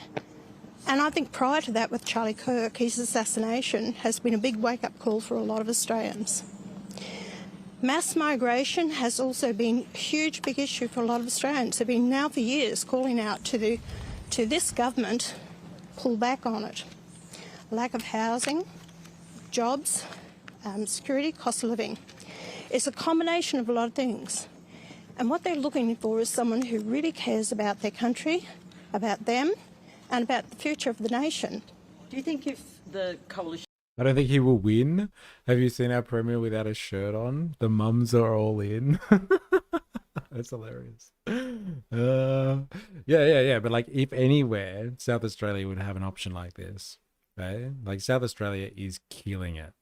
Absolutely killing it. Like, I think they're the only... It's the only state or territory that runs without any type of budget deficit. They actually run in the surplus by like, what, hundreds of millions of dollars? I think it is. Like, they don't chew through their budget. They actually make money. South Australia. Like, it's just unheard of in modern politics, this type of arrangement. And so under those conditions, hey, you have these little socialist upstarts that think they could do it better. Hey, that's what happens. Hey. No one talks about that though, do they? Surely it's Melbourne. Yeah, surely Melbourne would have this. Nah, definitely not. No way. Of the Liberal Party was led by someone like Andrew Hastie with more populist ideas, that it would be more competitive to One Nation. That is not for me to decide. That's up to the coalition if they want to put Hastie in, but it's also, you know, up to the people to decide. I won't make a comment. Where do you think your party could win a lower house seat finally, and do you expect any other defections before the next election? Well, you know what? I'm going to let Barnaby answer that question for it, because with your experience in lower house, you can answer that one. He's pretty right-leaning for a Labor guy. He knows how to lean into the sports to get the votes. Whatever. There are factions within the Labor Party. So, It's interesting though, their track record never gets a mention though. Killing it by the look of it. Well, thank you very much, Pauline, and thank you, everybody. It's good to see that there's not much on today. It's a decision of those individual people. Pauline never put any pressure on me to join One Nation. I deliberated over that over a long period of time, and of my own volition decided to make that decision. And I believe that if other people are deciding to make a similar decision, I'll leave it to them to make. It's a free country. There are Australians out there who are going to change their vote. I am a freedom-loving citizen, all right? I can do whatever the fuck I want. And they can too. Answer the question, Barnaby. All right, let's check out this socialist dude from South Australia. Is this Sky News as well? Oh, 6 News. Ahmed Azhar is running against South. All he needed to say is anyone is welcome. Well, I don't know if that's true though, is it? Yeah. As long as you assimilate, that's when you're welcome. Ahmed Azhar is running against South Australian Premier Peter Malinauskas in the upcoming state election. Thanks very much for joining us. Thank you. Pleasure to be here. So, pretty easy question to start off with. Why run for this seat? Obviously, you're going up against the Premier. I imagine that's a very direct thing, no coincidence there. So, what's the intention behind it? Yeah, of course. Well, I think, there needs to be a challenge against this entire Labor government, against the Premier. I know that South Australia can be a place where everybody, regardless of background, regardless of postcode, has what they need to live a decent life. But in order to do that, we need to stop pouring millions and millions of dollars into weapons companies. We need to stop letting companies like Santos get away without paying tax for over a decade and put that money into healthcare, into housing, into public transportation. I'm running because I know that these things are possible. All that is needed is actually a political will to take on the billionaires and the corporations. You've been involved in the pro-Palestinian movement in South Australia, obviously heavily ramped up in the past 2 years. Among that, and it was noted from the SA Socialist media release. 09JP sounds like a real leader. What's your health policy, bro? Yeah, there we go. Hey? Not just kicking out the billionaire class. I want to know what your health policy is. The secret to living in SA is to be so self-loathing that Eastern people don't move here. That's how we keep SA great. And SA is great, isn't it? Fucking East Coast douchebags coming here, screwing up the place. That's why we don't blow our budget. Military contracts. How about all the fucking renewable energy that has been invested in? Eh? How about that? You wouldn't hear that in Sky News. As well, you were arrested under South Australia's anti-protest laws. I guess for those who are a bit unfamiliar, can you talk to us about that experience and how that maybe shaped your decision to run here? Yeah, absolutely. So after attending a protest in solidarity with the heroic actions of the Freedom Flotilla, these people who went to try and break this illegal siege on Gaza, police showed up to my door a few days later and arrested me in front of my family and locked me up for 17 hours. They tried to get me to sign bail conditions that would have prevented me from being in big parts of the Adelaide CBD, basically an attempt to cut me out of political life. And yes, I was being charged under anti-protest laws that the Malinauskas Labor government brought in initially to target climate activists, but so far they've only been used now against pro-Palestine activists, which gets to the heart of, I think, the Malinauskas Labor government attacking free speech to protect fossil fuel giants and Israel. And would it be a fair assumption to say that the recent situation with the Adelaide Writers' Week has also spurred on your decision to contest, given that relation to the pro-Palestinian movement, and I guess a lot of criticism from the left against Peter Malinauskas over what he's been doing and saying recently? Yeah, well, look, I mean, everything that happened with the Writers' Week was just a confirmation of all the reasons why, we decided to do this. I mean, seeing one of the most important cultural institutions in South Australia basically destroyed and vandalized in service of a racist attack, I think gets to the very heart of the Malinauskas Labor government, which is far more interested in providing for weapons companies and supporting Israel than it is in free speech and democracy. Now, you're running with the SA Socialists. They're registered. They won't be on the ballot. There's a longer thing we could go into about that, but we've covered that before.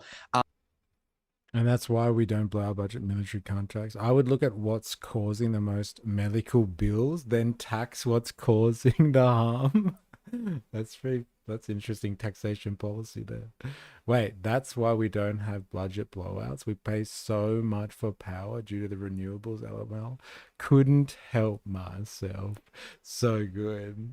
Yeah, because they're extracting all of that wealth from the people. Hey, we do sport ball things as well, bro. Come on. Sorry. But it is a new party in South Australia. We've been covering their expansion across Australia from the Victorian Socialists for the past year and a half. How, when, and why did you get involved in the party?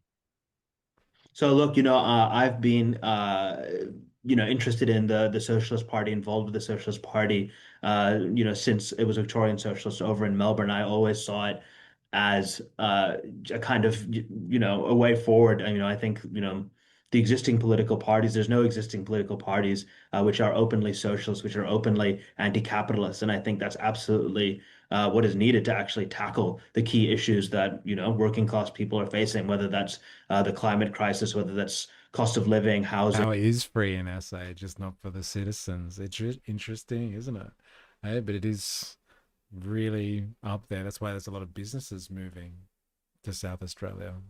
Because in the grand scheme of things, compared to the East Coast, the dirty East Coast, power, it's reliable, it's stable in terms of its costing to set up a business. It's a big thing. Who would have thought? Capital will move towards lower energy costs. Who would have thought? Stupid renewables. Whatever. And so as soon as it was announced that they were going to, be going federal, it was a no-brainer that I wanted to be involved in this and wanted to help fight for socialist politics here in South Australia. You won't be the only socialist candidate running. We know that. Talk to us a bit more about. You've mentioned key things around. I go to the SA marches. He won't win. Fair enough. Interesting statement. Nonetheless. There's one thing else that I wanted to have a look at when it comes to the Chinese stuff. Where was it? This is what I want to have a look at. I wanted to check out these people. They're like travel vloggers, I guess, these people. But like this woman's made the case that our cost of living in China revealed. All our utility bills revealed. I want to know what it costs to live in China.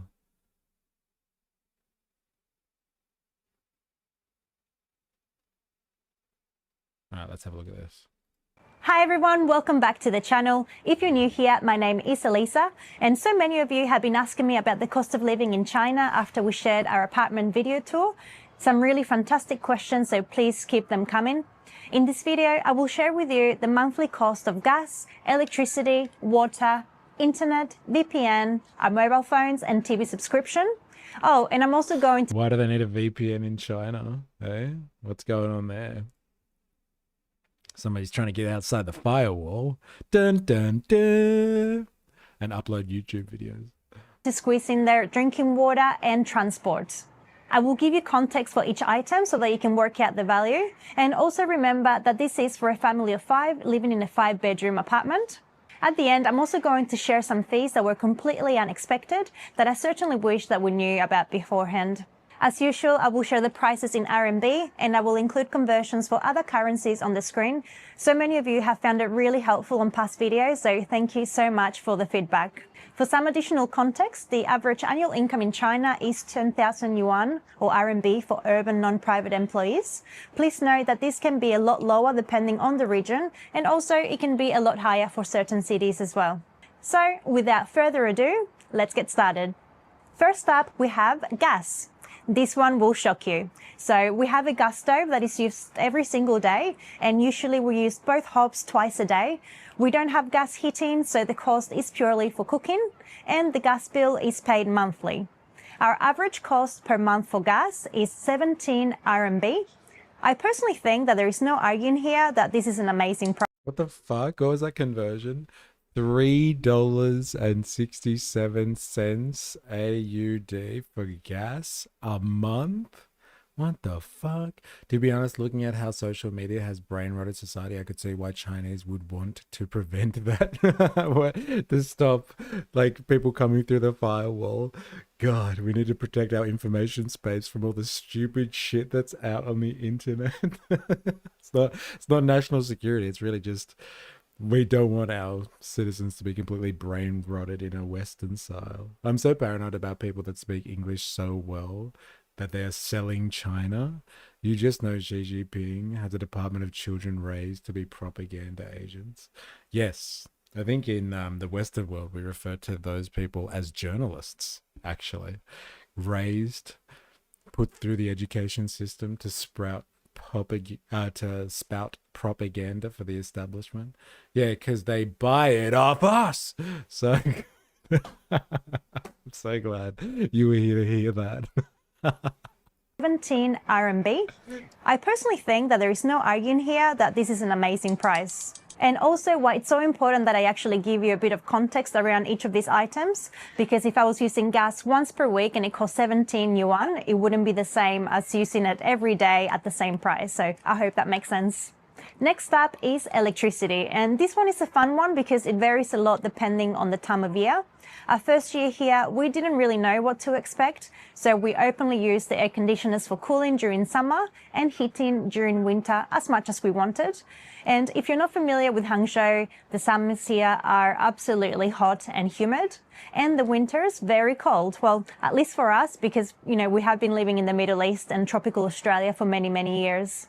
Our electricity use in China includes using air conditioners or heating overnight in 3 bedrooms, and at least 1 air conditioner or heater in the main living space during the day, as I'm mostly at home.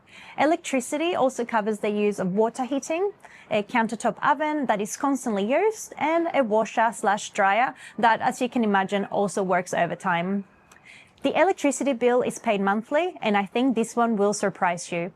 The average monthly cost for a family of 5 is 713 yuan per month. All right, Americans, if there's any Americans listening, because you guys, like when I was traveling there anyway, you guys had ridiculously cheap power, I thought. I remember telling an American how much I paid for power bills and they fucking fell off their chair. But $154 a month to, like, what she's saying, like run hot water heater, run air conditioning units day and night? Come on. Run air conditioning units day and night, whatever. She said it. So like just the general appliances and runnings of the home, 154 Australian dollars. That is cheap as fuck. That is cheap as fuck. What's that? Like we pay quarterly in Australia. So that's like, what do we look at that? Like $600 we're talking about? 450, 500, $600, like I guess depending on the size of the family. My average last year was 77. Okay, so it's cheaper. US power, well, potentially anyway. China's a bit more expensive than the US. I couldn't believe how cheap US power was when I went there.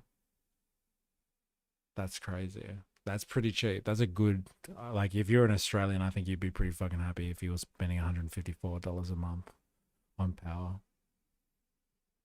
I pay about 160 a fortnight. There you go. It's interesting, isn't it? I don't use much though. I think it's high for most others. Interesting. Dilemmas. I ran my heater basically day and night during winter. That's where my 2K bill came from. I should say the wife ran. Hey. No pointing fingers. It's a family. It's a unit. Okay, it's the whole house. It's so good. The difference in price between our highest and lowest month is actually quite huge. Our highest month was October and the cost was 1,300 yuan. And this is probably because we use the air conditioners the most during this month. Okay, so that's 280 per month. Okay, that's kind of standard, I guess you would say. Like we're looking at 280, that's like $900 a month. A quarter, sorry, $900 a quarter in Australia. That's pretty standard with Australian electricity. I guess you would say. It depends on how much you're using it. Again, she said that she uses it a bit. I try to be efficient, but I have 3 large tropical fish tanks. Yeah, I've seen them in the background. That probably cost me about $50 a fortnight. I wonder how much it also costs if you have like an electric vehicle. How much your power costs go up charging an electric vehicle. I don't have gas though, yeah. As the sole breadwinner, I'll point all the fingers I want. Hey, I work so I can point fingers. It's my goddamn right. No one's taking that away from me. Yeah, it depends how much you use it, I guess. And our lowest month was May, and the cost was just 379 yuan. We do think that generally we do use electricity in comparison a lot more than an average Chinese family. So I do expect that they spend a lot less than we do. And also, generally speaking, we do enjoy cold air conditioning more than the locals. We have been blown away to see people simply with a fan and windows wide open in the middle of summer. So safe to say that this is not a frugal amount and we could spend a lot less. I would love to hear from you actually. How much does electricity cost per month in your country? Next up is water. Just as we did with our electricity use, we use water in the first few months with no artificial limits. We have 2 bathrooms with showers plus a bathtub. We're basically an active family, so we do shower at least once a day, usually more. And I cook daily as well, so we also do a lot of dishwashing. And to my despair, we don't actually own a dishwasher currently.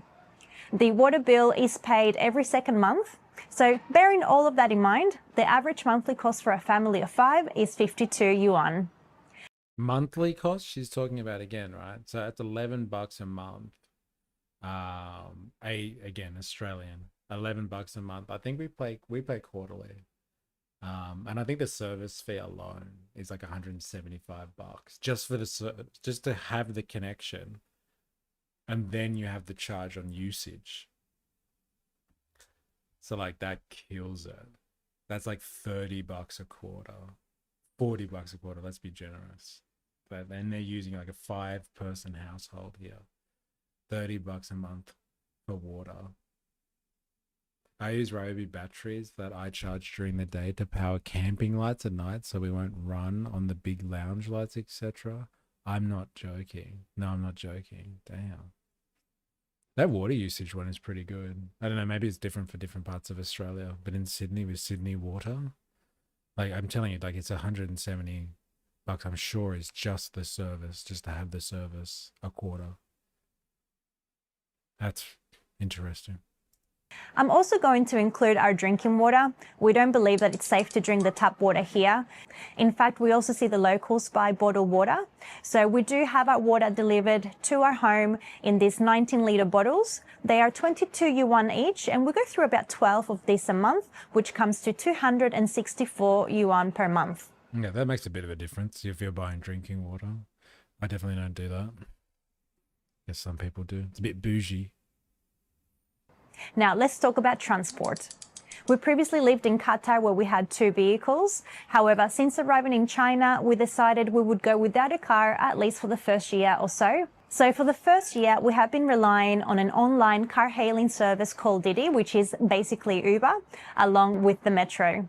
We chose to live close to the children's school and David's place of work for ease of commute, and we also walk and bike a lot.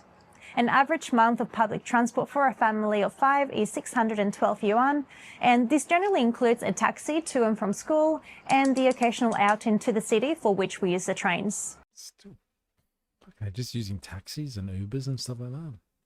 Far out. What did she say the cost was? 612 yuan, which is 132 Australian dollars a month on transport. Fill up tank of petrol. Buying, I don't know, train tickets, Opal card, whatever, a month. I think that's pretty fair in transport costs. Damn. Now I charge my tools at home too, so that costs about 30 plus depending on the week. But that also means I can write off about 15 to 20% of my bills on tax. Interesting. That's a good point. How advanced is China really if they haven't worked out cleaning water for consumption? Or is it just cheaper to import it from Tibet or something? Ubers everywhere here will cost you more than that. Yeah, interesting. Taxi to and from school, and the occasional out into the city for which we use the trains. Some months we spend a little bit less, others a little bit more, and this obviously doesn't include our holiday transport expenses. Next up is internet and VPN. We have an unlimited internet plan and a VPN. A VPN allows us to access websites that we can't get past the firewall in China. This includes YouTube and WhatsApp for keeping connected with family. So for us, having a VPN is absolutely a must. We do pay for it separately, but it enables us to use Wi-Fi in our home across all our devices. You're getting tax advice dilemmas. Hey? Who would have thought how beneficial this stream would be? It only took like 9 months of hanging out in this stream to finally get some benefit. Without Look at this, like openly being like, yeah, just get a VPN and get around the firewall. Hey? So much for the authoritarian government. I'm sure after she released this, they kicked her door down and now she's in prison somewhere, right? Connecting to a separate VPN service. The internet on its own is 1,788 yuan per year, which is 149 per month. And the VPN costs 1,200 yuan per year, which is 100 yuan per month. Now, Okay, so per month she's talking about, that's 22 and 32. 32 is pretty good, I must admit. Like per Australian, like, and like that's unlimited as well. Very interesting. 32 Australian dollars. I don't know any service provider that you can get it like monthly, like unlimited data for 32 Australian dollars. I don't know. I don't know any plans like that. 32 bucks. Maybe you can get a phone plan for that. Yeah, my internet is like 95 a month. Yeah, mine's like 100 and it's about 100, 110, I think. So, damn. To be honest, would you prefer China or the USA? I'm just intrigued by China. Like I've been to the US before and seen it and stuff like that. But like China really intrigues me. Like I'd want to live in a major city. But like the tech advancements and all that sort of stuff, I'd just on that alone, just the complete curiosity factor, I would prefer to live in China. Like just to see what it's like. See what like the rest of the 21st century is going to be like in terms of a standard. Like this is what we get to look forward to. This is going to be the future. Come to China, it's so cheap. You just have to give up your ability to drink tap water. But so it's like going on holidays to certain places. I mean, if you're a registered business with a legitimate reason to use power at your home, or you need an office in your home, you're entitled to write that part off as a cost of doing business. Disclaimer, I am not a tax expert, so get the disclaimer. Did you watch any of the iShowSpeed trip to China? No, I haven't seen it. Maybe we can watch some of that too. iShowSpeed, hey? iShowSpeed, so popular. Have a look at this. iShowSpeed. China. You know, I didn't watch any of the Hassan trip to China as well. Wonder if there was any gold in that. 1,200 yuan per year, which is 100 yuan per month. Now let's move on to our phone bill. We don't have a landline service, which in this day and age is not surprising at all. So this cost is entirely for our 2 mobile phones. Our package includes 40 gigabytes of data and 360 minutes for calls. We each pay per month and our plans cost just 58 yuan each. So that's 116 yuan per month. No way. They're paying what, 25 bucks a month Australian for 2 phone bills? Did you say, or 1? Yeah, fuck, it's 2 phone bills. Data and 360 minutes for calls. We each pay per month and our plans cost just 58 yuan each. So that's 116 yuan per month. She said it. Oh my God. 2 phone bills? She's got to be lying. That's not fair. That's not fair at all. 25 Australian. I think I pay like triple that. I'll probably have more data though. Now let's talk about our TV service. We have a TV cable service that enables us to watch thousands of shows and movies, including on-demand TV channels from all over the world. Honestly, the user interface is a bit tricky and it could be improved. However, the access that we have is incredible and it definitely comes at a price. This service costs us 1,500 yuan per month, which works out to be 125 per month. Another category is groceries, and I have shared a video inside a regular Chinese supermarket in the suburbs with the prices of some of the food that you will find here. However, I would love to give you a clearer view of what we actually spend as expats that buy imported products, and also as people that don't have a traditional Chinese diet. So in a future video, I will show you what we buy, how we buy it, and how much. No, I think she means like for her and her partner, they have like a phone each kind of thing. I think that's what she's talking about. Why would you need more than one phone? I don't know. Organized crime, burner phone, just in case. We spend per month. And our last point is an unexpected cost. We honestly had no idea that we had to pay these fees, and it definitely came as a surprise. When we signed the lease for our apartment, this came with a massive management fee of 5,400 yuan for the year, plus an additional 2,250 yuan for lease tax, also for the year. That works out to be an additional 640 yuan per month for those expenses. So definitely something to keep. Slow down. 138 bucks. So like, that's like strata fees. So like if you live in an apartment or something like that, townhome, anywhere that has common property in Australia, you're usually going to be hit up for some type of management fees for that. So that she's talking about 138 per month. Now, like, I don't think it's unusual for people to say that they pay about 1,000 in New South Wales. I can't judge for any other part of Australia, but like, it wouldn't be unusual for people to say that they pay about $1,000 a quarter for strata fees, strata management fees. That's pretty low end kind of stuff, to be honest. That's like not including if you have anything like a lift or a pool or any important common area. I know people pay strata fees and luxury kind of apartment living up to like $10,000 a quarter. They might have a little gym, a pool, etc. But like very, very basic strata fees in Australia is about $1,000 a quarter, I would say. So what's she putting down there? 140 a month? Is that right? Yeah, 140 a month. So we're looking at like, what is that, like 600 bucks maybe a quarter she's talking about? No, not a quarter. Yeah, like less than that actually. What am I talking about? I don't know. I think it's a scary cost if you haven't factored it in. But like maybe they've never lived in an apartment before, that you didn't know you had to pay management fees for apartments. Also, each different region can have completely different expenses, by the way. Yeah, fair enough. But like compared to the apartment style living that I've experienced in Sydney anyway, it seems to be pretty reasonable still. In major cities at restaurants, I spent like 10 Australian dollars for a large main meal and a drink. And the smaller cities, I spent like 4 for the same thing. And these would be good looking restaurants. Oh wow, like we're talking about, so it's not like kind of just fast food kind of stuff, right? I've never had to pay strata fees. I have zero frame of reference. Yeah, I've definitely lived in and out of strata complexes. Yep, do what you have to survive, man. Yeah, interesting.